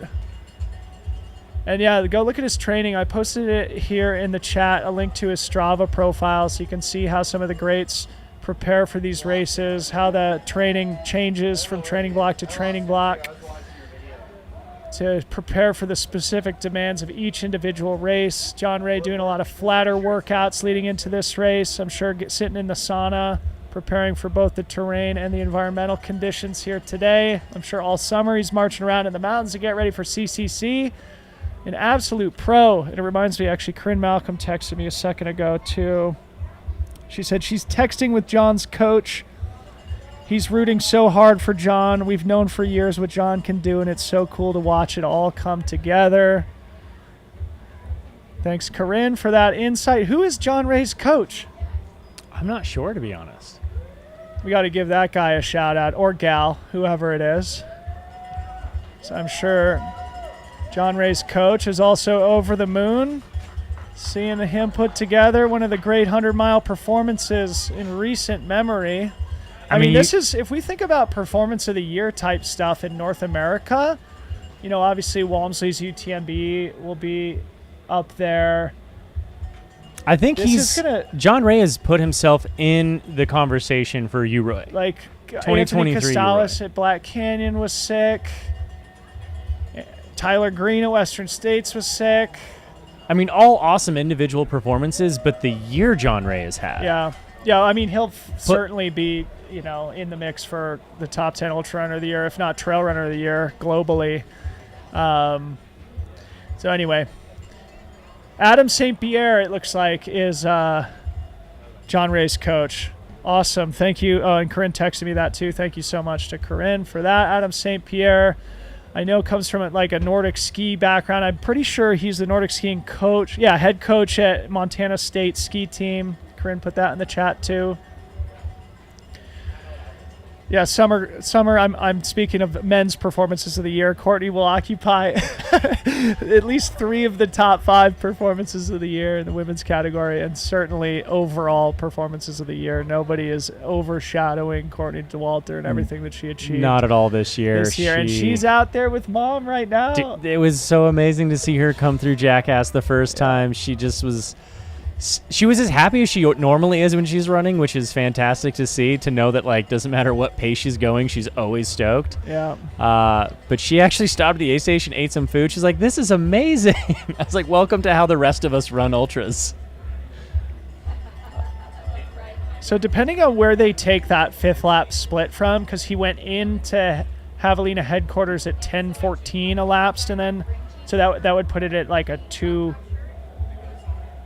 or 2:29 5th lap, or if they take that split from exiting the aid station, which would, I think it would be more like a 2:26. Yeah. Either way, he's got it. He owns Either way. Closing like a champion, and that's what champions do. They close it out. They seal the deal when they have the opportunity. They put the nail in the proverbial coffin. And John Ray very much did that here today. Convincing victory. He was sitting like second or third coming in through the first lap. Very much like kind of had the race in his control, it felt like, all day. He never looked at, seeing him throughout the day, all day long, he never looked out of control. He never looked. There was one time he came through Jackass and had to climb up that little baby hill to get out of there. Okay. And he was giving me some grunts on that third loop. But outside of that, he looked like he knew what he was doing at every step. He was in control. He had a game plan. He was executing. It was just really was honestly one of the funnest things to watch out there. Yeah. Thanks to Liam in the chat here. Aid Station Fireball officially 2:28.29 for the final lap split, which means they probably took that split from entering the headquarters aid station and then arriving at the finish line, which makes sense. So that makes him, Liam, correct me if I'm wrong, but okay, 4 minutes faster than Dakota. Thank you, Liam. So that's amazing. John Ray, just to put a finer point on it, 4 minutes faster than the fastest split ever on the 5th lap. And Dakota previously held that mark 5 minutes faster than anybody in history. That makes John Ray 9 minutes faster than anybody but Dakota on the 5th lap. Only one person Sick, has sick, been sick. within that. That is amazing. And we should be seeing any moment. That is Ryan Montgomery coming in here, dropping his vest with a sprint finish. And look, he's gonna go under. He's gonna go under 13. He wanted that sub 13. That's what he said he came here to do. Look at he's gonna be under Dakota Jones' time here too. No, Get in there, buddy. Anime Flynn, who's pacing him right now, told me that he wanted the win and the course record here today. It looks like he will probably go under the course record, though it might be a nail biter, but he won't get the win here today. But another spectacular performance here from Ryan Montgomery. Also one of the performances of the year in my book so far, following up a 7th place at Western States. Ryan Montgomery, super consistent, hardworking. He had to change up his game plan. Here he comes any second behind us. Ryan Miller. Flying Ryan Miller. Montgomery, excuse me. He is just making himself a year. And I mean, he had to change his plans this year. He was going to do Leadville. He was excited to do Western Leadville. That didn't go his way because of injury, but changing up gears and coming to this and doing what he's done is definitely a great second half to follow up his Western States performance. So actually, it looks like it's going to be slightly slower than Dakota, but so still third get that sub fastest 13. time ever. Yeah, still get that sub 13 that he wanted. Unbelievable. Ryan Montgomery, I think only 29 years old, from Utah. Salt Lake is churning him out right now, man. They really are. Yep. Oh, and there he goes. One of the most beloved characters of the sport. Extremely passionate about what he stands for and what he does. He's very intense about his training. He does the small things, the strength training with Redefine Physio out there in Salt Lake. An amazing little community he has. Third fastest time ever. Unbelievable. Ryan Montgomery. I love that. His second time taking home second place here at Javelina. Big hug from the crew. Big peace sign, vibes. He's got Margaret, Rachel. Yes. Oh, he's loving it. He's absolutely loving it. I honestly don't know if anyone enjoys the sport as much as Ryan. Like, he thoroughly loves You know what I love about him is that he so believes in himself. Like, he so has a spirit of I can do anything. Absolutely. And he's not afraid to say, like, yeah, I want to win and get the course record here at Javelina. And like, for a lot of us, it's hard to picture ourselves, stepping to that level or achieving those types of things. And it really takes that type of attitude to manifest it. You've got to believe you can do it, especially when the race demands some questioning of Big self. hug from the champ, John Ray. Love to see it. Love Best it. sport ever. Sportsmanship galore. The mohawk from John Ray and the tasseled shirt, would you call it, from Ryan Montgomery, both bringing the Javelina vibe here to the 2023 race. I will be really excited to get both of those gentlemen down here. So that means Ryan officially about 15 minutes back of John here at the finish line. We'll see Blake Slatengren any second here. I mean, it looks to me like here comes Blake Slatengren coming through right now. I bet. I really can't wait to hear from Ryan whether or not like he felt Blake breathing down his neck and he had a It was 90 win. seconds. He had to have known. I mean, I'm sure his crew let him know, hey, he's right on your back. All right, while we wait for Blake, a couple cool anecdotes from Adam St. Pierre here in the chat. Of course, Adam St. Pierre, we just mentioned, the coach of men's champion John Ray. He says a little further up in the chat, he said, John did an awesome block of track work, flat long runs, peak bagging, and work in the weight room between CCC and Javelina. Thanks so much for that, Adam. And then he said lower down. Let me see here. Sorry, bear with me while I find it. I mean, these are both two athletes that really, really genuinely He said he was also appreciate in the sauna 3 to 5 times a week for 30-ish minutes for the last month. The dude trains pro. Shout out to ASP. Pat yourself on the back, coach. That is Heather Jackson we're seeing right there. That must be on Jackass. screen. Yeah. That would be either going to Jackass. Yeah, that would have to be Jackass. Unless There's they're no way. exiting Jackass here. Yep, that's exiting Jackass right there. She's just made that little climb out of Jackass. She's going to do this, kind of make a left-hand little turn here. All right, did Blake finish? I didn't see him finish on there. He may have. Is he down there? Yeah. All right, my tracker's not updating, so thanks to those in the chat who are having better luck. Okay, here we go. Blake Slattengren finished 13:02. Oh my gosh. Okay, so that's the fastest, third fastest, and fourth fastest times in history here at Javelina. That the is sport so just close. keeps getting sharper, doesn't it, man? It's Dude, like, there's no room for as you and I soon as you anymore, s- Debo. As soon as you think it's going to plateau, it's like, nope, 15 minutes off the course record. I mean, this Three is of an the top 5 fastest times ever. This is an exciting time in the sport to see athletes coming in, and as I think you pointed out earlier, and as I was just mentioning, John Ray, Ryan Montgomery, they love their strength training in the gym. They do the little things. We saw the same thing with Anthony Costalis this year and his amazing performance and breakout. I don't want to say breakout year because he's had breakout years, but had an amazing year this year.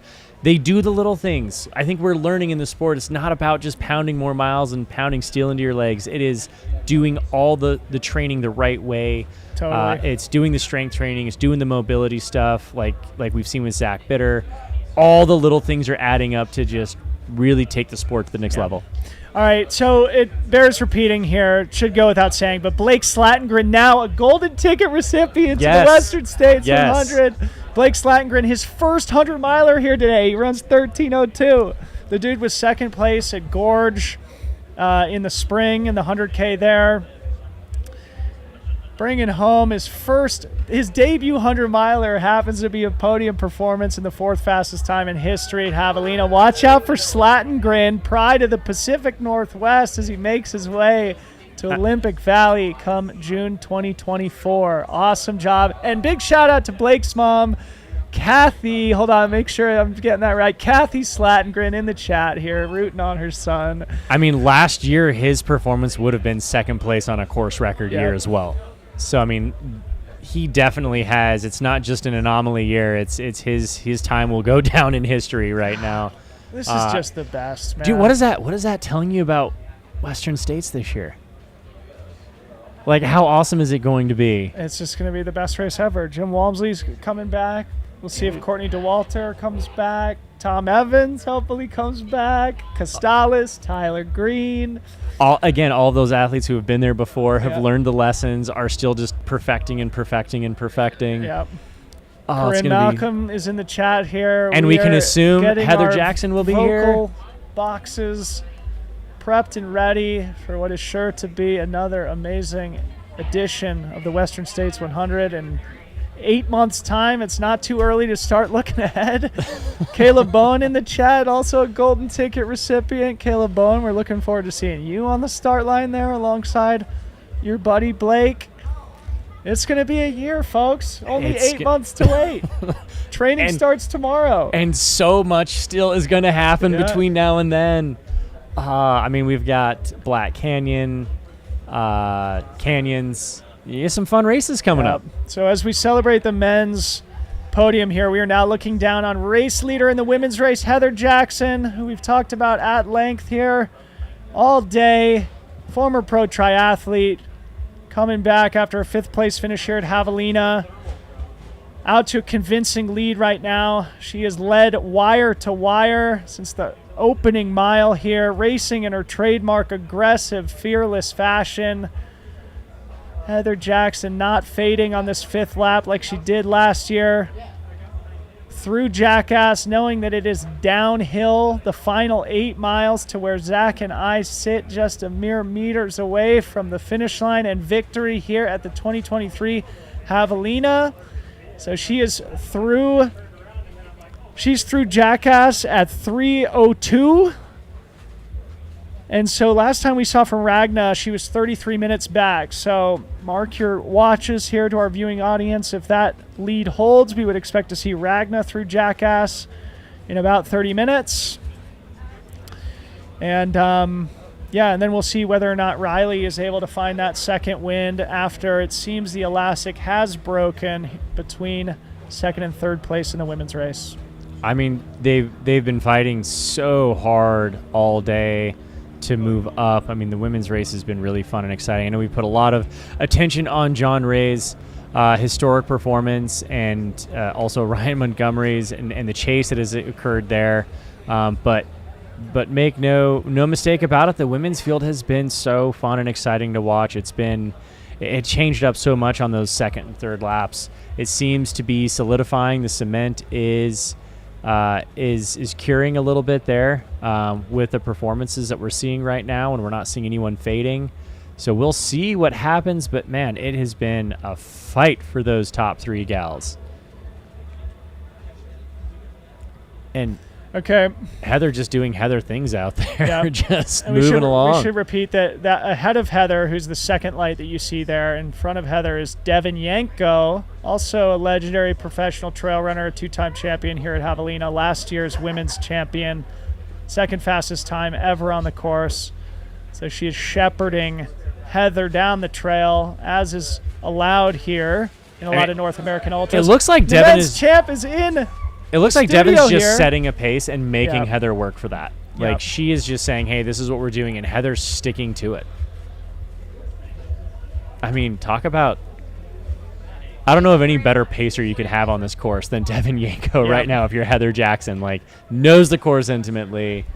Jonathan Ray, you champion. Bring that mohawk here onto the couch Come and say over hello here, to your buddy. adoring fans on YouTube, buddy. Congratulations. Dude, I love it, man. He's unbelievable. Unbelievable. Both of us. Heck yes. We don't want just one. We want you both. Both Rays. What's your name? Rachel Ray. Nice to meet you, Rachel. Great to meet you. What an amazing run by John. Maybe we'll start with you. What are your Sure. what are your initial reactions Oh to my the amazing gosh. victory and course record here today? Yeah. Couldn't have expected any. I mean, couldn't have expected any. Talk about maybe the confidence that you had coming off that huge international performance and how it set you up for this huge breakthrough, which is absolutely, I'm sure you would agree, the biggest performance of your career. I learned so much at CCC. Before CCC, I asked my coach how fast is too fast at the beginning because I knew it was going to be a fast start. And he said, look, if you're out of breath and you're gasping, that's too much. Anything else, you can handle it. And so I kept on telling myself today too that like you can handle it. Like this is not gonna crush you by the end. Like you're gonna have something left. Trust that, and you can run this fast. It's okay. Like you can handle it. I absolutely love. In fact, to that point, I saw you coming out of Jackass, I think on your third lap, and you were giving some grunts on that little climb up out of there. That was because I put ice in my hat, and I got a massive brain freeze. Like it was like really, really cold. That was just like an instantaneous, super, super cold on my head. Okay, thank you for clarifying, because you did give some grunts going up that hill, and I was like, oh, he's working for this today. But you've looked so smooth, and you look so great all day. It looks like your coach had all the confidence in you. What gave you the confidence to come out and race the way that you did today? I mean, you kind of sat back in that first lap, ready to make a move, and then from there, it was game on. I had the best training weekends I've ever had 3 weeks ago and 2 weeks ago. 3 weeks ago, I did 8 by-mile repeats with a mile in between each, so it was a little over a 20-mile run, and they were the fastest mile repeats I've ever done. And then the next day, I ran 40 miles, 30 of it with Matt Daniels, and we were just floating, and we ran well under course record pace here, and I was like, I can imagine doing that for 100. And then the next weekend, I had back-to-back 4-hour runs where I was just telling myself, go slow. We were at higher elevation at like 8,000 feet. We were just looking at the Granby back-to-backs. Yeah, in Granby. And I was like, look, it's higher elevation. it's gonna be slower, accept that. You're just gonna run 8-minute pace. You don't need to run the 7:30s that you were gonna run lower. I was like reaching a little bit, and so that, but like I still like had confidence from those couple weekends that I just knew. Like he said he could do 12:30, and I was like, yes, you can. Yeah. I think I can do 12:45. Let's see if we can both do that today. Awesome. So like we knew we were aiming high. But before we move off the training here, because I think this is important, we all got a big kick out of you doing your clean and jerk at the finish line there. Anything you want to say about? Shout out to Joe and Gabby. Yeah, okay. Yeah. Anything you want to say about like doing the little things, like being in the sauna, doing the strength work, stuff like that? I'm sure people in the chat would love to hear. First, the finish line. That was my way of saying I love you, Gabby. I really hope he's watching. Gabby's Gabby, our friend I hope you're watching. Who left us in Boulder to go teach at an international school in El Salvador.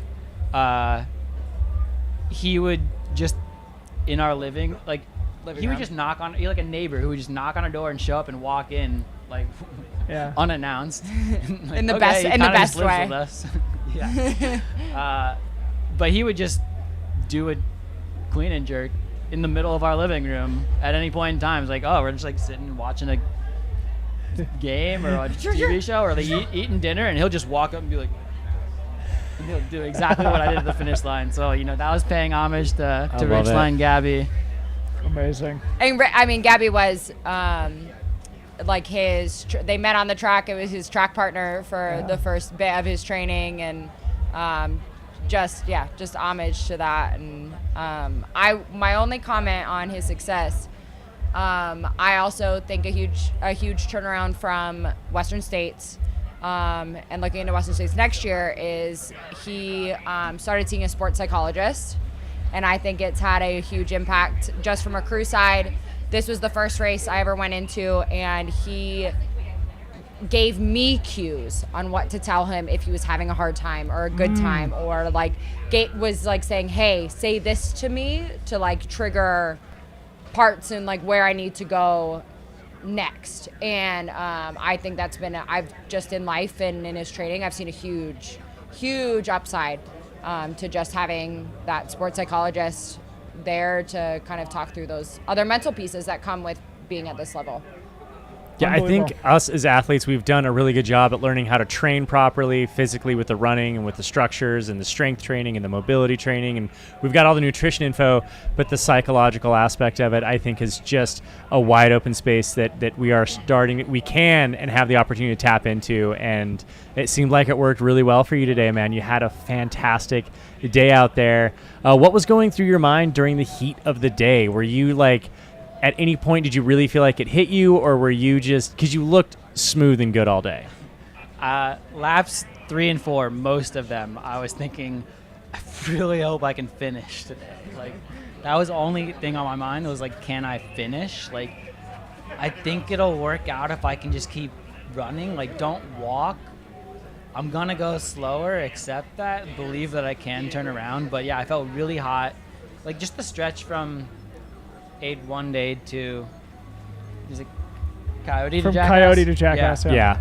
That's a tougher section. The second half of it is just, you get hot. I would get nauseous. You're climbing, and it's just like that shallow grade. Bad. Yeah. Like, not fun. Like, I don't want to be doing this right now. But this will pass, get through it, and believe that it'll get better later. All right, so tell us about the 5th lap. You smashed it. So I'm sure nobody's told you this yet, but you ran like 2:28.30 for the last lap, 4 minutes faster than Dakota ran it last year. Dakota's 5 minutes faster than anybody else, meaning aside from Dakota, you're 9 minutes faster than anybody on the 5th lap. What do you attribute that to? I'm learning how to race. I don't think I knew how to until pretty recently. That like ultra running was a bunch of independent time trials in my world. Like, everyone just runs as fast as they can. Like, you're not running next to someone step for step. Like, it's just time trials. But last year, I passed Dakota right before coming into headquarters, the end of lap 4, and he flipped a switch. Yeah. And I saw him do that, and like that taught me something. I was like, that's a different level of competing than I've seen before. And I just like to witness it and to like be a part of that race was like, you can do that. Like, you can go to a different place. And I definitely had the intention going into this race to see if I could go to that place. Yep. And it ended up being much more natural and easier than I thought it would be. Yeah. So that felt good. But like, yeah, that's because I saw Dakota do it. Made me know that like, no, I don't have to like pace this last 20 miles. I'm going to send right now. And actually just put me into a different gear, and that I just was able to stay in the rest of the lap. Yeah, because Ryan was only 5 minutes back here at headquarters. I think that also put a fire under my ass. That like, she told me he was making up ground. He's 7 minutes back and making up time, and I was like, yeah, that was a bad lap. Like, that makes sense. Do I want to give into that? Or like, am I ready for this? Flip the switch, Dakota Jones style. And then because she gave me like a useful cue and little pep talk, then I was able to. Awesome, man. Shout out to Dan Green. He just finished in 4th place here, representing West Virginia, running 3:18 or 13:18. Still another phenomenal time. Yeah, that's what's wild about. I feel like that's what's wild about all these times, right? Like they're all incredible. Like this is incredible. 3 of the top 5 fastest times. 3 of the top 4 fastest times today. Yeah. Absolutely insane. Yeah. Unbelievable. Okay. Western States. I just got a text from Craig Thornley. He said, John Ray and Blake are taking their tickets, so we're making it official. He already didn't even ask me. He's just assuming.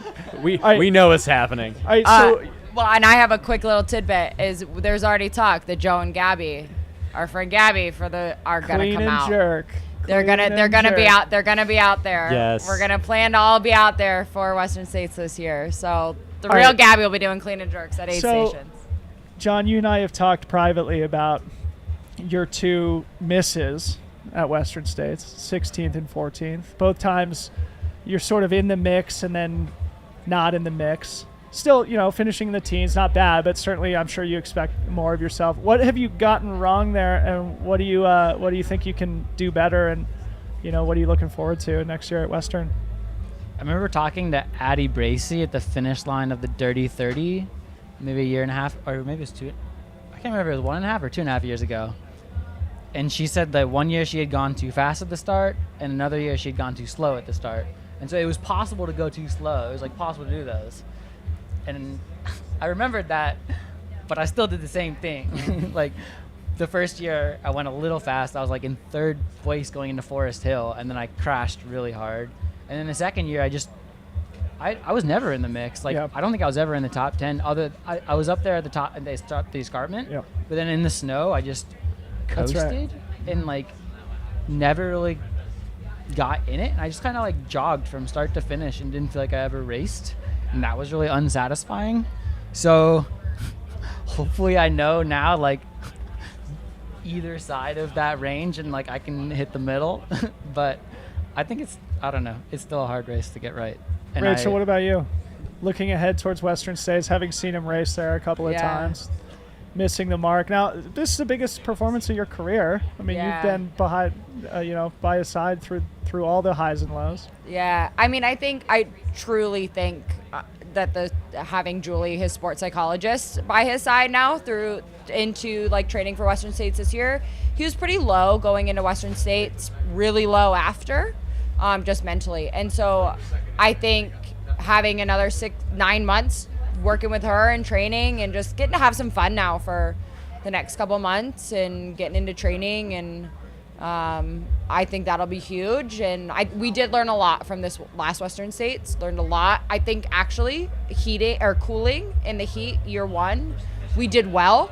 Salt went not well. We did too much at one point. So I think we've learned a lot. So I think we're in a good space, and we know how he trains well and how he does it, and ready to put it all together. A certain somebody took 3 tries to get it perfect too. He's got 3 Cougar trophies now, young man. So. Absolutely. Great. I mean, it sounds like you're getting better. You are improving. I mean, you had a dramatic improvement from last year's race here to this year's race here. It seems like you're putting the pieces together. I personally am really excited to get out on some easy runs with you, the only ones I can keep up with. And we'll hash out some details and get the fun of Western States on our little shakeout runs. But I'm excited to see you out there and excited to see you put it together. I think you've got an amazing year ahead of you, my man. Okay, final question. Mohawk or no mohawk? come June in Olympic Valley. I'm 100% pro Mohawk. I don't know It if does you work can for you, if man. you cannot do it at Western States this year, given your performance today.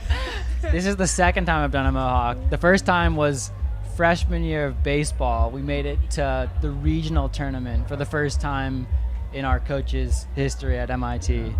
And they made all the freshmen get haircuts. And I actually kind of liked how it looked. So I was like, it does look good, I've been bro. thinking about pulling Lean it out into that. sometime, but Make like, that the when is it going to brand. be the right time? I don't know. Javelina, it fits the vibe. I didn't wear a costume, but like, this is at least paying respects to the spirit of the event. All right, so yeah, you reminded me that you're a baseball guy, so I got to ask. Rangers or Braves here in game 2 of the World Series? Rangers or Diamondbacks?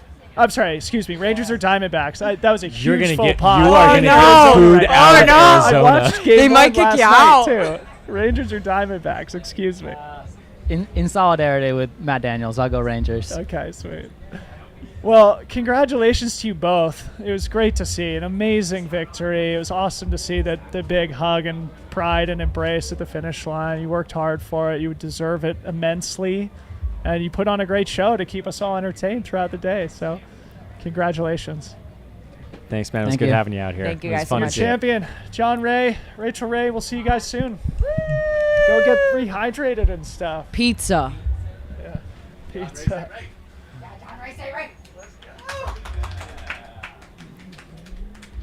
Got it. Gingerly make his way off the stage here. He has earned that limp, my man. Man, it's hard to tell that guy just ripped 100 miles, huh? Just still so excited, still so calm, chill, and easy. happy. All right, our feed is down here on our monitor here. So let's reset.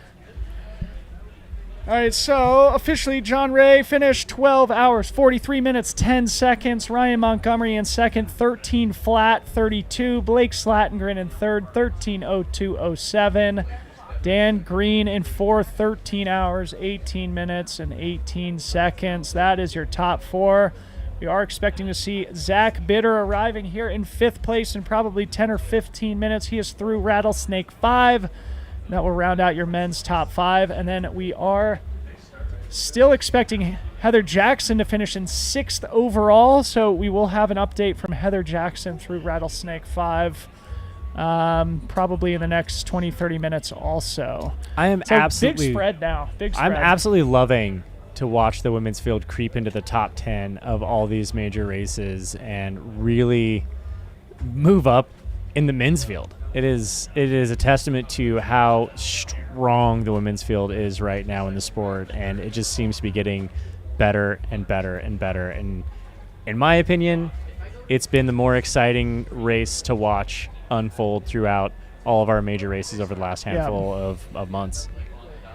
So cool to hear John talk about the learning that came from Dakota Jones last year. Seeing him flip the switch in real time when John snuck up from behind, took the lead. That and is then Dakota's competitive on his course to break his course record, and what an amazing a feat there. But I mean, yeah, that's kind of, I mean, Dylan, you can speak to it. You've been doing this competitively for how long? And you do pick up a little something while you're out there. I feel like every race can be a learning opportunity unless you get stuck in your own ways. And when you feel like you're beating your head against the wall, then you're probably not learning while you're out there. And so many great athletes in the sport, you can always learn something from someone. And yeah, John Ray took that. And I also do love the most adorable thing in the world, his wife's pride in her eyes when she was talking to him. Did you not catch that, where you're just like, she is so proud and excited for him? I love that. And to have that support at home and to have that support here on the course, I'm sure helped John. But it sounds like a major piece to the puzzle that he put together was the mental aspect, and a sports psychologist to help him through, the mental game that we all play every single race. We've all been there. I think that's opening a new chapter of things to look at. Yeah. Awesome. Yeah, it was great job by the production team here, too, to encourage Rachel to come sit on the couch, too. It adds a fun element to have the partners, significant others, wives, girlfriends, husbands, children. Right. We sacrifice a lot, and our families get the brunt of it. the highs and lows are real, and yeah, it was great to have Rachel in here too. And I mean, and no one gets a better view of what happened on that course than the crew and the Pacers. I mean, they were there, they were in the trenches with the athlete, seeing the highs and lows, and yeah, bring those in here. So we are still lacking a visual on our monitor here. Let me see if I can get that. Hey, Matt.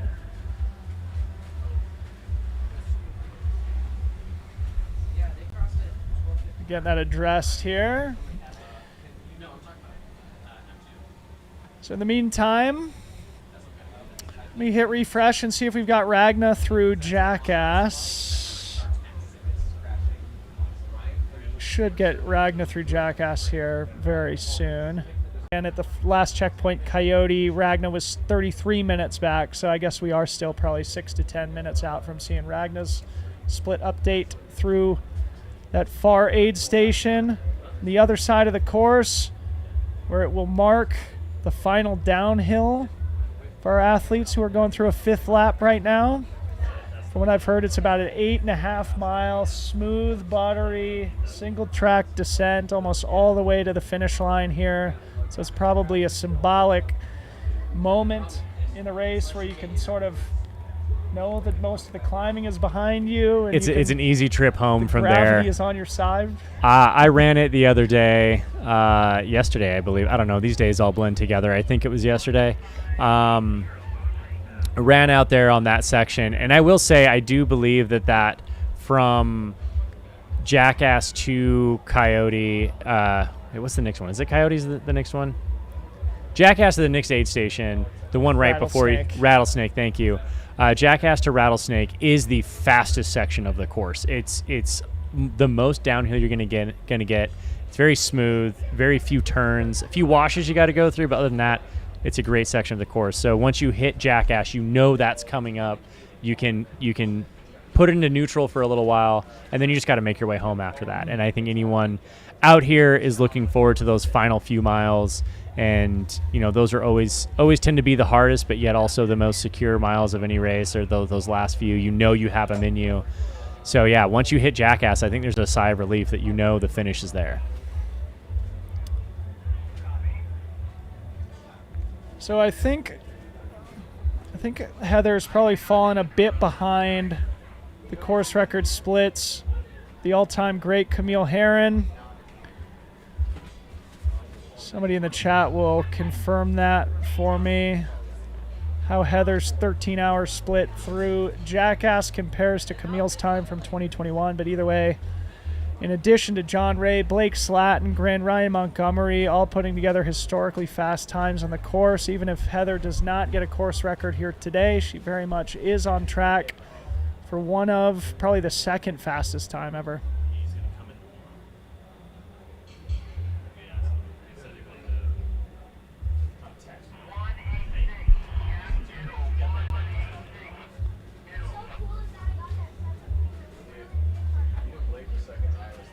Okay. And they were all under 13. Can you come? Were you there? Yeah.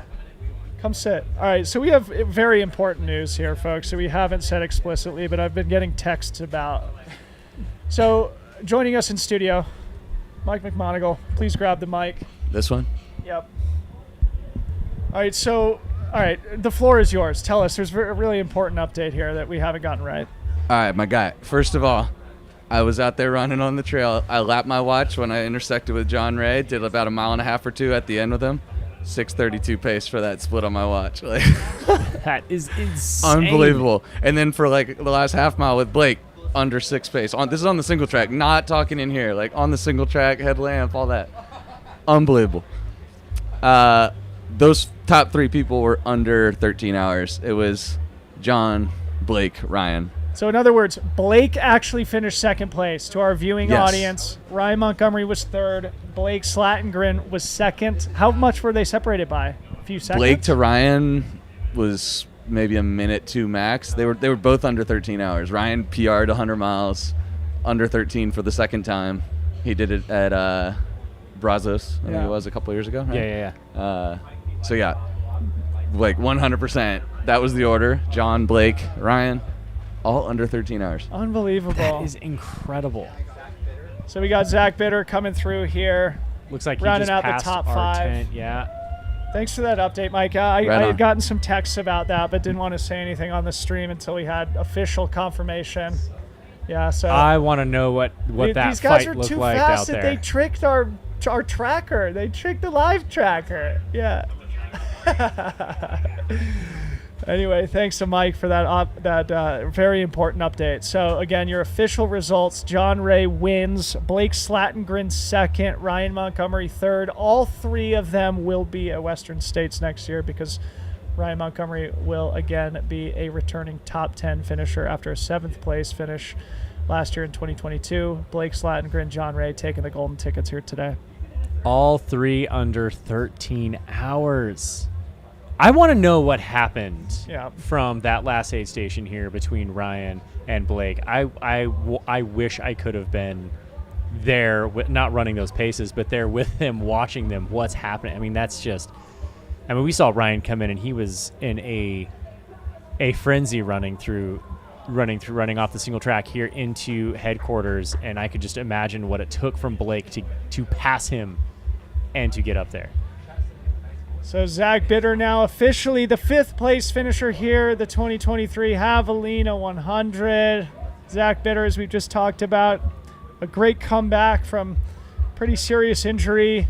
I'm sure he's feeling pretty great about that performance. Roughly 13:34-ish for Zach Bitter, if our timer is accurate there. Give or take 1 or 2 minutes. And we do now have an update from Ragna DeBots, our 2nd place woman who now sits, it looks like, in 7th overall. Ragna DeBots still 30 minutes back of Heather Jackson in 2nd place, but she is through Jackass 5 and 13:32 elapsed. Heather, again, went through there 13:01. So still 30-minute gap. Heather Jackson still commanding lead. She should be our victor here today, barring catastrophic implosion. She has shown no signs of vulnerability throughout the day. So we do anticipate Heather and Ragna being our top 2 here once things are all said and done, and we are still awaiting an update from Riley Brady, who we expect to be in 3rd place in the women's race. Zach, holy smokes. So it was a sprint finish officially. Blake Slattengren edging out Ryan Montgomery. I mean, it's illustrative of just like how minuscule these margins of error have become in our sport now, where Absolutely. after 13 hours of racing, it can come down to a sprint finish. I mean, I spoke to it earlier while I was out on the course, but I mean, when you're in a race this fast, it's just like anything else you do that increases the speed. Like, your margin for error dissipates. You know, you are like, it's catastrophic when you make an error in an F1 racing car versus, you know, in your Toyota Prius running around on the side roads, right? Like, at those speeds, at this intensity, you know, it's the margins of error have decreased, and I'm speechless. I want to know what happened on those final miles. Too. Like, knowing that both of those athletes, both of those runners were going for a sub 13. You know, it looked like getting that 2nd place was less important to Ryan because he still had his ticket, but he still wanted that 13. He wanted to compete. I want to know what happened out there. So Heather, we should see come through Rattlesnake, the final aid station, any minute. She's been out of Jackass for 36 minutes. Let's see what she's been doing on that split here throughout the... If I'm doing that math correctly, yeah. So if she's on that roughly 43-minute split, then we would expect to see her through Rattlesnake in about 6 minutes. Yeah, it's been about 40 minutes for her on the average there coming through. You know, being pulled by Devin out there, I think it's going to be... Where is she at compared to the course record at this point? That's what I want to know. And we don't want to live and die by the tracker because it has not been fully accurate throughout the day. Yeah, so Kim Gaylord in the chat here pointing out that Camille's course record is 14:03. So I think the CR in the women's race, that ship has sailed. Heather would have to be through Rattlesnake at this point to challenge that course record. She is not, but Heather very much on her way to probably the second fastest time ever. She does have the current second fastest woman ever on the course, Devinyenko, pacing her. So either way, it should be one of like a historically fast time here on the course. But Camille Herron proving just how incredible she is yet again with her amazing victory at Spartathlon. She just keeps getting better and better. And yeah, this course record that she has here at Javelina is one of the stronger 100-mile course records here in North America for sure. Yeah, she had a phenomenal day when she ran that course record, and did what Camille does, just run hot, run hard, push through. And Heather Jackson is also no stranger to discomfort and pain. She'll put herself through it to get to that finish line. And she is proven to be a competitor through and through. So, we'll see what happens over the next little bit. If the tracker's correct, then yes, the course record is not in play. But as we've seen, the tracker is counting Ryan Montgomery as second currently. Yep. And that is not what happened. So we don't want to live and die by it, but if it is correct, if the information we have is correct, then that ship has sailed. Okay, so important things here from the chat. Trisha's pointed out that the official splits have updated now online. So yeah, we just got those. So 2:58.07 or 12:58.07 for Blake, and a 12:59.06. Slightly faster than Dakota for Blake too. His first 100-miler, dude. Wow! Come on, sick. Again, Blake, a rising star from Washington State, the Seattle area. He runs with that Cowgill crew up there. He's having a great season here, bringing home an amazing 100-mile debut, one of the better 100-mile debuts in recent memory, with Ryan Montgomery only a minute back. Those two guys must have been within eyesight of one another for the entire 59 seconds. You know what was separates crazy? them. Yeah, I'd love to talk to those guys. I wonder if we could get them in here together, but Blake was 8 minutes behind Ryan leaving headquarters. Like I took the split myself, standing here on the track, and so that means Blake made up 9 minutes on the final lap on Ryan. I want to know what it was. I want to know if it was a combination of Ryan fading a few minutes and Blake moving up a few minutes. Was it Ryan holding pace and Blake was moving? Unbelievable. Yeah, let's definitely work on getting those guys in tomorrow and having a conversation one-on-one with them. That would be so amazing.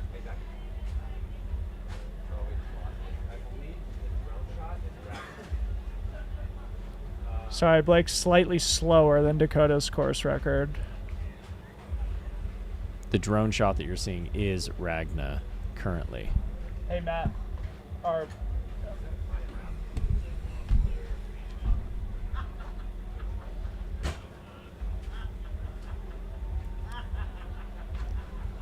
What a day here, folks. There's been a lot of attrition out on the course here today, so maybe... That is the best outfit I've seen all day. We got Corinne Chalvoy dressed as... Oh, you guys will see later. Very you will see important later. person. She's So probably good. getting ready for her next shift on the mic. And we got Matt back in the studio here.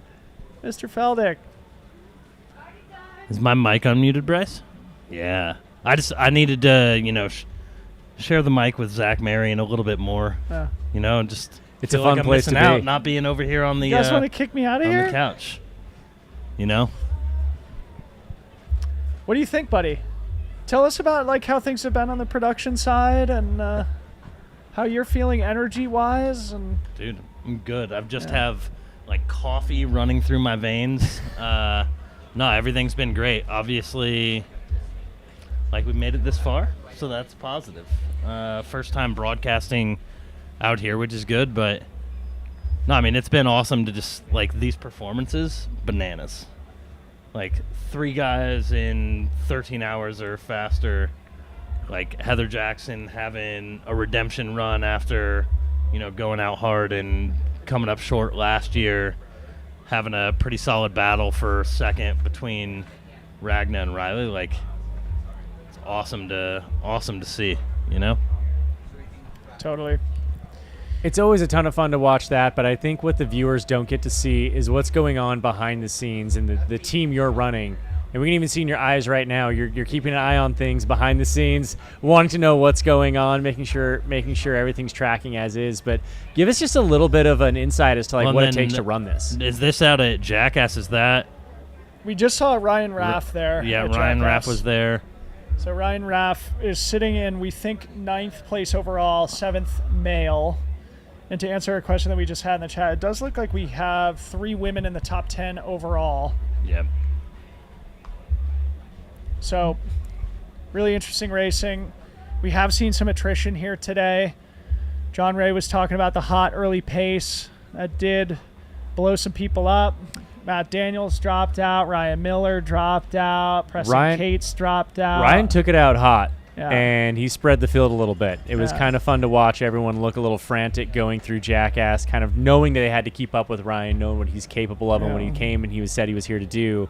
I think everyone else who felt like they needed to compete was trying to make sure they kept him within eye shot, within striking distance, even on that first lap. And someone like John Ray, who ran comfortably through that and wasn't worried about where he was at Jackass, pulled off a phenomenal day. But oh man, it was fun to watch that first lap go out. They were cooking. Yeah, what was the vibe like out there on Loop 1, watching everyone kind of come through so fast?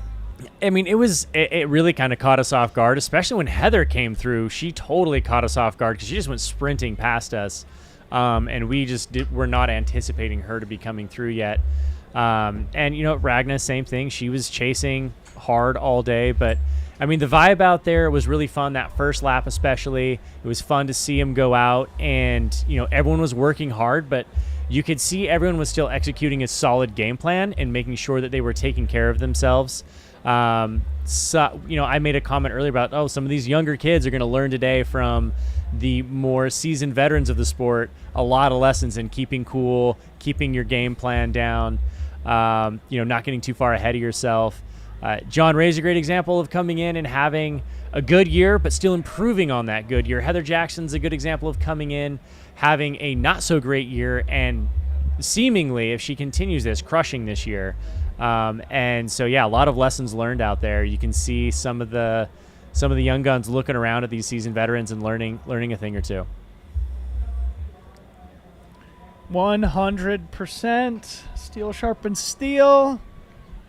The baton is often passed between generations, so to speak. And it's great. John Ray, Ryan Montgomery, Blake Slattengren, sort of all in their late 20s, early 30s, sort of the emergent world-class cohort of American ultra runners now. As guys like they Zach are the future. And I age out of our prime, tragically. Dude, I got a birthday on Tuesday. Don't say that. Yeah. Happy birthday, buddy. Thanks, man.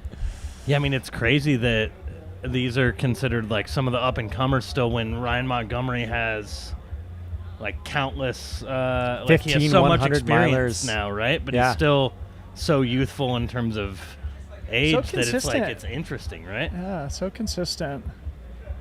Yeah, I think with the growth of the sport, we are going to see younger and younger athletes come in and learn sooner. I mean, I had a conversation years ago with Jeff Browning, and he talked about his rise in the sport when it took him about 10 years to finally learn how to get it right.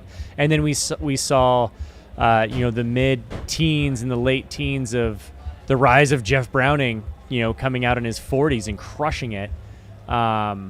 But yeah, it took him 10 years to get there. So it's exciting to see athletes come into the sport younger and have that seasoning time, that time to marinate and learn at a younger age when they're just fresher and able to do a little bit more.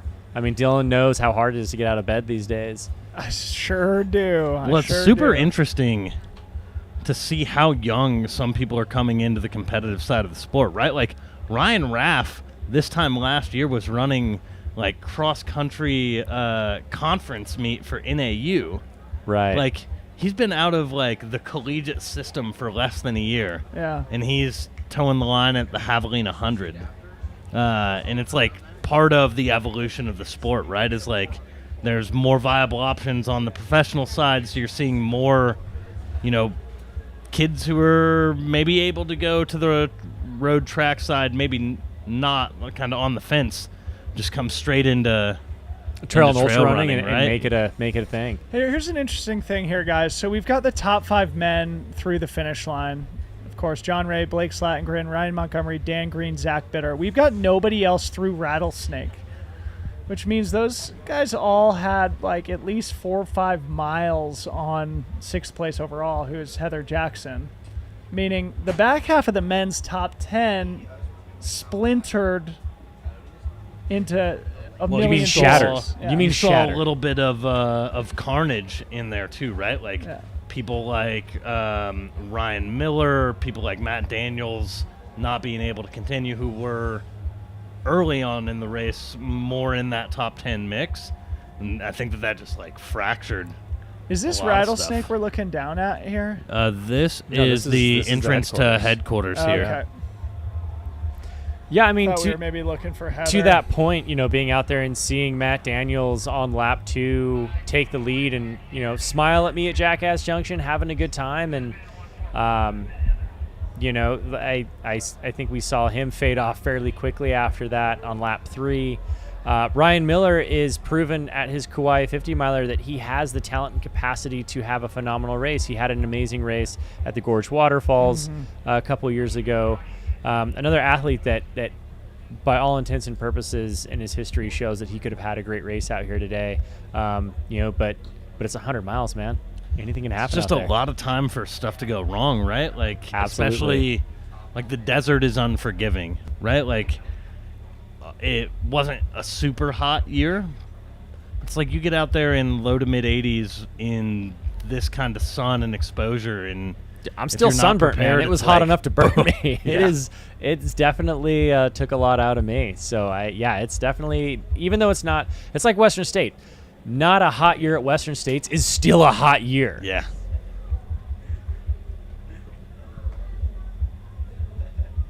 And there's a lot of the little things if you're coming from the East Coast and you're not familiar with dry heat, you're used to that humid heat. This dry heat when you're dry all the time and it doesn't feel like you're sweating because it's just coming off of you so quickly.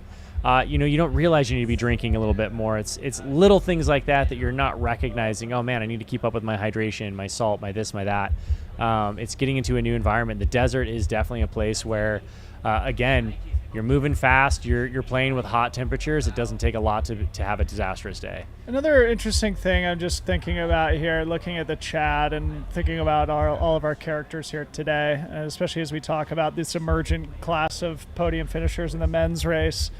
Women's race, Heather Jackson's 39. Ragna is, I think, 44. She's in her 40s, yeah. 44.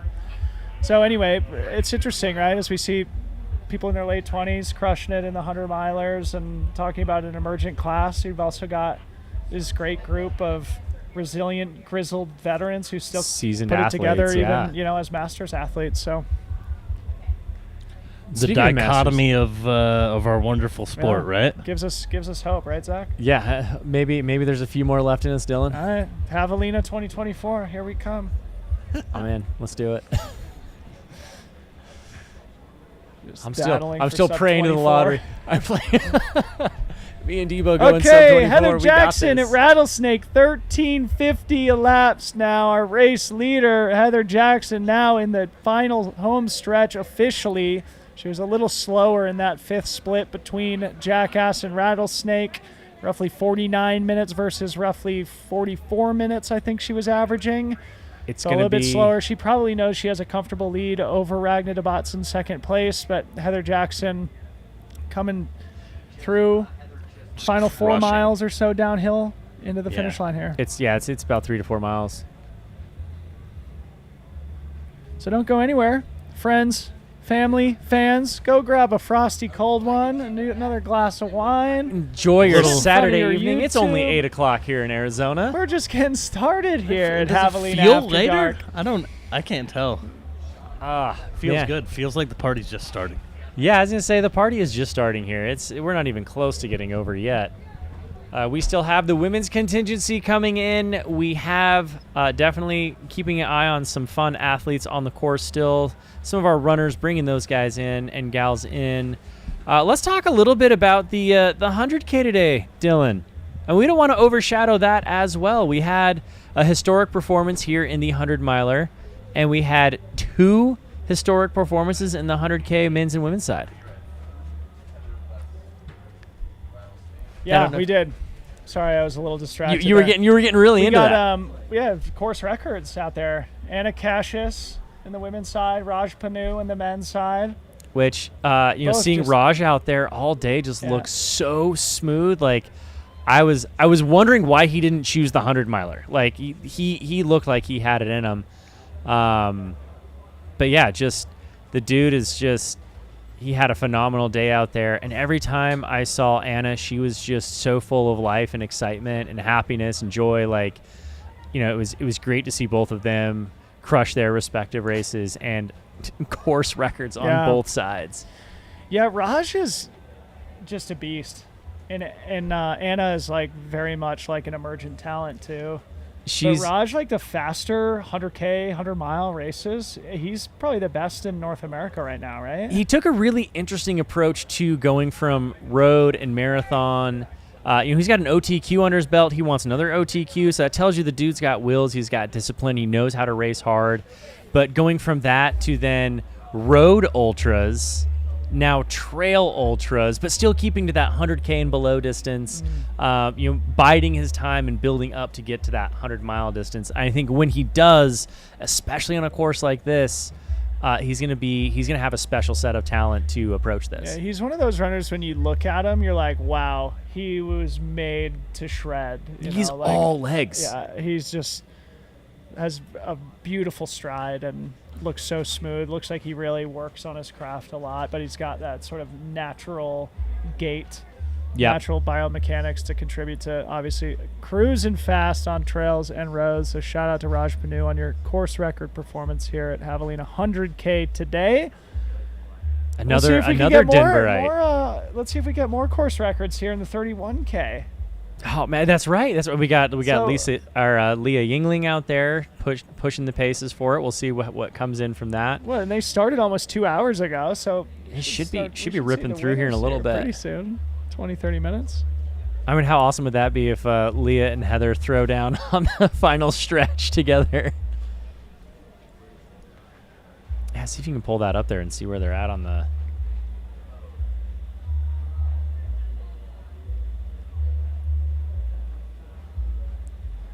Jackass 31K. Leah made Station Fireball in the chat saying that Heather is still only 15 minutes off of Camille's course record. So yeah, Heather very much having a historically fast day here today. Thank you, Liam, for putting that in context for us. For our viewers, Camille's course record here is 14 hours and 3 minutes. I don't think anybody's been within 33 minutes of that mark. So if Heather finishes roughly 15 minutes behind, that would put her at about 14:20 or so. So looking at the clock on our screen, we're likely 25, maybe 30 minutes away from seeing our women's champion, Heather Jackson, break the tape here, grabbing a golden ticket back to Western States at Javelina. Having that redemption race of coming back, learning a few things, running a slightly smarter race, and really executing on a performance that's much closer to her potential here on this course. And then, again, taking those lessons to Western States and seeing what happens there. And it sounds like we've got Ragna DeBotts and Riley Brady going for their finish here in a second and third place. Okay, Riley through Jackass. Okay. So Riley now fading, unfortunately. Let me just double check. Now 14 minutes in arrears of Ragna DeBotts. They were 6 minutes separated here at Javelina headquarters on the fourth and final time through. Ragna means did say she Ragna's- likes to finish really strong, and she knows how to do that. So I'm sure she's putting an effort in right now. So Riley probably feeling that golden ticket slipping out of their hands here late in the race, but still putting together a valiant performance, running within the top 10 overall, currently 10th overall through Jackass is Riley Brady. What was their time last year comparative Good to question. where they're at this year? Because I would like to see if her time is relatively close to what her second place time was, or their second place time was.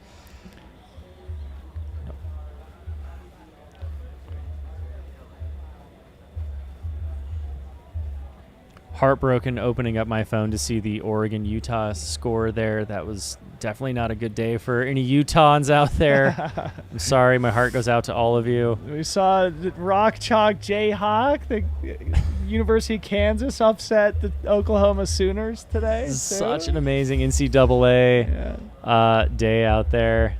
We were living in the golden age of sports, folks. Sports. College Sports, football, folks. professional football, NBA just started, World Series World going Series on. is going. Trail running, come on. We've got Javelina 100 golden tickets going How out. are you supposed to be productive with this type of It's too competition?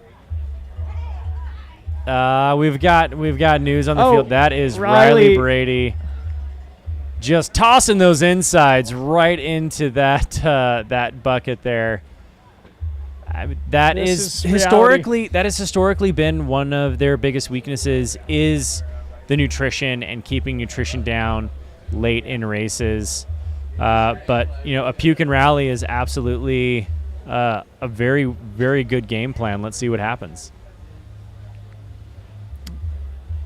Getting the footage, getting in there, getting gritty. We are seeing the emotion literally leave Riley Brady right now out at Jackass Junction. The tough reality is the glamorous realities of trail running. Sometimes you got to stand over a trash can and empty the guts until you can hit reset, right?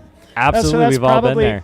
Probably the reason why we've started to see Riley fade here in the 5th lap, battling some nutrition issues. Again, Something that very, being very normal in the sport, happens to everybody.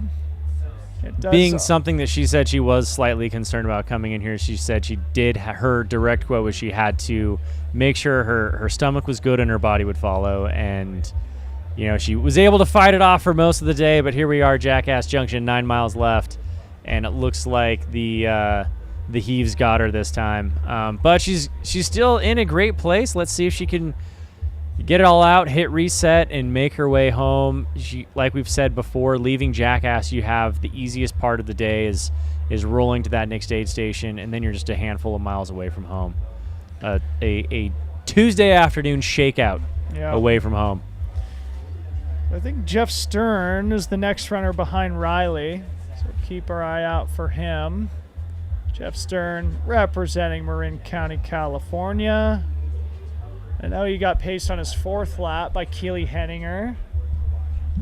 Not sure who's got him here on the 5th lap, but Jeff Stern here for his first 100 miler, Keely's so out just here. outside the top 10 overall, but 8th now. So This really is like Javelina 100 is, I don't know if it's becoming or if it always has been, but really one of those races where you come to and everybody just wants to show up for the party in the desert. This is Totally. unlike any other race you're ever going to do. The vibe here, everything is just so different and so amazing. So you get to see athletes over and over and over again. see some of our mid-pack runners, of course, sort of Little coming Harley through. Quinn coming in right now. Good view of our costume vibes here on that runner. An even better one here is a clown walks into the white tent. Clown walks in. Was that Totally a Jamil? That looked like an casual, totally outpost, normal. mountain outpost Jamil Curry back there. Best sport ever. Will it save the world? We shall see. Yeah, there's we our shall look at see. the Jumbotron in the big white tent. That's not far from where we're sitting here on the broadcast.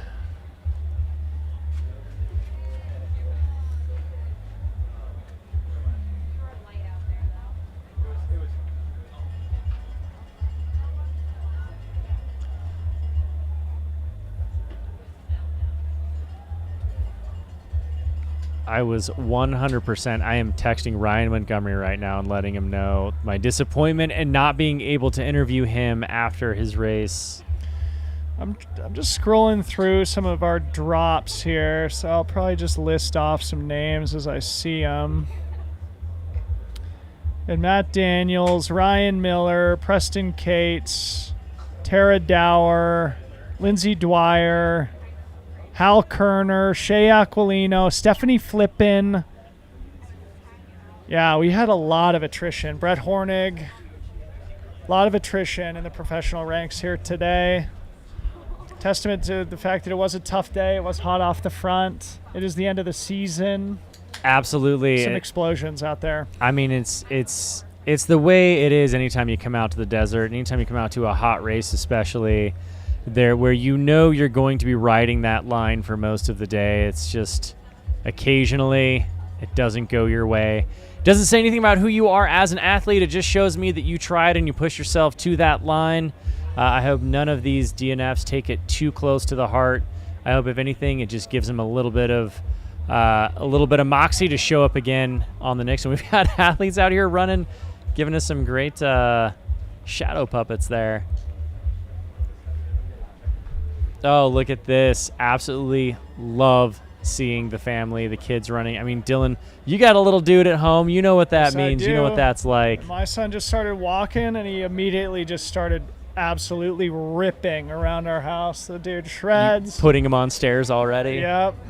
Get those mountain legs going already. It's funny, man. We already throw the lacrosse ball around in the driveway. It's the cutest thing ever. He picks it up with his left hand. I'm hoping he's left-handed because all great, talented, creative people are. Lefties. I'm not left-handed for context. So anyway, he often picks up the ball, throws it with his left hand. Yes, keep encouraging that. I catch it with my my lacrosse stick, and he walks around in the driveway, follows. He's gonna start smacking you with that lacrosse stick one of these days. It's really great. Keep up on that left-handed thing, because I, as a child, played sports left-handed and had a teacher that made me switch to right-handed. So now I'm ambidextrous with some sports. All my ball sports are right-handed, though. But I can bat and swing and do everything left and right-handed equally. And you write? I write left-handed. You write left-handed? I write left-handed, but ball sports right-handed. Yeah. It all makes sense. Yeah. That's why you're so talented and creative. Well, I'll take that one. I'll take that one.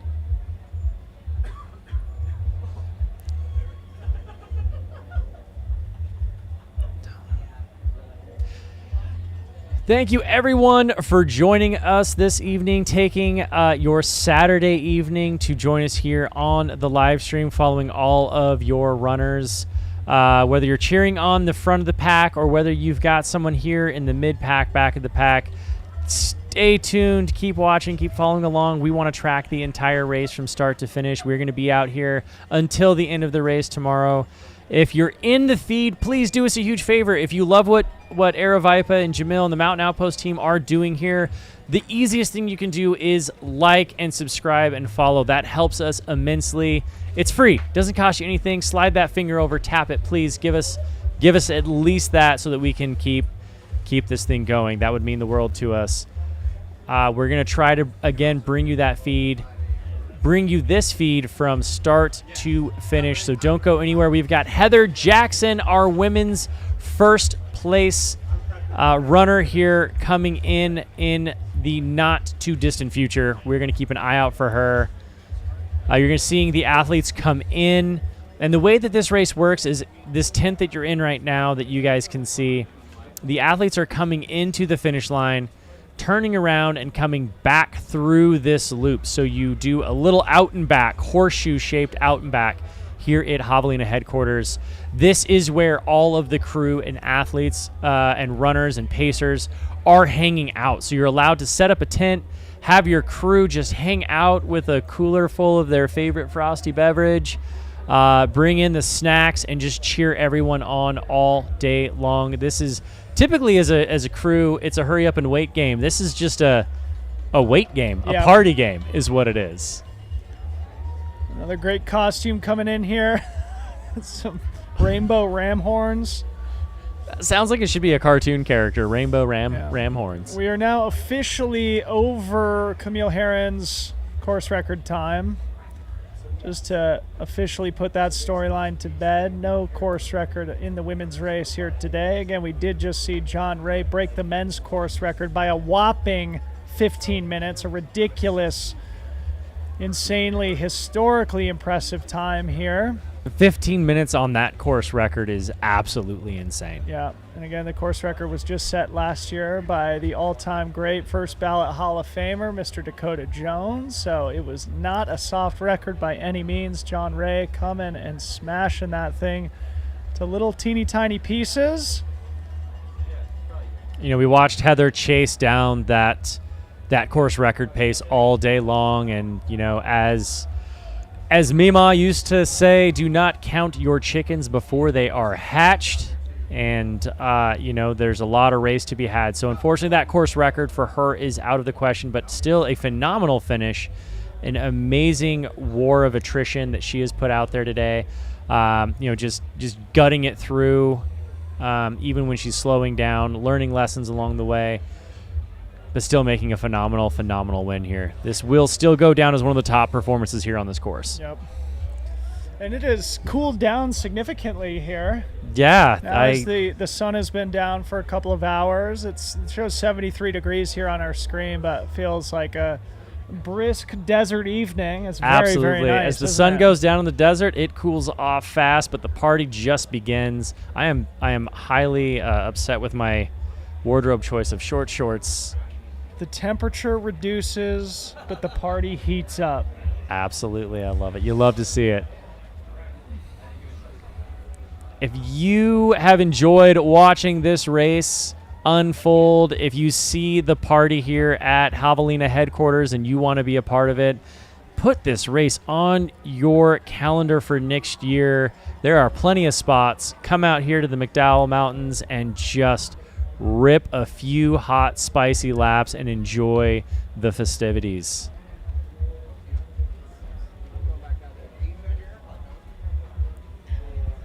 Also, did you see the swag bags that Hoka hooked up for Javelina, the custom packs? No, I didn't. They were absolutely amazing. Little backpacks that Hoka dished out, and they had Javelina like all over it, the Javelina logo. They're great little backpacks, man.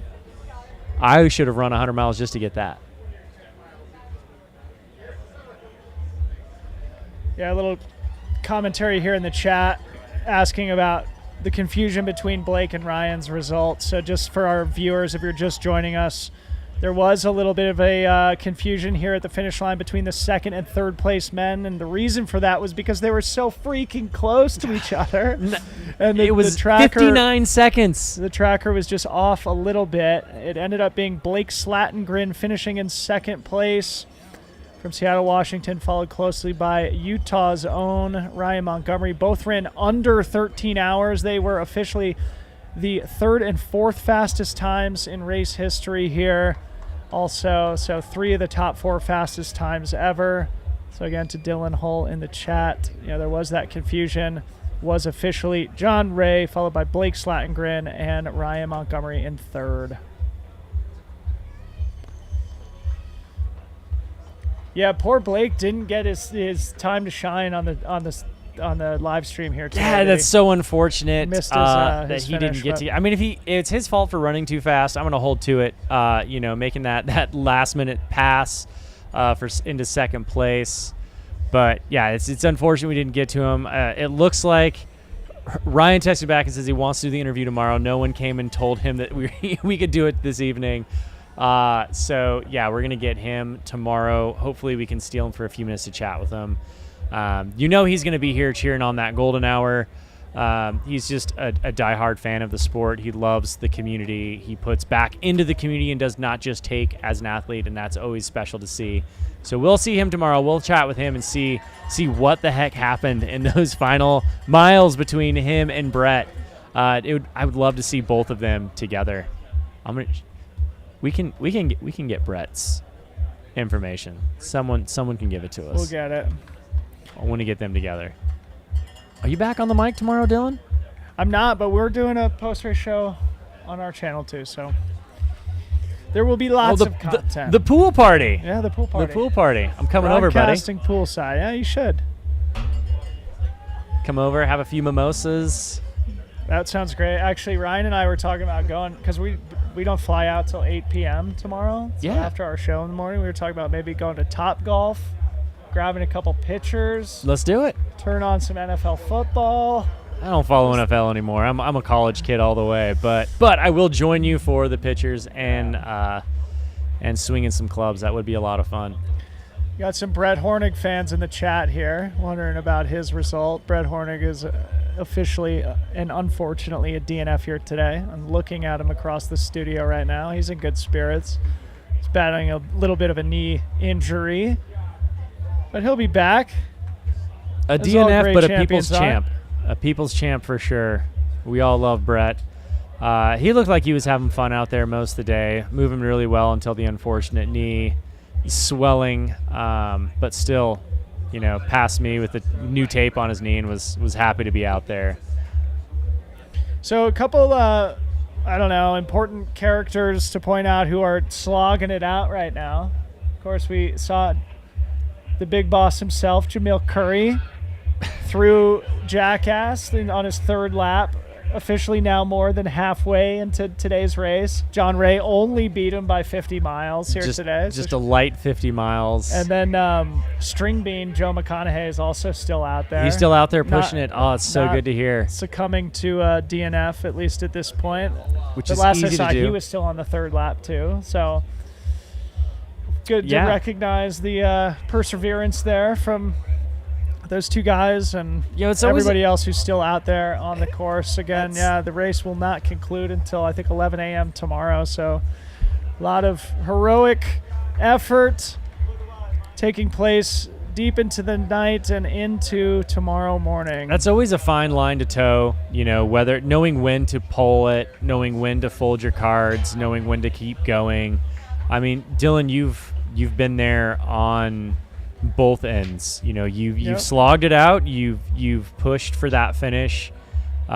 You've also handed over that bib at times when it was necessary. When do you make that call? Is there a certain thing that you say, if it's this, I definitely will pull the plug? Not really. No, I think you just kind of have to make the decision in real time, what feels best. Race by race basis. Yeah. I've certainly had a couple like what Jamil's and String Bean are doing right now, where really want to quit or struggling to find the purpose to keep going, but do, and then ultimately am proud of it in retrospect. Hard Rock being an example of that just from this past summer. I was going to bring that up. Yeah, early in my career, I dropped out at Western States at Michigan Bluff.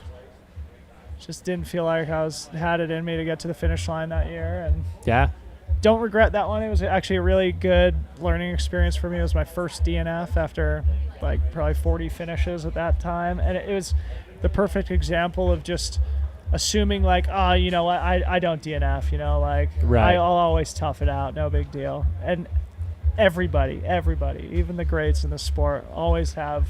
Everybody will DNF. Moment. Even it took Jeff Browning 20 years of running ultras without ever succumbing to a DNF. He's got a couple now. Yeah, I just witnessed one at Bear 100 the other week, which is unfortunate because it was the last race of the slam and he could not finish. But he told me this when I saw him at the finish line. He's like, that's fine. I'll just come back next year and do it. Just it was no big deal. Just I'll come back and run 5 more hundreds. No big deal. I love him. Such a good dude. Such a good dude. We've all had those ones. I had mine at Leadville this year where didn't even come close to what I wanted, but marched it out because I knew I needed to get that finish. And there's been other times where, getting that finish wouldn't have done anything for me other than probably make life a little worse. So it's a race by race basis. So those out there that are still gutting it out, all of the respect and kudos to them. But also let's give a huge shout out to all of the athletes that are right now in Jamil's place where they're halfway through their race. Sometimes maybe we take it for granted that, we can finish and go home and take a nap and come back to the golden hour without recognizing that those athletes have been going that entire time and they are going to continue to push through and to reach their goals. And that's why the golden hour is so special and so beautiful, because I believe those are the finishes that are hardest fought for. Is this I'd Heather love to see coming him. in maybe? I don't.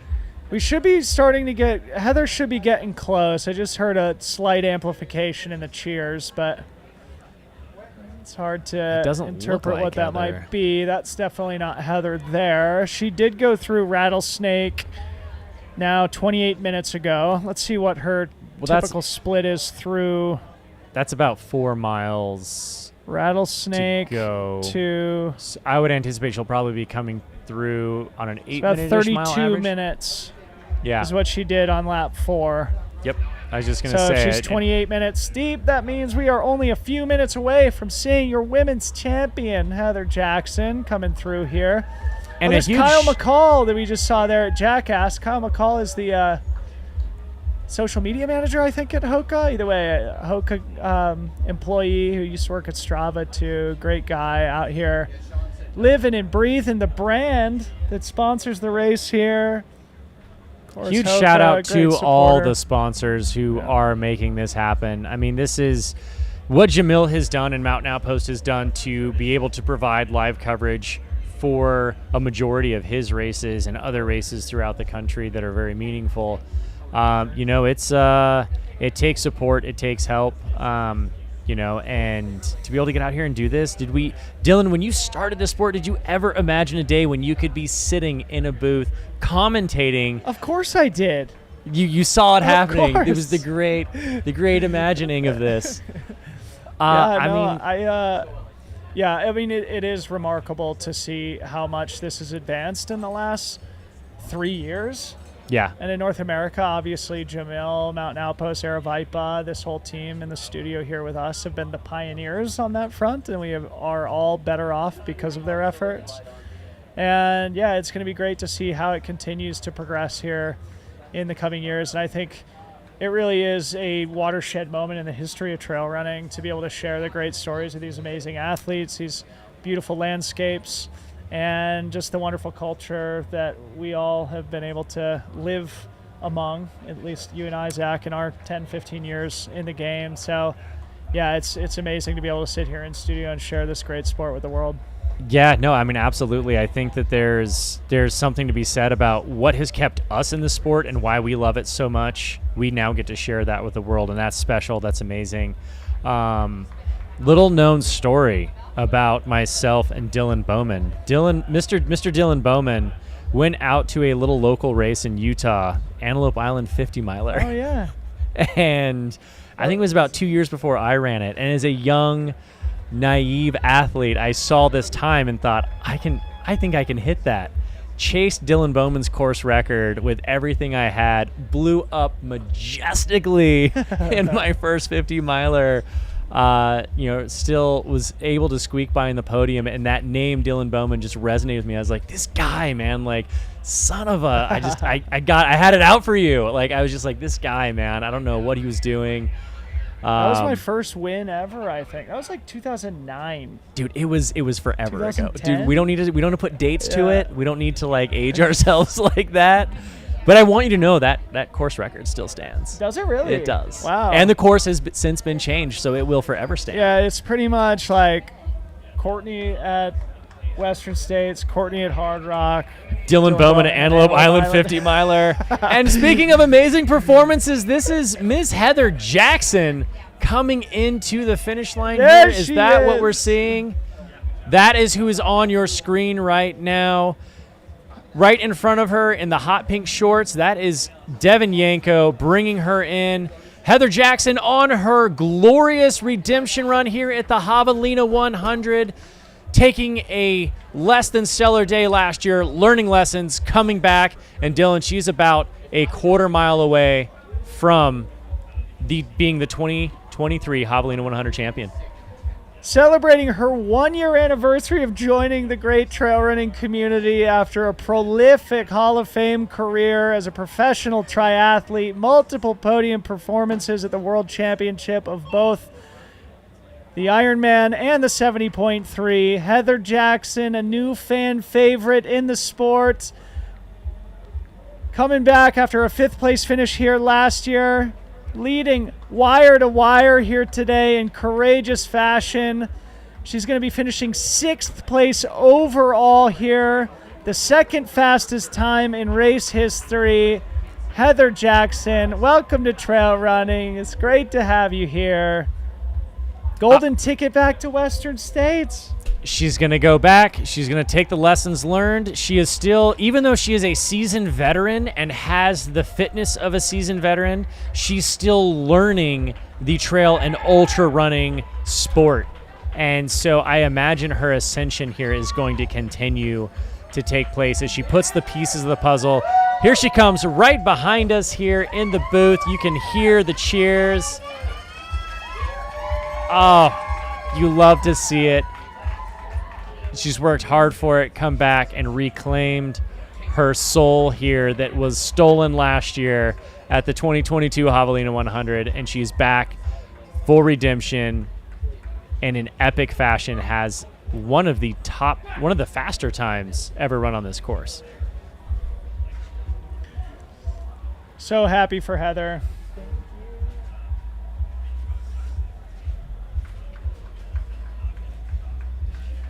There she goes, making her way up, getting the cheers. This is one of those interesting examples, right? As we've seen people like Anna Gibson and Mika Boudon-Rousseau now like showing their collegiate track and cross-country teammates that they can make professional careers in trail running. Now I wonder if something similar happens with Heather Jackson. Of course, like so many people from the triathlon world follow her, and I wonder if it encourages new people to discover the sport just by virtue of the fact that Heather Jackson had such a prolific, amazing career in triathlon, now winning one of North America's biggest races in trail running. And look at the fans there to greet her. Your 2023 champion, 14:24:50 and change.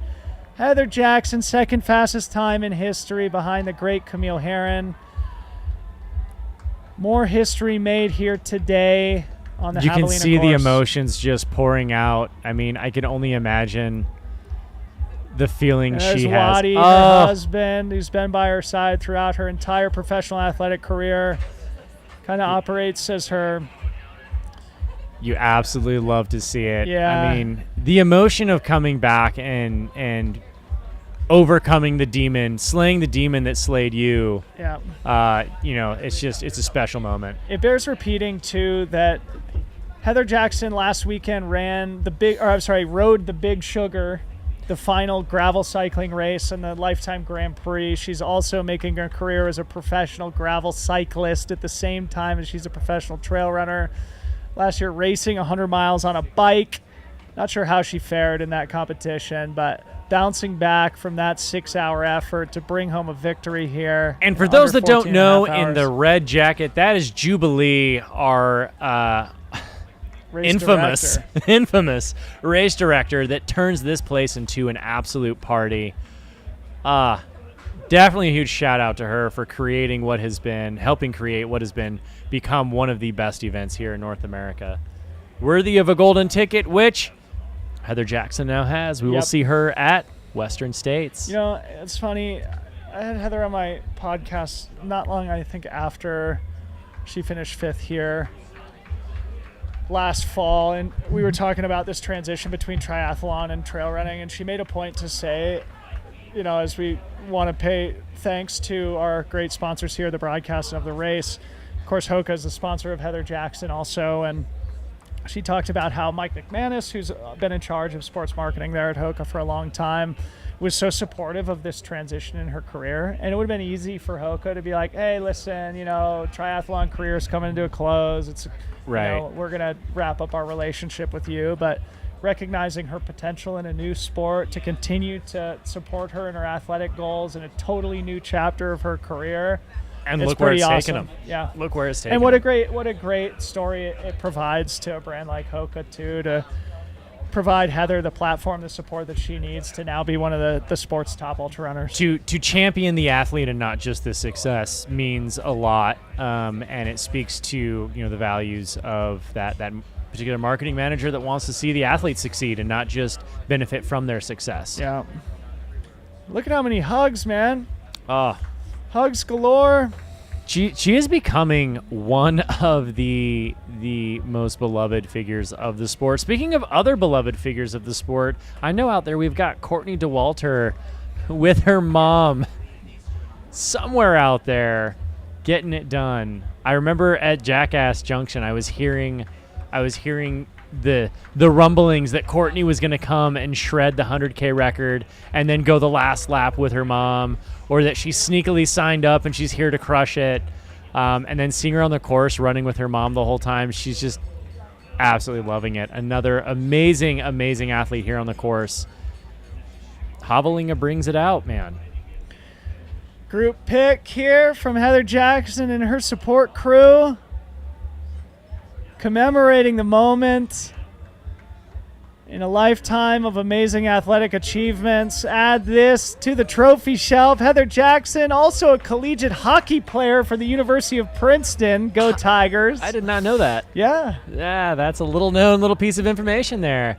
What doesn't she do? That's what I want to know now. Yeah, between John Ray playing collegiate baseball for MIT, Heather Jackson playing hockey for Princeton, we've got some intellectual athletes. I was going to say. Multi-talented, multi-disciplined.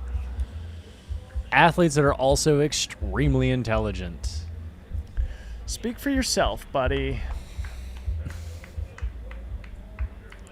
University of Utah is not exactly prestigious with their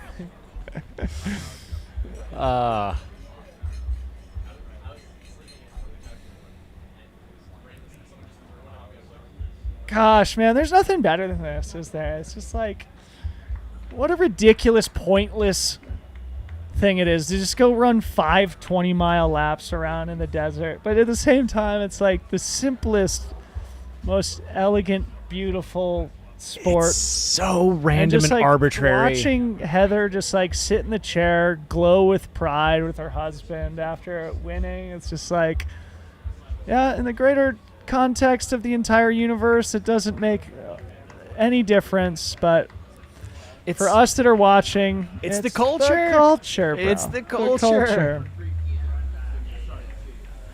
I mean, such an arbitrary thing. Like, hey, let's go out to the middle of this desert, out on the fringe of Phoenix, run some 20-mile laps. Actually, no, let's do 4 20-mile laps, and we're going to do one that's a little bit longer.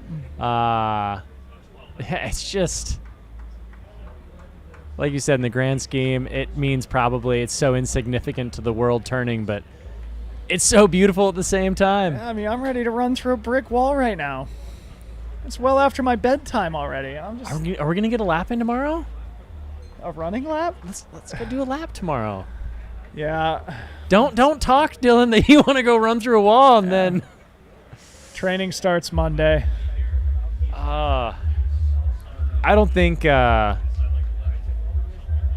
appreciation for the amount of effort that goes into these weekends. Man, I thought I was going to come out and get so many training miles in. It just doesn't happen. I don't know how you do it, Debo. What, not run at all? I'll tell you how I do it. I sit down and I talk into microphones way too much. It's getting obnoxious at this point. You and me, my guy, we're going to get some training in this year. I'm crossing fingers to the lottery gods for a little Western States action. Okay, so now that we have our women's champion in, let's turn our attention back to the rest of the women's top 10.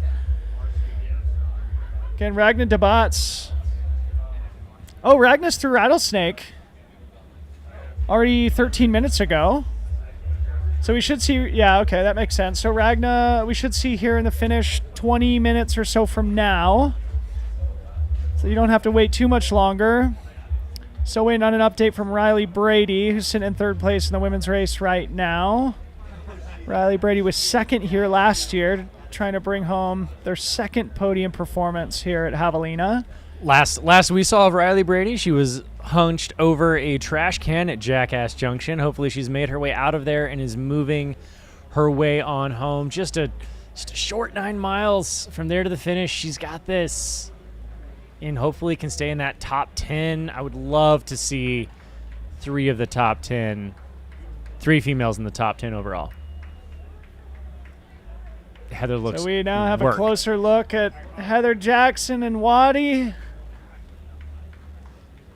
It's like, hey, Waddy, help her untie those hokas there, buddy.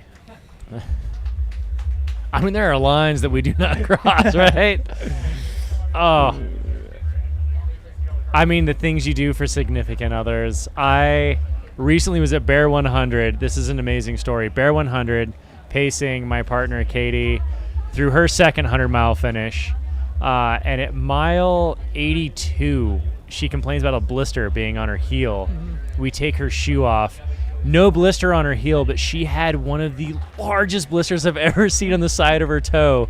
So as, a true pacer and partner would do, I pull off the pin off my bib, stick it in the side of that thing, and as I pull it out, she had juice shoot up onto her thigh from that blister.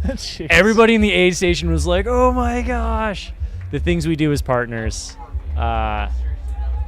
Get down in there, getting dirty, watching our loved ones finish. As you saw, the love and the joy and pride in Rachel Ray's eyes as she was glowing about John's performance is just, it's something in the sport we love to see.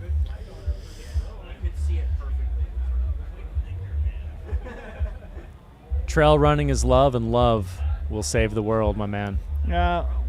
Just to repeat myself, winning from wire to wire too. I mean, that takes a special psychology, right? Because Heather was like hot off the front. She was in the middle of the top 10 overall on the first lap, and for a lot of athletes, that would come with a lot of self-doubt of like, oh man, I'm being reckless a little imposter here. syndrome Yeah, like sneaking in. Yeah, you have to be like really seriously fearless to be racing with that style, and it's rare that you can then thread that needle and pin it all the way to the end. The rabbit rarely wins the race, and today we saw the rabbit win wire to wire. Heather Jackson, when you put yourself out there, 6th place overall after the first lap, 6th place overall at the finish. Incredible. Yeah, I mean, it was a phenomenal performance, and when you put yourself out there as the carrot, you're being chased all day long, and you really don't know what's happening behind you because you're not in control of that anymore.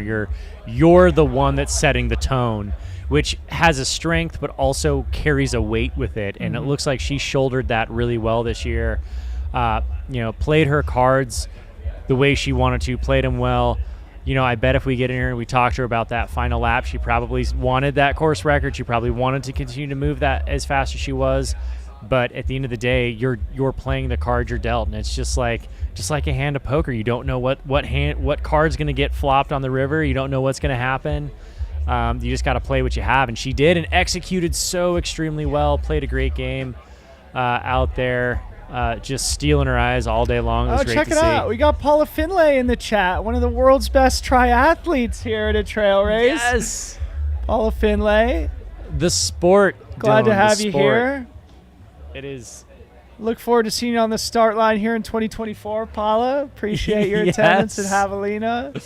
Cheering on her friend, and I think Paula and Heather have trained together a lot. Heather and Waddy split time between Tucson, Arizona and Bend, Oregon, where Paula and her partner Eric live up there in Bend. I mean, to Pretty your awesome. point, Dylan, like having an athlete like Heather come in here and transition from the professional triathlon world, it's just growing the sport. We're getting more eyes on it. And the sport we love and care about so much is growing. We are going to experience some growing pains, of course. But it's a special thing to see, and I personally love the legitimization of this sport. No doubt. Best sport ever, as we all know. Bears repeating every once in a while. Gotta Hashtag protect Boston. it. Gotta protect it, but we'll leave that hot topic there.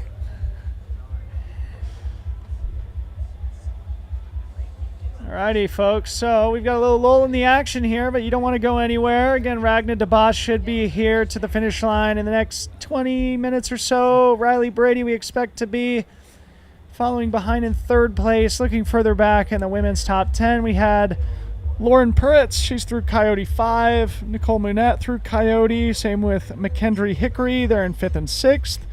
Jacqueline Forgy in 7th. Jill Wojta in 8th. Megan Guler in 9th. And Sundik Kim in 10th.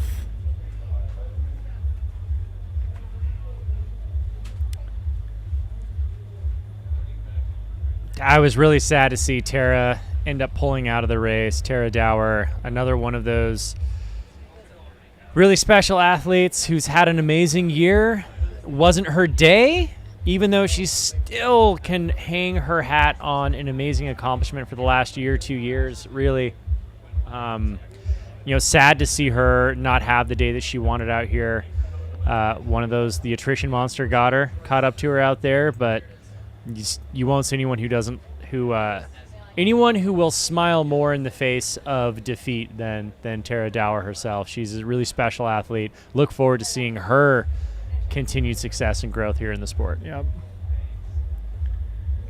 Yeah, she ran an amazing run there at Run Rabbit in September in Steamboat Springs. 900-mile finishes in the last 2 years for Tara Dower. She took down Betsy Kalmeyer's 20-year-old FKT on the Colorado Trail. She beat Shred Monster. She beat if memory serves me right, she did take down Courtney DeWalter. She ran a faster time than Courtney DeWalter at Run Rabbit Run 100. So she's had some phenomenal performances. This was a little bit of a departure from the mountains that she likes to play in, but definitely will likely see Tara Dower back here next year to redeem herself if I know her the way I think I do. Well, we have a lull in the action. But look at that party out there. I was going to say... Have you ever been to a finish line that literally has a rave? I need to go down there. I think it's time for me to sign off and go start raging a little bit.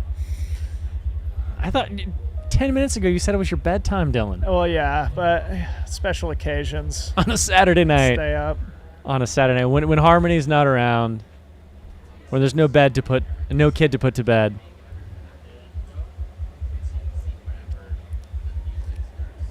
So we saw 2 of North America's great course records go down this year.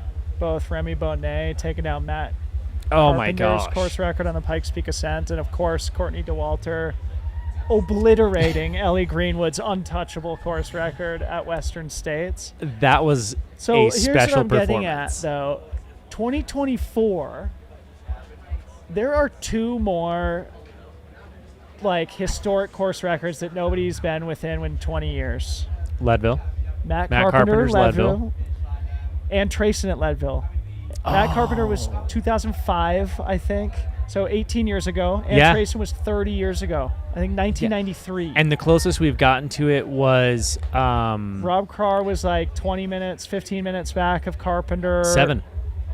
He was about 7 minutes back. Okay, so Carr got closer than anybody. Nobody's been very close. I think maybe within 30 minutes of Ann Trayson's course record at Leadville. What if we convince Jim Walmsley and Courtney DeWalter to go to Leadville, Courtney's hometown? I mean, she's going to know that course better than anybody. No kidding. 2024. I mean, what's left for Courtney to do other than go to Leadville? Point. There is nothing left to do. I mean, other than pace her mom at Javelina 100K just for funsies. I mean, there's nothing left for her to do in the sport.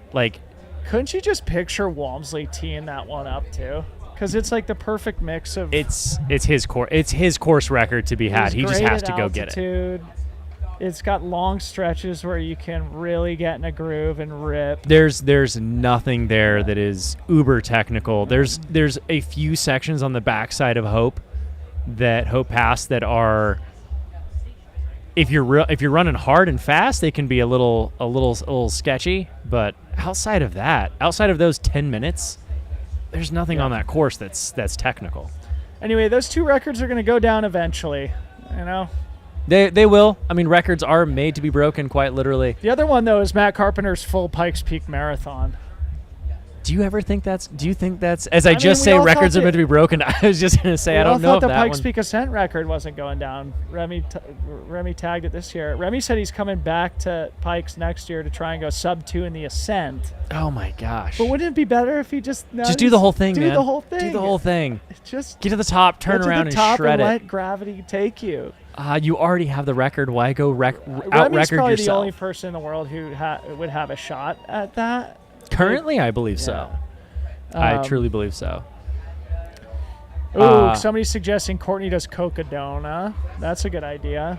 I mean, yeah, she's dipped her toes into the long stuff. She's done very well with those, obviously.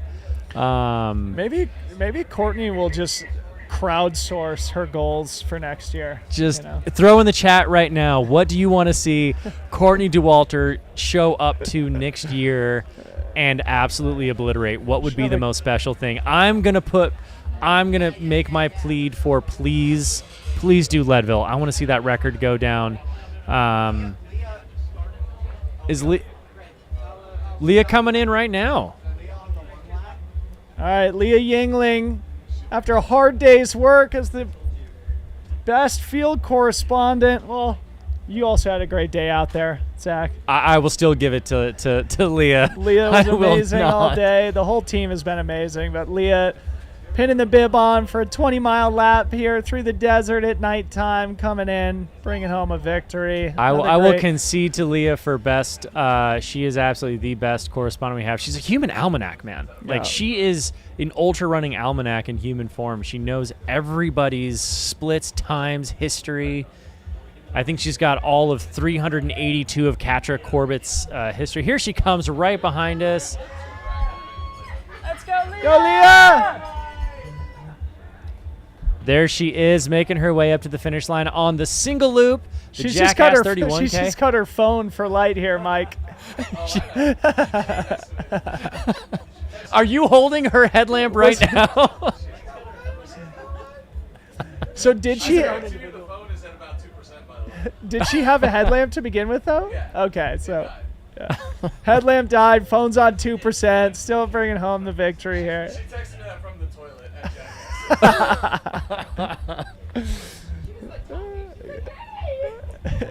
I 100% absolutely love Mike and Leah. Mr. and Mrs. in the woods over here.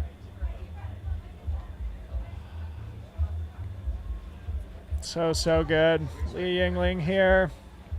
Dig the camelback, man. Yeah. Looks clean. So that puts Leah at like 2:45-ish on the clock for that lap. Unofficial time of 2:45. Evening long run.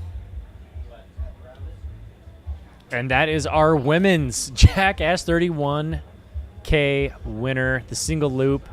Oh, wait. Somebody's saying Leah got third here. So maybe we're... Oh, maybe that wasn't the win. We're speaking... Yeah, third place for the women. That is third. We have Nicole Hansen with a time of 2:17 on the first, for our first female on the lap with...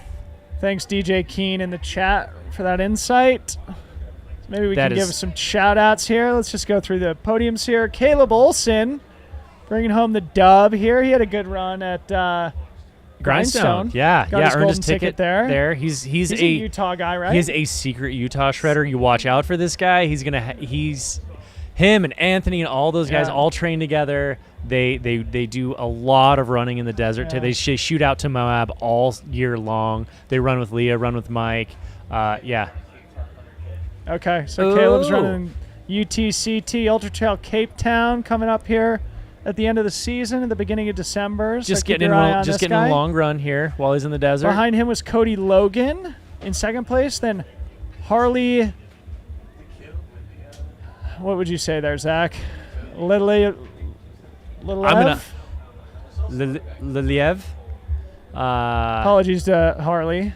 Harley took home third place. And then in fourth place overall was Nicole Hansen, our first place woman. And then Mikkel Ackerley was second. She was third. Leah Yingling in third. Yeah, Leah was third. Man, 2:07 for Caleb Olson. That's a hot lap. It's a speedy lap. Yeah. Fastest lap of the day, that's for sure. Yeah, I mean, that's 19 miles. It's a pretty quick little loop. All right, so we should see Ragna here 10 minutes-ish, I would guess. Based on the splits, I would Been about concur, 30 my man. minutes behind Heather for most of this fifth lap. Heather finished in 14:24, 47 officially. So if that 30-minute gap remains roughly the same, we should see Ragna in about 6 minutes.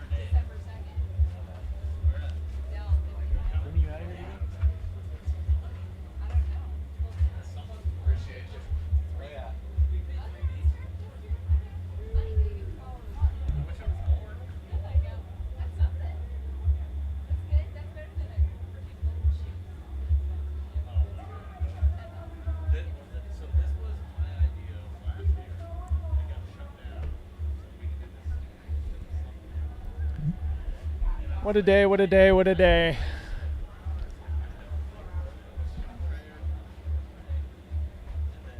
The sun has gone down. The heat has dissipated out on the course, but it's still getting hot here at Javelina headquarters. Here in the McDowell Mountain Range, we're having some fun. We're seeing things happen. We are going to keep an eye out for the rest of our female podium for the Javelina 100 miler.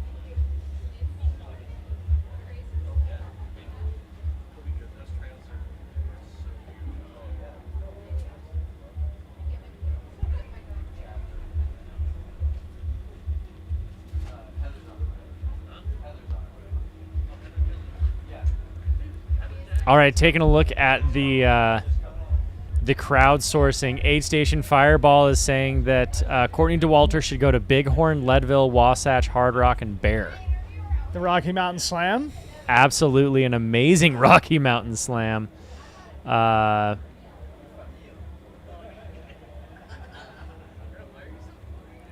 would be a season.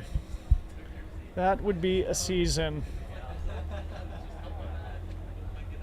All right, so we do have a report from Brett Hornig that we may have our women's champion, Heather Jackson, coming into the studio. Yes. Slowly but surely making her way here. So don't go anywhere. Connor O'Malley, we're going to go ahead and take a look at that. Courtney, to see if Courtney's mom is still in the race. We're going to take a gander now and see.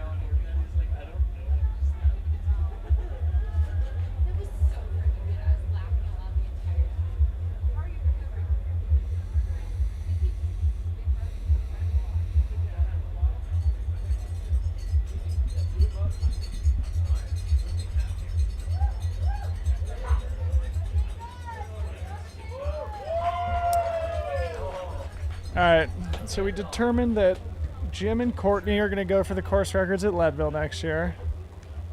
Remy's going to go for Matt Carpenter's course record at the Pikes Peak Marathon. Jeff Browning is going to go back for the Rocky Mountain Slam and get that record. Who else's season should we construct here in studio? How about yours, Debo? What are you doing? What races are you going to commentate at next year? Maybe I'll open that up to the public vote too.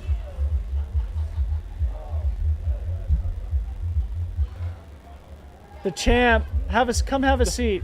The stairs are over there. You don't have to step right up that.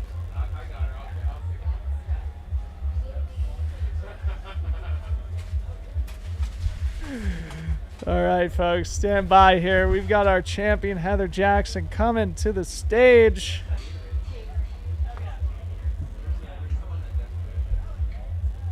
This is going to be some Gatorade or coffee over here. Some orange drink. Get the orange drink. Dude, you need to give me some of that. I want to try it so bad. Travis Longcar suggesting we get Jim to do Sierra or Zagama next year. Love both those ideas. Heather Jackson, Waddy, you can come have a seat with us too. John Ray's wife sat with us. Yes, Please come sit with us. Yes. All right. No one has a better insight into her day than the crew and the Pacers. And like we did with John, I'm going to start with Waddy. There's a mic sitting right there. I think there's two, Waddy. There may be one down to your right, too.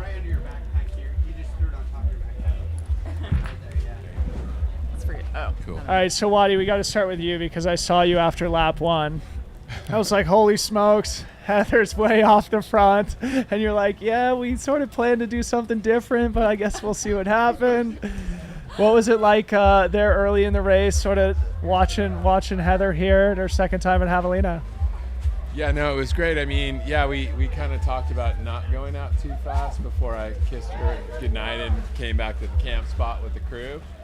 And yeah, she did her thing, and so I mean. Okay, to be fair, on the first lap, I had looked at my splits up to Jackass and then Jackass down, and I was thinking of the race as 10 segments, like 1, 2, 3, and I looked and I was like, last year I did 117 up to Jackass, and I was getting up close today, and I saw 117 like 40, and I was like, yeah, a little bit slower. Good work.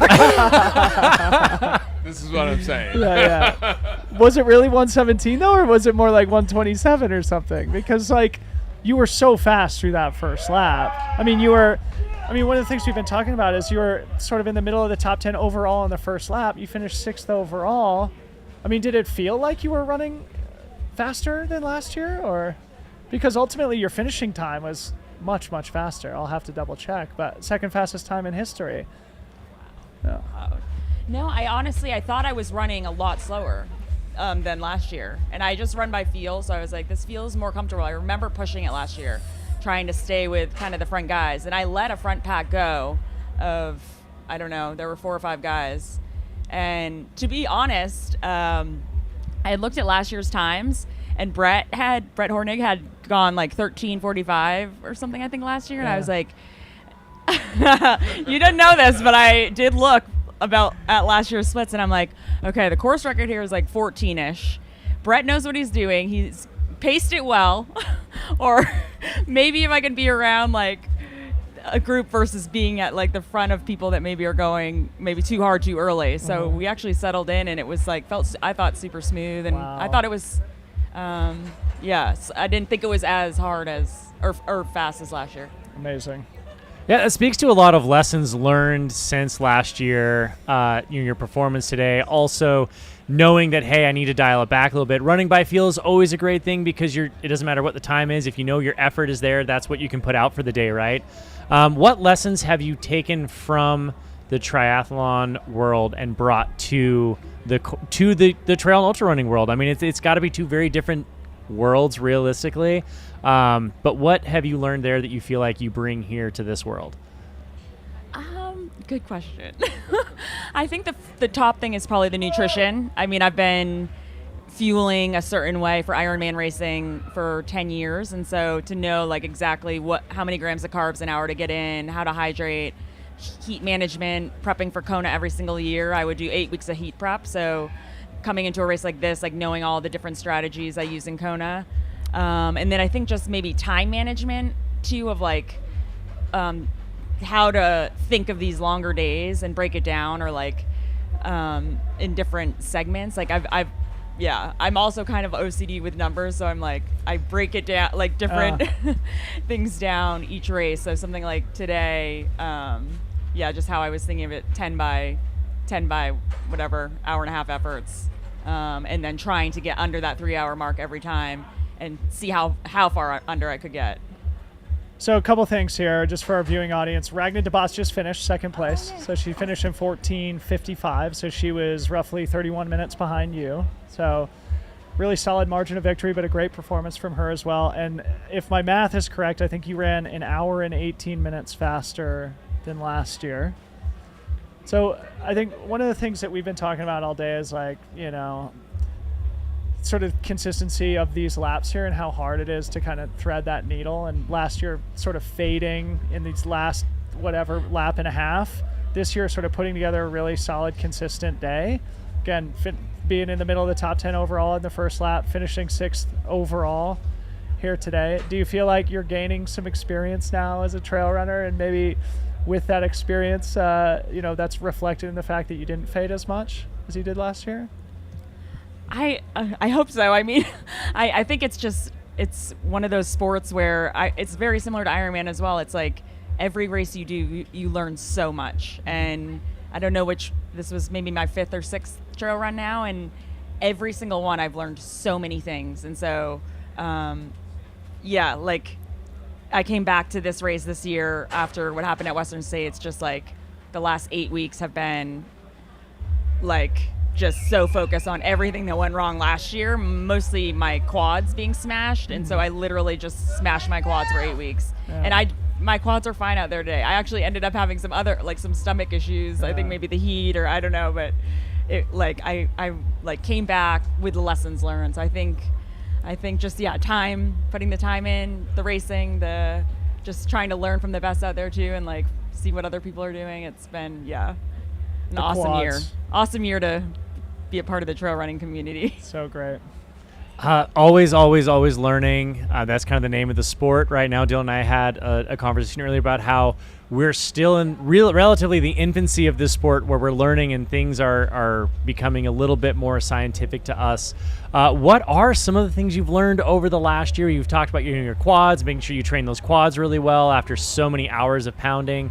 What other lessons would you like to share with some of the users? I'm sure they would listeners. I'm sure they would love to hear some of your tidbits. I think just always working on the nutrition, and for me it's honestly down to like some of the technical things with trail running, like how you carry it out there, or like I never have used a pack before, or like handheld bottles, so things like excuse me, things like that I'm like always learning about, literally like those little things. But I would say the quad smashing, which I always run a lot of hills, but a lot of them would be shorter, or maybe I wouldn't run the hills down hard, and the ones I was doing were short. They were like 1 or 2 minutes, and so this September I was actually doing like 2 hours up, 2 hours down, super hard, and then 1 hour up, 1 hour down, super hard. So like longer. That was more so I was just every run I used to picture Kona, the Queen K. Every workout was about getting up Palani or getting on the Queen K, and now every run I've done is Western States, getting up out of a canyon, getting down one. So that's all I've been doing. We'll get to Western States in a second. Wadi, tell us about your day, man, because like you've been by Heather's side through her amazing career across multiple sports, triathlon. You guys were just in Huntsville, or where were you? You were in, we were in Bentonville, Arkansas last weekend. Now you're here in Arizona. How was your day? Were there any moments of fear and nervousness as the crew chief? I mean, yeah, the entire day was filled with anxiety and nerves. I mean, we were lucky enough to have Devin Yanko in our corner, and she brought the experience, and she was the queen bee of the crew pit until she like went out and paced Heather. So, but yeah, our day was amazing. I mean, we brought our crew from Western States, our crew that was here last year. They've been with us the entire year, and so it was amazing to share this experience with them. It was absolutely a great day. Awesome. I want to hear from both of you guys about your experience with Devin Yanko. Having someone like that who has such intimate knowledge of this course, is an amazing athlete in and of herself. What was it like having her in the crew situation with you? Was she helping you like, hey, let's get things done? And I also want to hear from you after that. What was that last lap like with Devin? Yeah, I mean, Devin was amazing. She took charge immediately, which was amazing because we're green at this still. We're learning, and we're like an open book. And so it's not a T1 or T2. It's very different, right? It's very different. And so she like took charge immediately and said, no, nobody say anything but me. And so because we tended to like bombard Heather with information at the pits over the last races. So it was great. We stood there with our stuff. Devin like got Heather focused, and we just like we're here. We're like pit crew. Here's your stuff. Yes. It was Love great. Yeah, she was like, I will stand there with the 2 bottles because when I would come in, I would get some extra hydration and some BCAAs. 1 bottle, and grab those to do the extra little loop, get back to it. Someone was in charge of one thing, and they were all just standing there, and she would direct it. And so it's just one person versus like, oh, do you want these? Do you want this? And every time I'd be like, well, And then maybe. and then she would give us a grade every lap. Oh, I didn't know. Yes. What was your lowest grade? I think it was a B. That's Okay. solid, man. That's she wasn't there for That's the a 3.0 GPA. Yeah, I she think, wasn't isn't there it? for the 4th lap or the 5th lap when we forgot to put the batteries in her headlight. Yeah. Oh, yeah. I think that might have been an F. Yeah, that's That's fair. That's D-minus. fair. I was like, are the batteries in it? So tell us about that last lap. What was going through your mind knowing that, you know, you had to have gone out knowing that, hey, I can get this done. I know I've got it in me. But having someone like Devin with you, was there conversation going on? Were you guys just out there enjoying it? Tell me about it. Yeah, so the last lap was super fun. It was pretty relaxed. She not relaxed, but she's like, we just have to get through it. Like, you can run if you have to run easy. We're just keeping moving. It was the 4th lap that was pretty intense because I told her I didn't want to know actual time splits.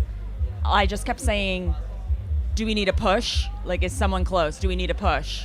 And she's like, we don't need to push, but we need to stay on it. So I didn't know what that meant. That could have meant so many things. I was someone wondering 5 minutes? because you had a substantial lead the whole lap, you know. So Okay. Yeah, I had you could have coasted. Okay. You know. And she was pushing it. She's like, we're going to push the hill. And the whole hill up, like, was just like, let's push. But she was literally amazing. Like, changed the race for me. The whole time was just like, you are amazing. You're crushing it. Doing so good.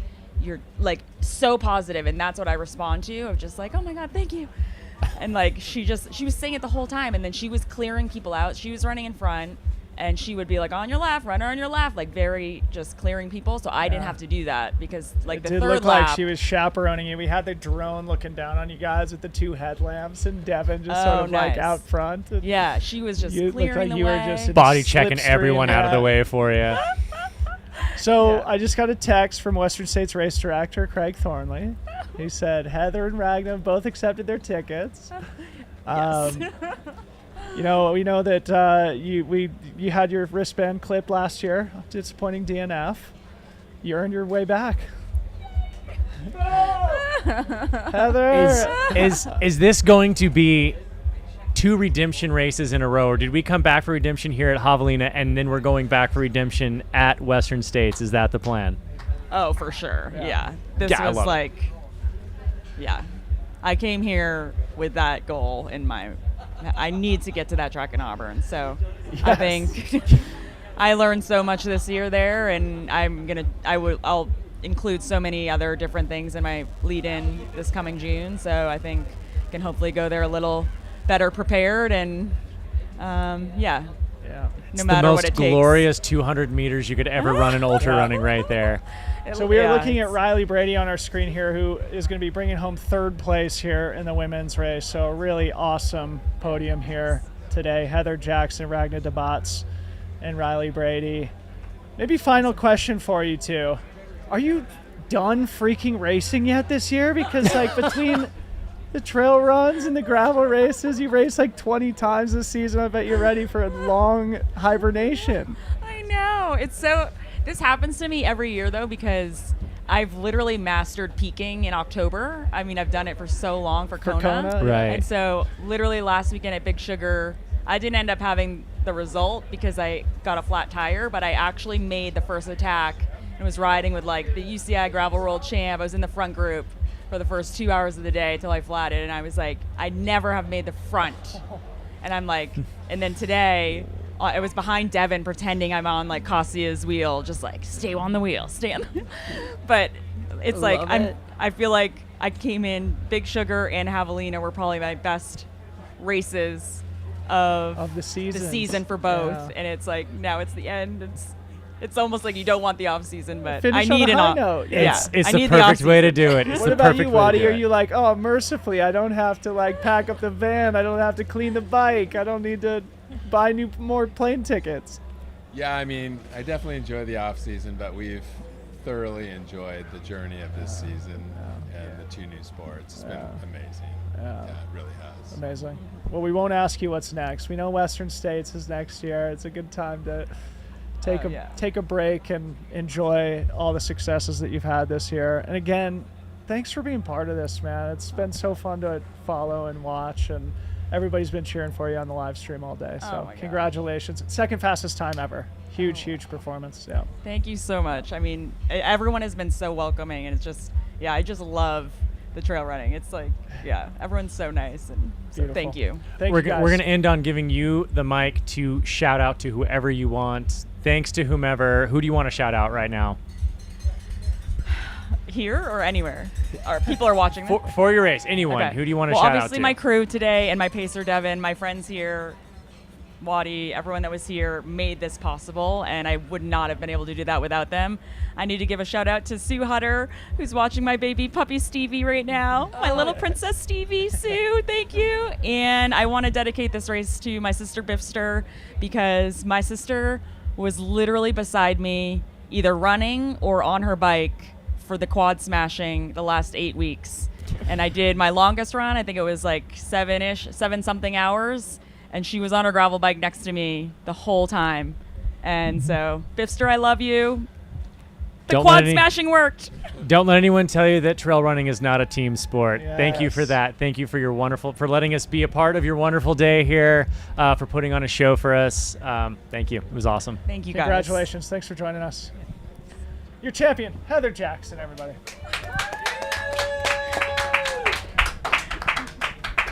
Okay, and we are now in the closing stretch here. Riley, Brady. It's hard to tell exactly how far they are from the finish line here, but let me see if I can get some intel. Bear with me here a second. So Riley was through Rattlesnake at 14:15.5 a lap, so that was 14 minutes ago. So probably 15 minutes or so until Riley makes it back here to the finish line. It's an approximation. Obviously. Zach, how cool was that, buddy? Oh, that was awesome. My first interaction with Heather, chatting with her, and she's just like a bundle of energy after running 100 miles here in the desert. Awesome. Absolutely love it. Really, really excited for Riley that they were able to turn it around and, pick themselves up out of that trash can and continue the fight here to the finish line. Do you recognize Riley's pacer here? I don't. I am very unsure of who that is. Trying to. You'll notice, Devin took the pole on the Devin Heather duo in her pacing responsibilities. Looks Riley like our camera went down. Looks like Riley's leading the pacer. Yeah, I mean every runner has their own preference, right? Like some runners love their pacer out in front and just say, "Hey, I just got to stick on your wheel. You do the work. I'm just going to match it." Others want them next to them. Some want from behind. They feel too much pressure with someone out in front. I mean, different strokes for different folks. What do you prefer? Yeah, it's sort of like switches. If I'm feeling bad, probably have the pacer get out front. If I'm feeling good, just get my own groove and not have to play somebody else's pace, Yeah, love it. Cool.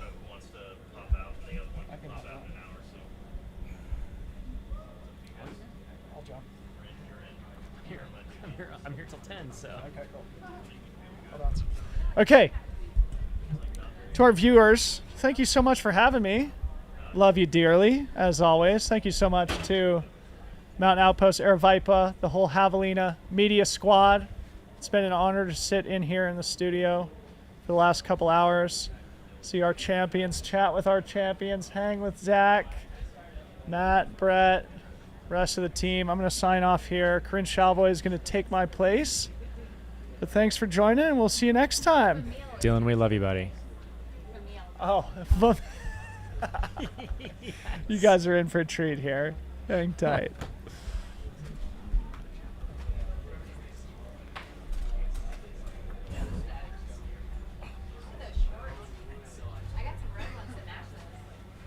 They're my favorite shorts.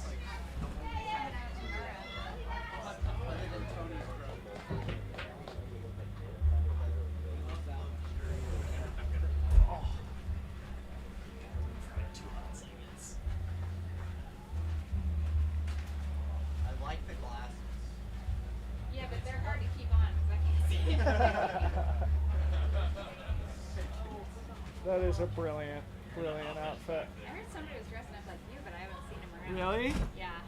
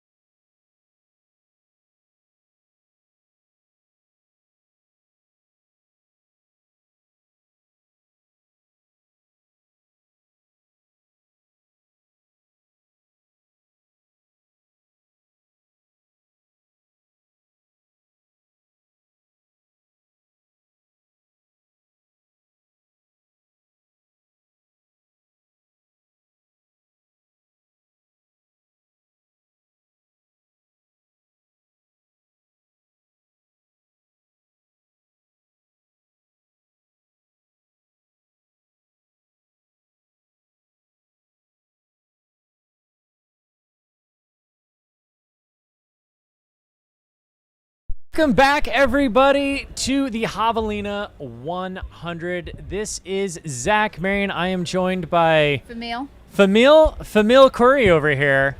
It is a very familiar face for those who remember the Mountain Outpost days from way back when.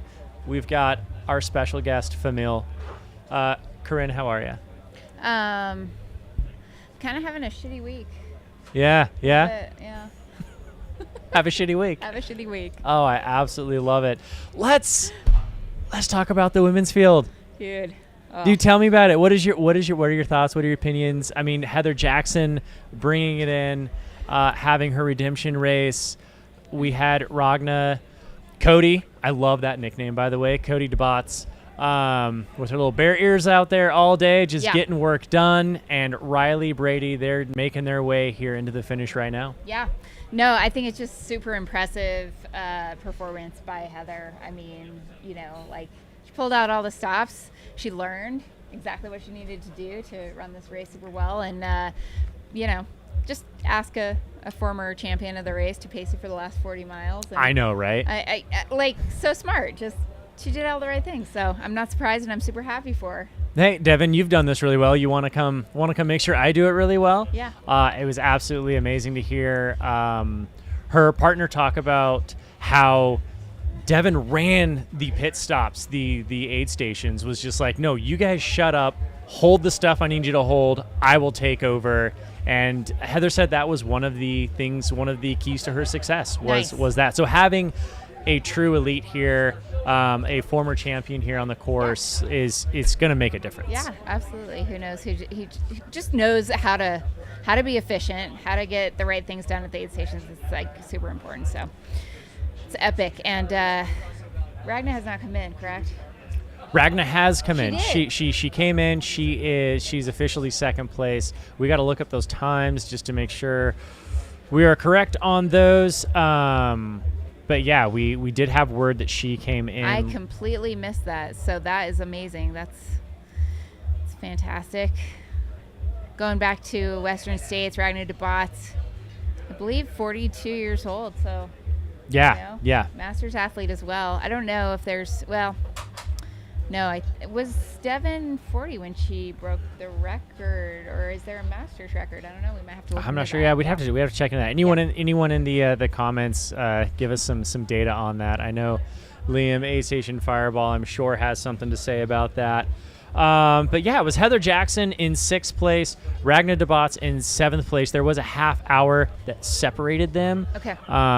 But yeah, Ragna's official time is 14:55.27. Right behind her, Ryan Raff and Miller Groom have made their way to the finish in the men's field. So that is our men's 6th and 7th. We are currently waiting on Riley Brady.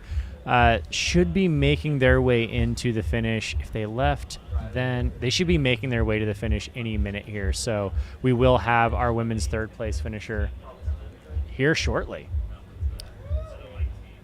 Close call, but yeah, it'll be interesting to hear from Riley about how the day unfolded for them, and just, you know. Last we saw her, she was at Jackass Junction, puking her guts out and hunched over a trash can, but she has since left, made her way through. We actually did see some footage of her on the course running after she has left Rattlesnake, so she should only be about a mile out, maybe less. But yeah, she's on her way in. Just a heck of a year. Overall, I think we had a slower year than last year in terms of our top 10, top 5, both male and female. Males had a great year. Females had a slightly slower year, or having a slightly slower year than last year, but we have such incredible performances still. I mean, those out front went out front and went hard. Men's field, we have a course record. In the 100K, we have a men's and women's course record. Yep. Just phenomenal times out here. At one point, there were like 21 men ahead of course record pace. So it went out super hot. And, again, kind of back to the old days of some carnage, And so, absolutely. I mean, but again, we've heard that there's sometimes only a 50-55% finish rate at Javelina, and it's just can eat people up. So yeah, it's a sneaky hard course. Don't let the profile fool you. It is not just about the vert out there, those light uphills and downhills. It's about the heat. It's about the dryness out here. It's about trying to a lot of athletes are entering in the fall season, so their heat adaptations are starting to dissipate a little bit. I mean, I know back home in Denver, it's snowing today. Yeah. And I'm sitting in, 80 degrees in the middle of the desert and just roasting my peppers off. And yeah, it's definitely just one of those things where, depending on where you're coming from, you might not have that heat training. And you might have raced a full season already. Yeah. I was out there with my friend Tara Dower, and we were talking about just the fact that, like, I don't know, it's an end of season type race, and if you've done a lot already, it's kind of hard to run a fast race at the end of the season. You're asking your body to do so much out here in the desert. I mean, it's slightly, you can be slightly naive into thinking that, 14 hours, 13 hours, that sounds like a really nice race time in terms of less damage to the body, but you still got to cram 100 miles into those hours, and that's not an easy feat at all. So yeah. I kind of was talking earlier and liking it to, an F1 style race or downhill mountain biking. When you increase the speed like that, your capacity to make a mistake is, you have zero leeway there. the disasters get really big on small mistakes when Yeah. it comes to something this hot, this fast. So yeah, out here on this course, we saw it. We saw Ryan Miller. We saw Tara Dower, unfortunately, had to pull her bib Shea earlier. Apolano. I mean, so many athletes just did not have the day they wanted, and that's just kind of, I mean, that's racing in general, right? You show up. Especially in ultra racing. Yeah, you show up, you throw down, you hope for the best, you really try to plan for it, you make the best decisions you can in the moment, and sometimes the best decision is to call it a day and Yeah. go home. Yep. Thinking about the long term. Let's look at some of that delicious food over there in at Jackass Junction. Is this Jackass? Yeah, what they're Are we seeing getting right now visuals is on the Jackass Pete's Meats? Junction. Yeah, that is Pete's Meats over there. The dance party's happening. The dance floor. So for those that are unfamiliar, that is the grill at Jackass Junction. Pete's Meats. We are heating up all sorts of goodies. Just off to the left of that, we have a dance party. We're getting some, I'm putting in my order now. I'd like a burger, some of those potatoes. some chicken, please. We got a Panicapitas. dance party over there going on. For those of you that do not know, there is a chef that comes in and makes food for that aid station all night long. Pete's Meats, Pete Mortimer, local legend. We have a DJ, an official DJ there at Jackass Junction. If you aren't tired from the miles, just throw down a few hours on the dance floor. There are some adult beverages out there from what I hear. And it should be a dang good time. When I leave here, I might just head that way. Yeah. I might run the 19 miles over there. Just to get there. Yeah, and just earn to your get dinner. there. I'll do it.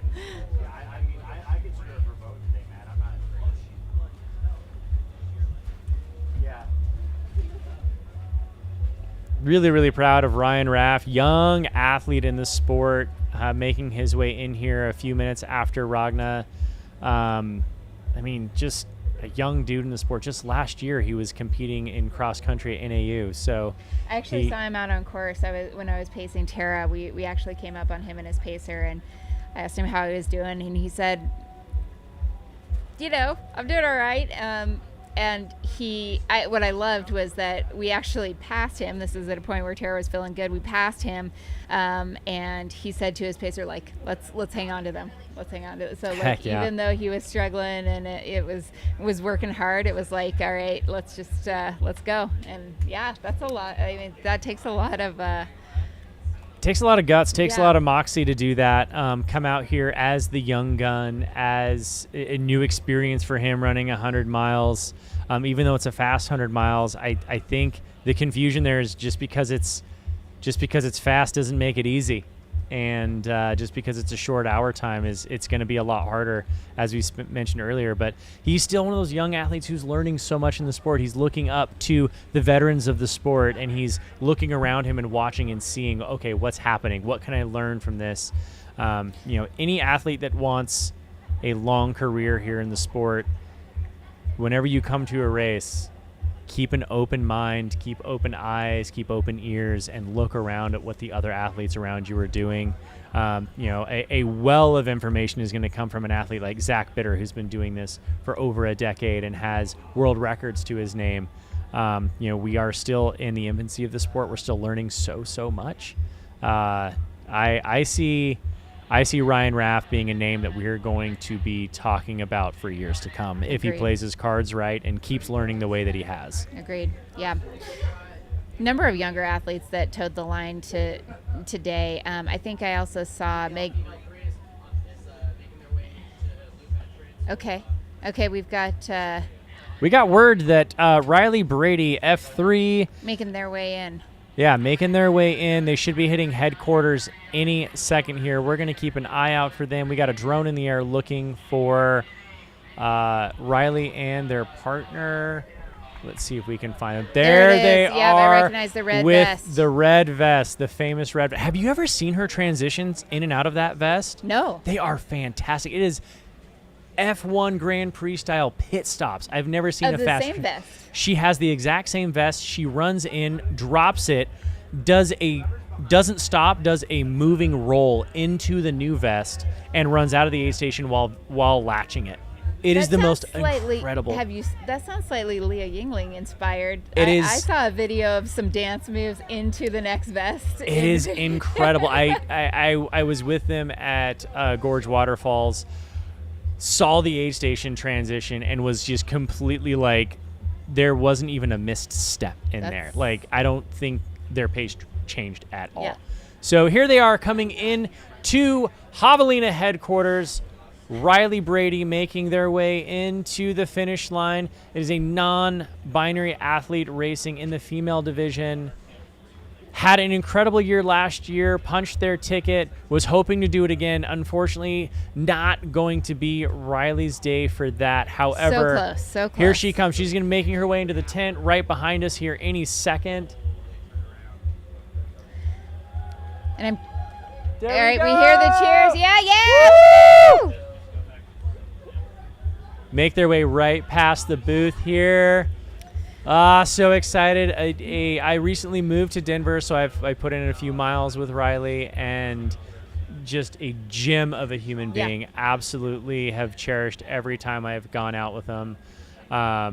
Has a great contingency. I don't know if you saw her crew, the Riley Brady bunch. So amazing. Brings so much energy, and here she comes. Including Meg Morgan in that. Ladies. Finishing strong. Yeah, finishing with Kick. some kick there. That is a slight uphill to the finish line from here. Stride looking great. And she did mention that she needed her stomach to cooperate to have the day she wanted. It doesn't look like it cooperated. However, she is still rounding off the women's podium here at Javelina 100. Here we are. Ladies and gentlemen, that is your women's third place finisher. A few stumbles there. She left it all out. That is what we love to see, emptying Get them a chair. the tank. There we go. We got the chair. There we go. Literally left it all out on the course. I think a lot of it she left at Jackass Junction Shit in in the one woods, of those. getting the photos there at the finish line. Oh, I love to see it.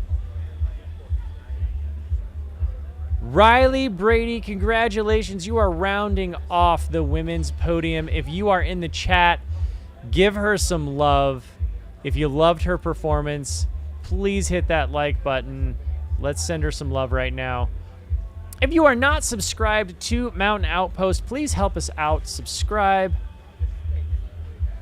It doesn't cost you anything. It doesn't take you any effort, but it helps us tremendously. Thank you. Thank you all. So 15 hours and 30 minutes here. Yeah, it is an unofficial time of 15:29. Let's see what that official time will be here shortly. Still an outstanding 100-mile time. Who had her on your free trail fantasy picks? I actually had them winning. So, you know, I had them winning and Heather Jackson second. We'll see how the rest of the top five pan out. How about you?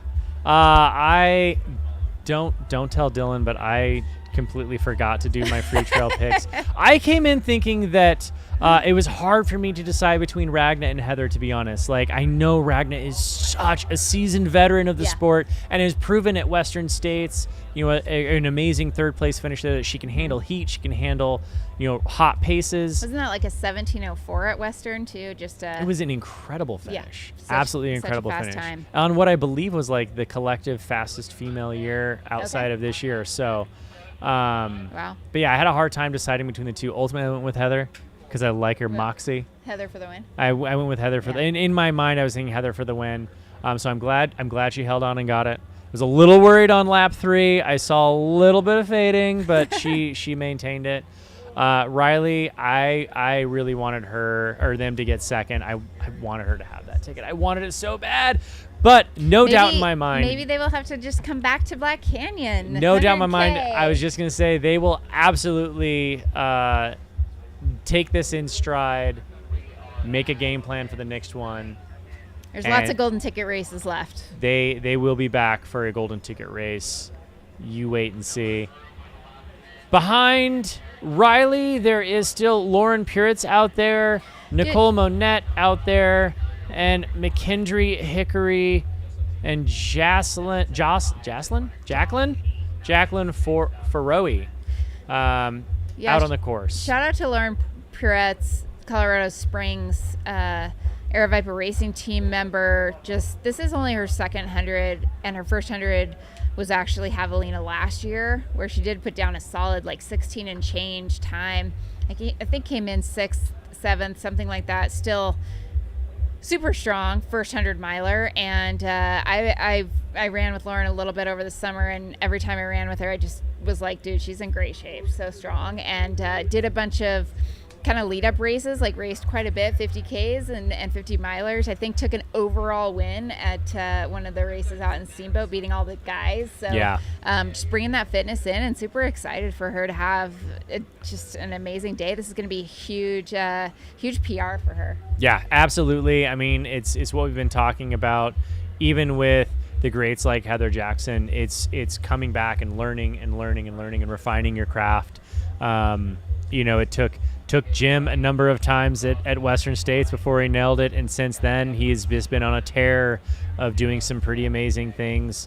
I remember times at UTMB too, so he's like, I don't know. Yep. Most of the time I don't get it right the first time. It takes a number of times. In fact, one of my third 100 miler, I ran Uray 100 2014. Oh man, good on you. And I remember easy race. Easy. It just casually. Back then, I think it was only 27 or 28,000 feet of vert. It wasn't what it is now, but still, it's not an easy course. Yeah. No. And I remember I was out there in the lead, had a really terrible patch, dropped all the way back to 7th, and I'm sitting at this aid station just having a pity party. And some gal rolls up, just bubbly as can be, and she's like, hey, you're doing great. Get back out there. You got this. And takes off, and she's wearing silver basketball shorts. I'm like, who is this person? I end up getting back on top of it. I start moving forward through the field. We went from 7th to 6th to 5th to 4th. Still no sign of this girl. To 3rd, nope, wasn't her. 2nd, nope, wasn't her. She had taken the lead in the 5 miles out of that aid station. It was Courtney DeWalter. No. It was before either of us were anybody's in the sport. She ran the Uray 100? She ran the inaugural Uray 100 with me. That is amazing. That I did Her not and know I that. had a throwdown for the final 25 miles, and I'm not going to lie, I ran those miles completely scared that she was going to chase me down. I had to turn my headlamp off on the last climb just so she didn't have anything to chase, because I was literally kept watching her gain on me, and it was frustrating and scary at the same time. You started it all, chasing down dudes, I'm the one dude who got away. There's been a lot of dudes who have said they're scared of Courtney since then. I will take that as my career highlight. I raced the same race as Courtney and did not lose to Courtney DeWalter. So it was also so amazing to see her out here with her mom on the course. Love that gal. Yeah, she's Look the at best. this party that we are having here at headquarters, The tunes Javelina are headquarters. I think we need some drone footage of the current outfit that. What is Jubilee wearing right now? Down. Oh, I know. That's what I wanted to know. Drones are down right now, but we'll find out. Jubilee Page, race director, going all. I heard her out there. We're going all night long. Let's go. She's just keeping the energy high. Nobody knows how to throw a better party in the desert than that woman. You should be able to hire her to host your party.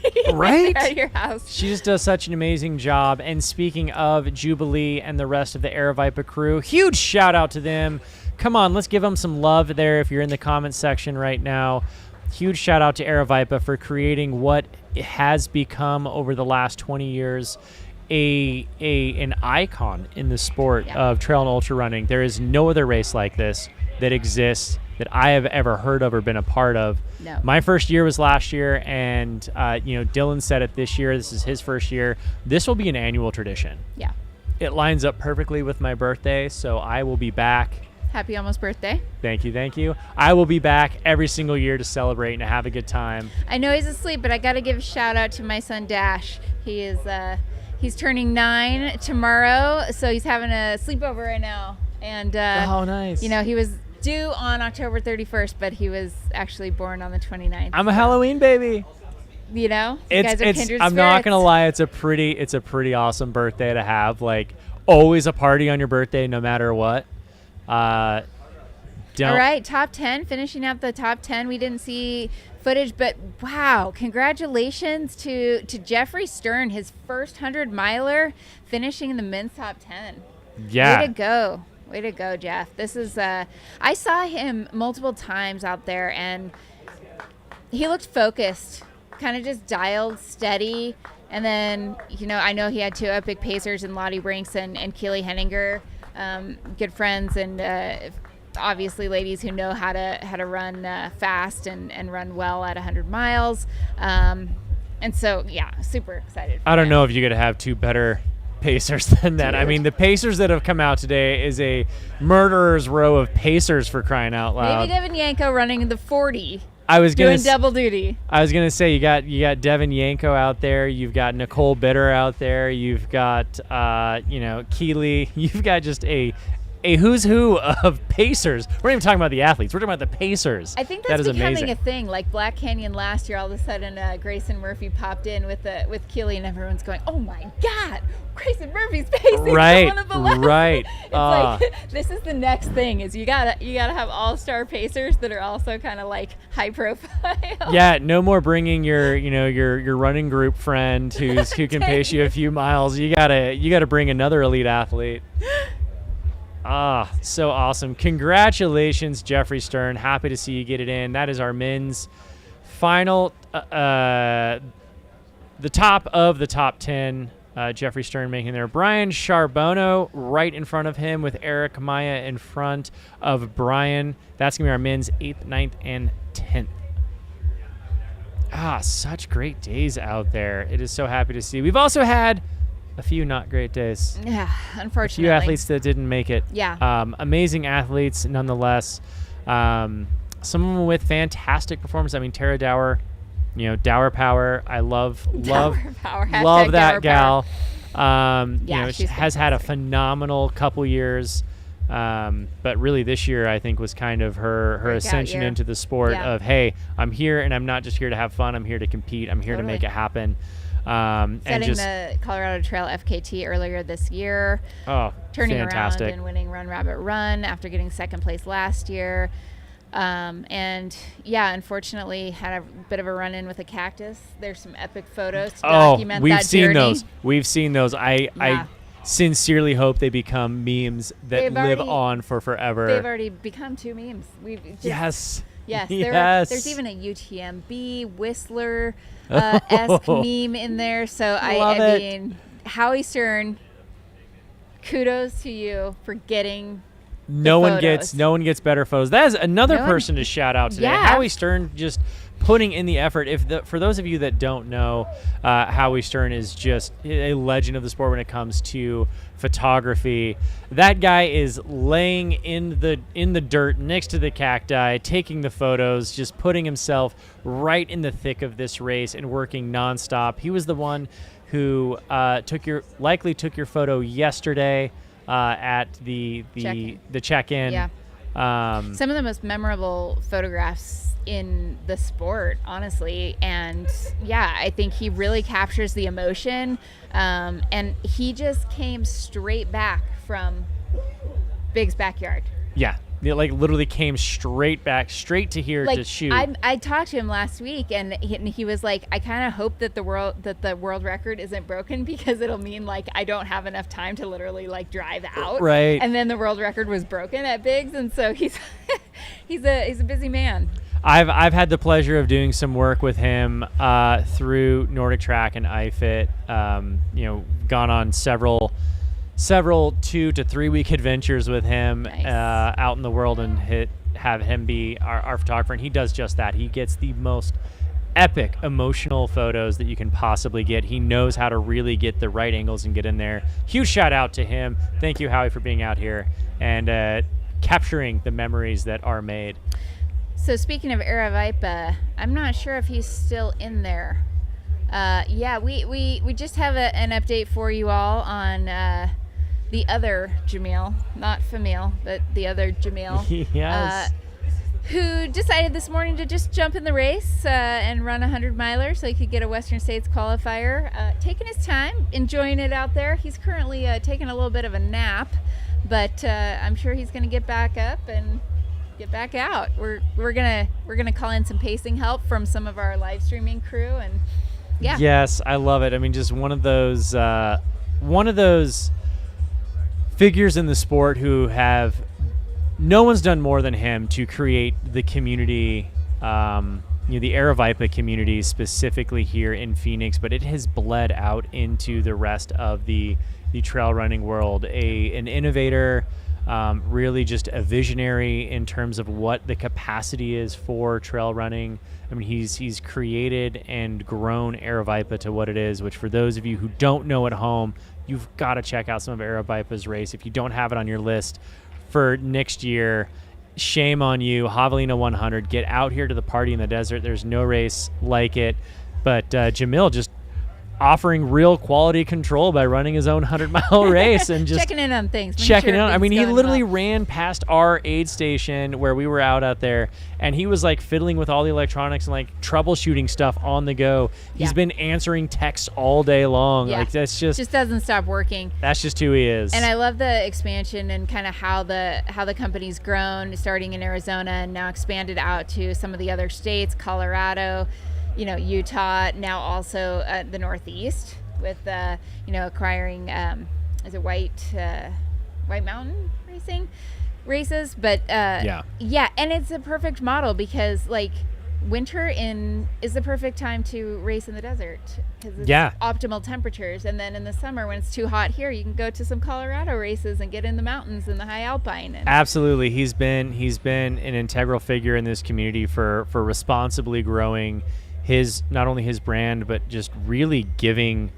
athletes the best possible experience. If you've never run an Aravaipa race, it is a premier quality experience. You get the best aid stations. You guys saw what's out there. There's literally best volunteers. Literally a chef out there creating meals at Jackass, and they got a dance party. They've got a DJ. I mean, Aravaipa knows how to do it, and Jamil is responsible for that, and He's got himself a great crew. Huge shout out to everyone here at Aravaipa. We've talked about Jubilee, putting together a phenomenal race here. At Javelina is the race director. The entire crew here at Mountain Outpost, Matt, all the other people back there who've just made this thing happen. You guys only get to see one or two of us at a time. What you don't see is the 12 people back there that are making this work. So huge shout out to them. If you want to show them a little love, hit that like button.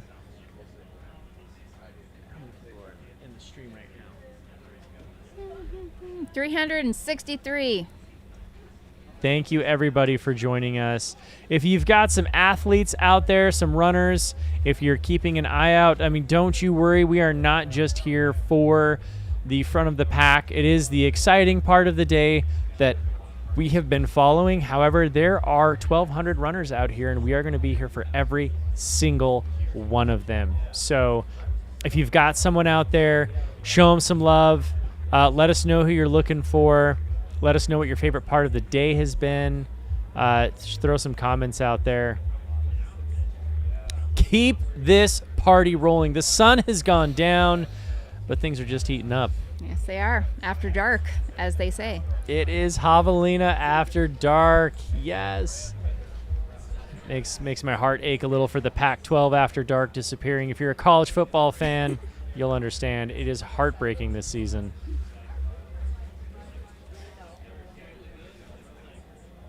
Your husband and I got to share a few miles on the Leadville course this year. Where's he at today? Yeah, he's back home in Colorado in the snow, taking care of the kiddos. So you didn't let him come play in the sun with you? Dude, he's having so much FOMO. It's not even funny. But I love you, Graham, and thank you for letting me come out here and be part of this.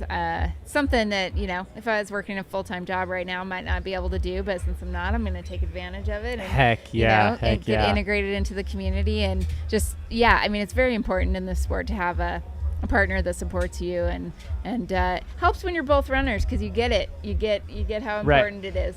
I want to say one thing about that. When him and I were making our way along the course, I can't remember where we were at on the course exactly. We were sharing some of the earlier miles together, and he, without saying your name, he was just like eking so much pride about you. Like I was asking him about, hey, like how have you been running? Like what's your history? Blah blah blah blah blah. And the first thing he wanted to tell me was, oh yeah, no, my wife, she's a badass, like blah, blah, blah. She's done this, she's done that.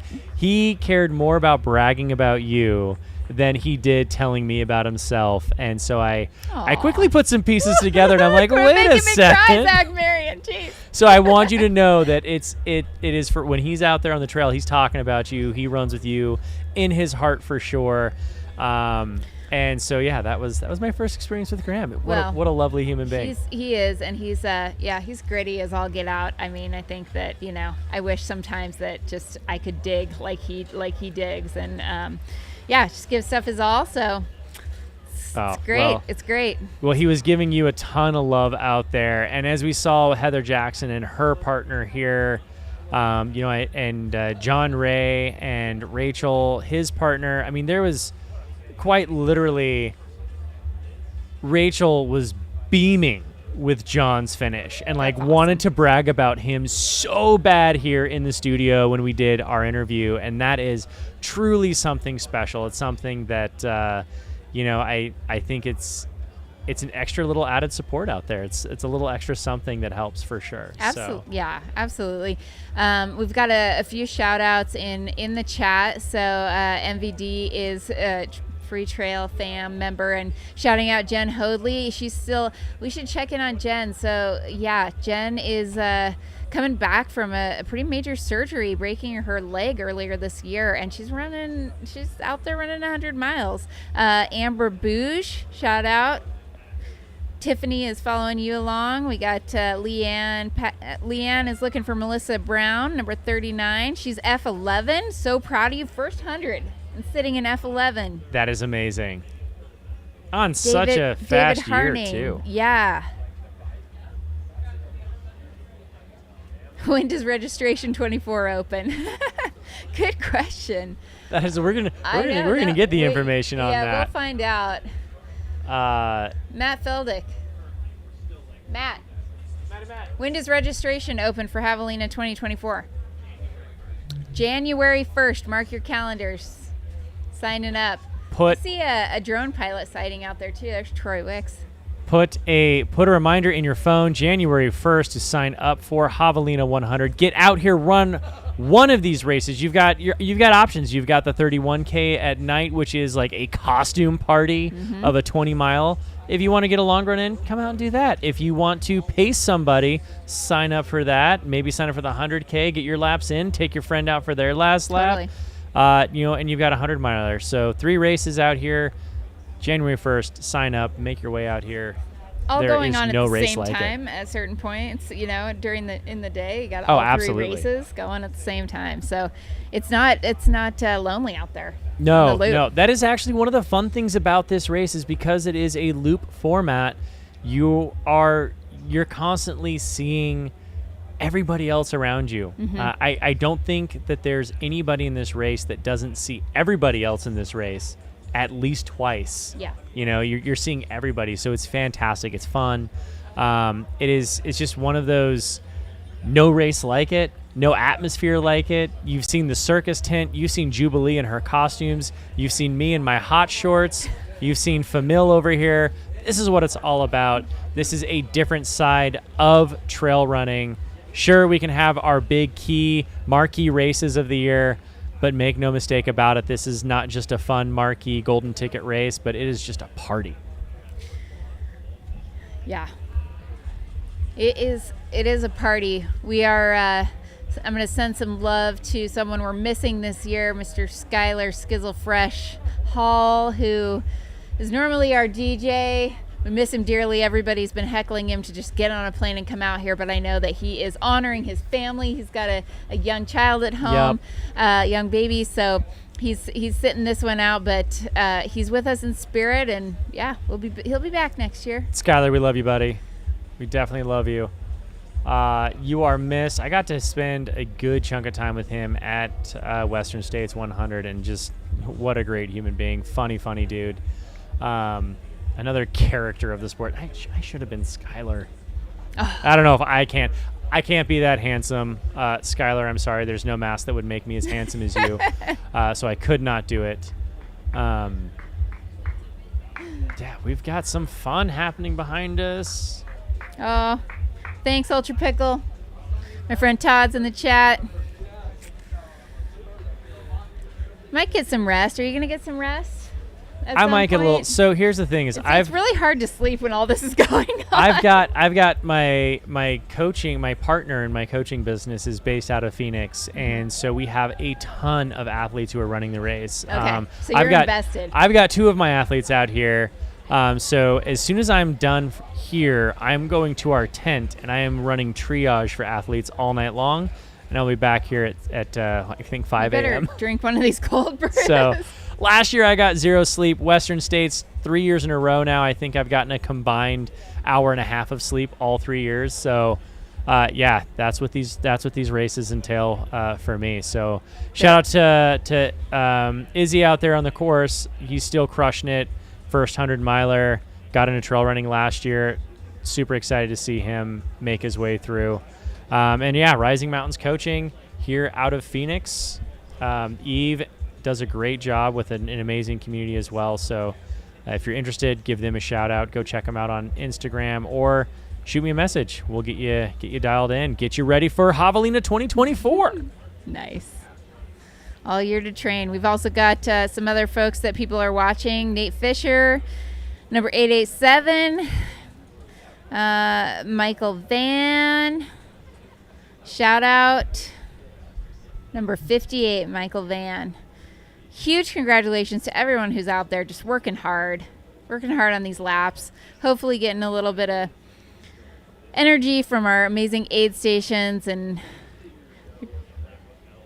people are just amazing. They're just giving it their all.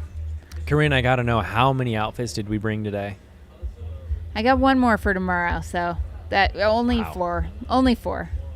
Nothing like Jubilee. I'll be honest, the only thing I did was raid my partner Katie's closet and stole her hot shorts. So I didn't come super well prepared. Next year we'll make something happen. But raise the game, yeah. No, I don't know. You had some looks going out in the field. How does it feel to sit in this cushy chair? I think you were complaining a little bit, but yet I see you sitting here very relaxed. I would not say I was complaining. I was just making a point that the job here in the studio is so much more comfortable, so much more relaxed. I'm enjoying it. I'm happy to be here. I'll be honest. It's nice to take a break. I'm glad that you gave me the coolest time of the day when the sun has gone down. Mm-hmm. Now I'm finally invited into the cushy job, but I'll take it. I'll take it when I can get it. You earned it. I think I got did your time in the field. Half of my body is sunburnt. The other half is not from constantly being on this one side. Yeah. But it's been fun. Honestly, I will have to say it's one of the funnest jobs I've ever had in my life to be out there and without racing, this is the best experience you can possibly have on a race course. Being out there and just bringing the drama and the excitement and kind of what a lot of the athletes at home the runners at home don't really get to see when you're just following Twitter and you're looking at times and live feeds. You don't see all the drama and excitement that happens out there.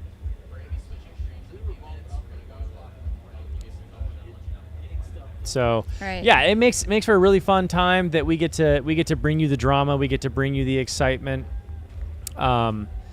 It's definitely, there's a lot that happens out there. Corinne, you've been out there on a number of races, and you feel like your race is the only dramatic race that's happening, but everybody else is going through the same things and having their own forms of drama. Tara ending up in a cholla cactus at some point. She ran past me asking me what to do about her stomach for the day, so I got to run with her for a quarter mile, and we hashed out a game plan for her. And every other athlete has had their own thing, so it's super fun. And you, the viewers, you give us a reason to be here. And on that note, everybody, ladies and gentlemen, I bid you and adieu. This is my call off. I will be going and getting a little bit of rest as I follow my athletes throughout the rest of the night. Thank you, everybody, for following along and giving me a reason to be here. It's been an absolute pleasure. Corinne, I'm going to bow out. I'm going to hand it over to our next. Who do we got next? Who's coming up? Who's coming up? Do I got Chris? Is it? Oh, we've got Mr. Warden coming up here. So stay tuned. We are going to cut channels and go to our next live stream. So come on back. Yeah, you don't have to do anything. It'll just port you over, correct? Yeah. Just, but So we're don't going do to go anything. dark for a moment. Yeah, don't worry about it. It'll all come back. But when it does, I won't be here. Stay so with thank us. you all. Great job, I will Zach. see you in the morning.